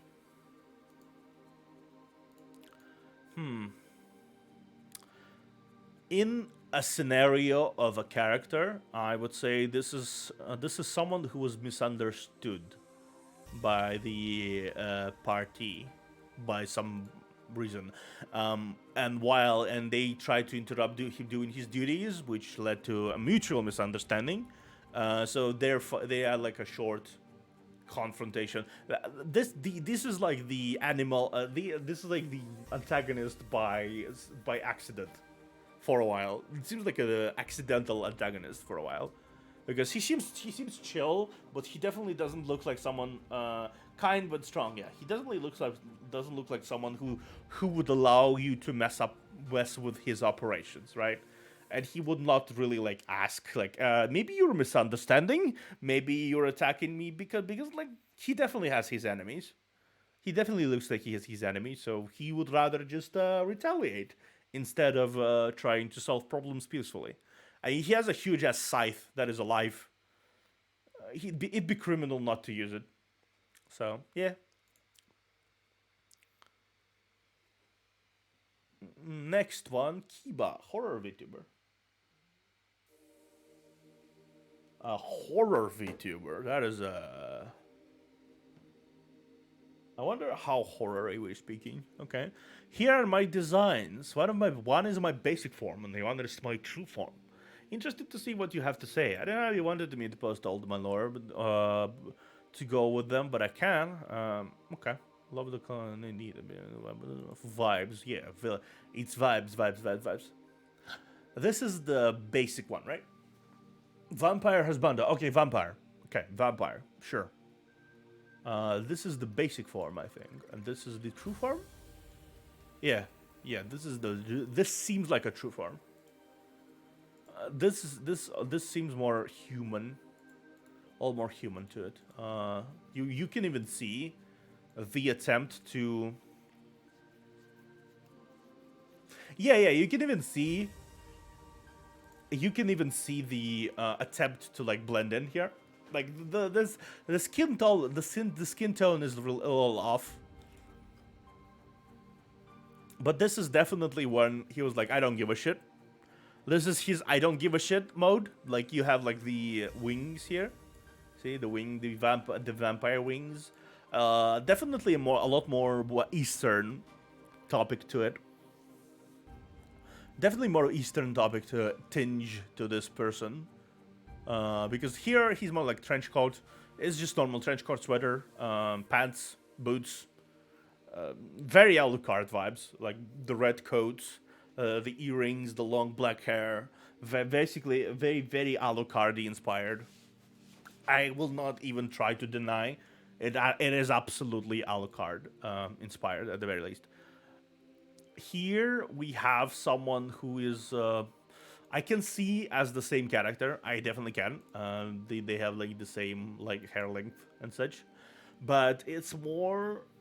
I mean, nothing wrong with that. I'm just saying it's definitely Alucard inspired, and actually it's very good because Alucard is a very nice vampire design. Alucard is a really nice vampire design.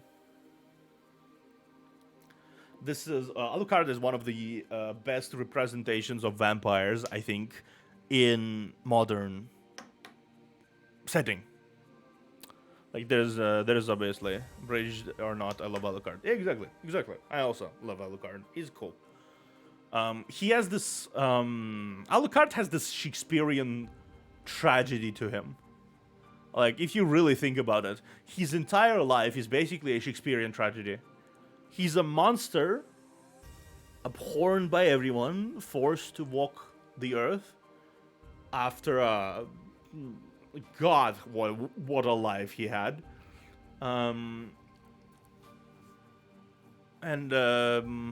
he's basically an amalgamation of all the souls he ever consumed at this point.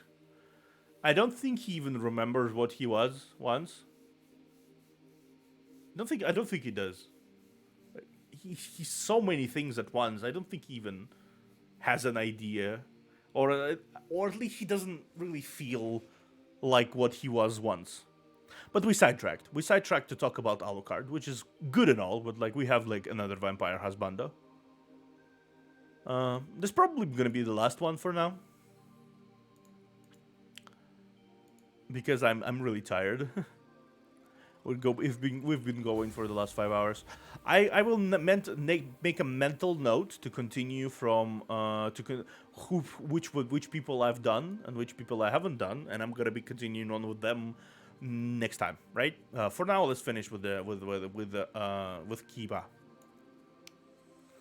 Then I'm gonna be directing you to another energizer, because I feel like you guys need a fresh energy, fresh amount of energy from someone who's like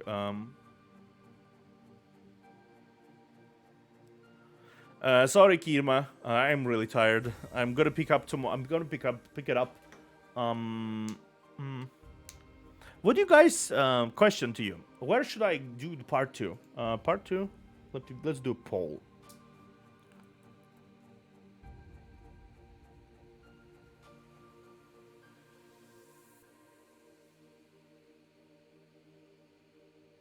It's fine. Where, second part?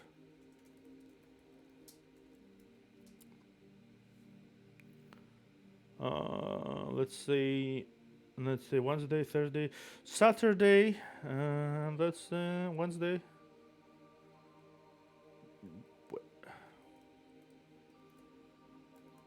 All right.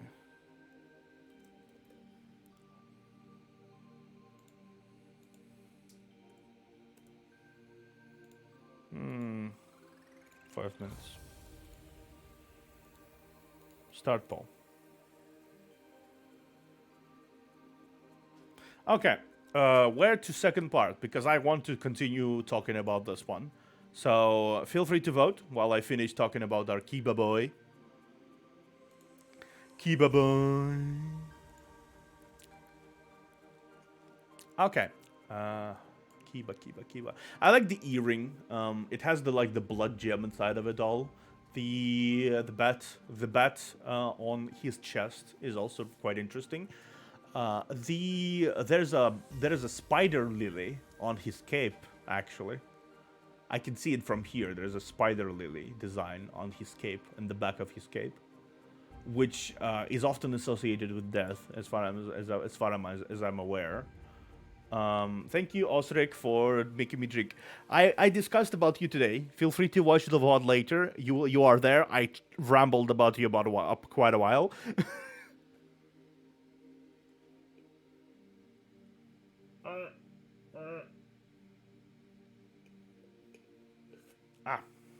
Thank you for the hydrate, by the way.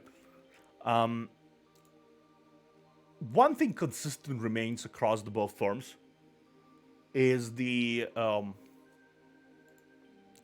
I think one thing that is consistent across the forms is the eyes. Though in one place they are brighter, and this one they're darker. So I guess that's more concealed.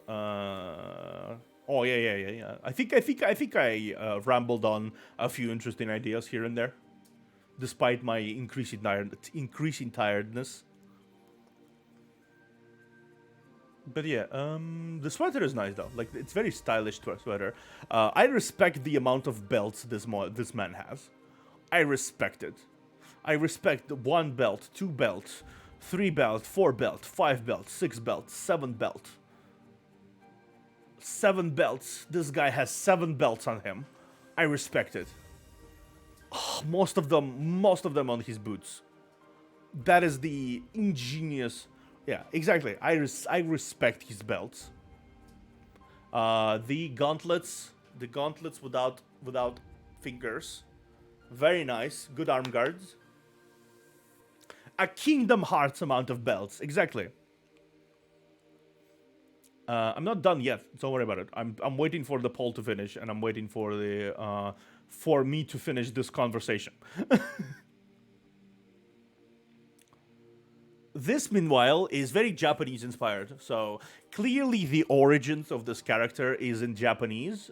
If the true form is the Eastern style of dress, like kimono, arm guards, still there, but also more Eastern. The general vibe is a little different, I'd say. So what I think is that this vampire came from the East. Long ago, judging by the style of clothing, it was a long time ago. I would say the Strife era, somewhere around there. I would say somewhere around. If you think Vox's backstory, where it was like Nobunaga and all that. That is basically the type of timeline he came from, and then after a long while of traveling the world, maybe knowing new people and the like, he turned into this. He suppressed his power. Somehow, and he basically decided to blend in a little bit. You can see here that the skin became lighter, right? You can see here, skin darker, lighter. His hands normal, dark palms. It's very obvious that this form is a result of suppression rather than concealment of some sort. So maybe he got tired of his own nature, and he decided to give other people less of a reason to maybe mistrust him or hate him and stuff. He's definitely not the Alucard level of I don't give a shit. He became emo. Yeah, exactly. He became he became Dante Alucard. He became Dante Alucard. Yeah, exactly. That is the comparison I have in my fucking brain. Dante Alucard. Goddamn. Wednesday. Okay, I will do it Wednesday. Okay, so after the sponsored stream, I'm going to be doing this. Then, like, I'm gonna do sponsor stream at 3 p.m. I'm gonna chat. Then I'm gonna do sponsor stream, and then I'm gonna go do part 3 of that. Right. Let's do it like that. We in business then. We in business. Yeah, that's basically it for today, I think. Let me start the raid real quick. I'm gonna visit an old friend.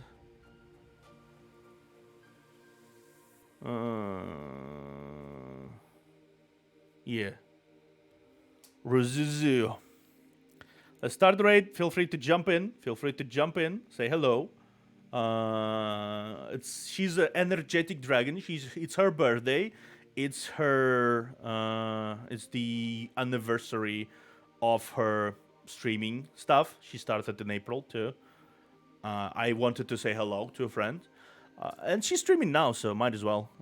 She doesn't seem to be finishing quite yet, I think. Does she? Hope she isn't finishing. Oh no, she's playing marbles. Cool. Cool. Okay. I'm going to be finishing for today. Thank you for watching, everybody. This has been really fun. This has been really fun talking about this. I look forward to continuing this my streaming streak. Tomorrow I'm gonna chill. Tomorrow is Tomorrow is Monday. Tomorrow I'm gonna chill. I'm gonna do some shorts. Do some shorts editing. Gonna do some other stuff. Gonna relax and have my time. Thank you for watching. Honestly, like, it's been a blast. Back to GRG now. Yeah, don't forget to say hello to Ruzu. Also, the raid message is welcome from the library. All right, I see you guys. I'll see you guys later. Toodles.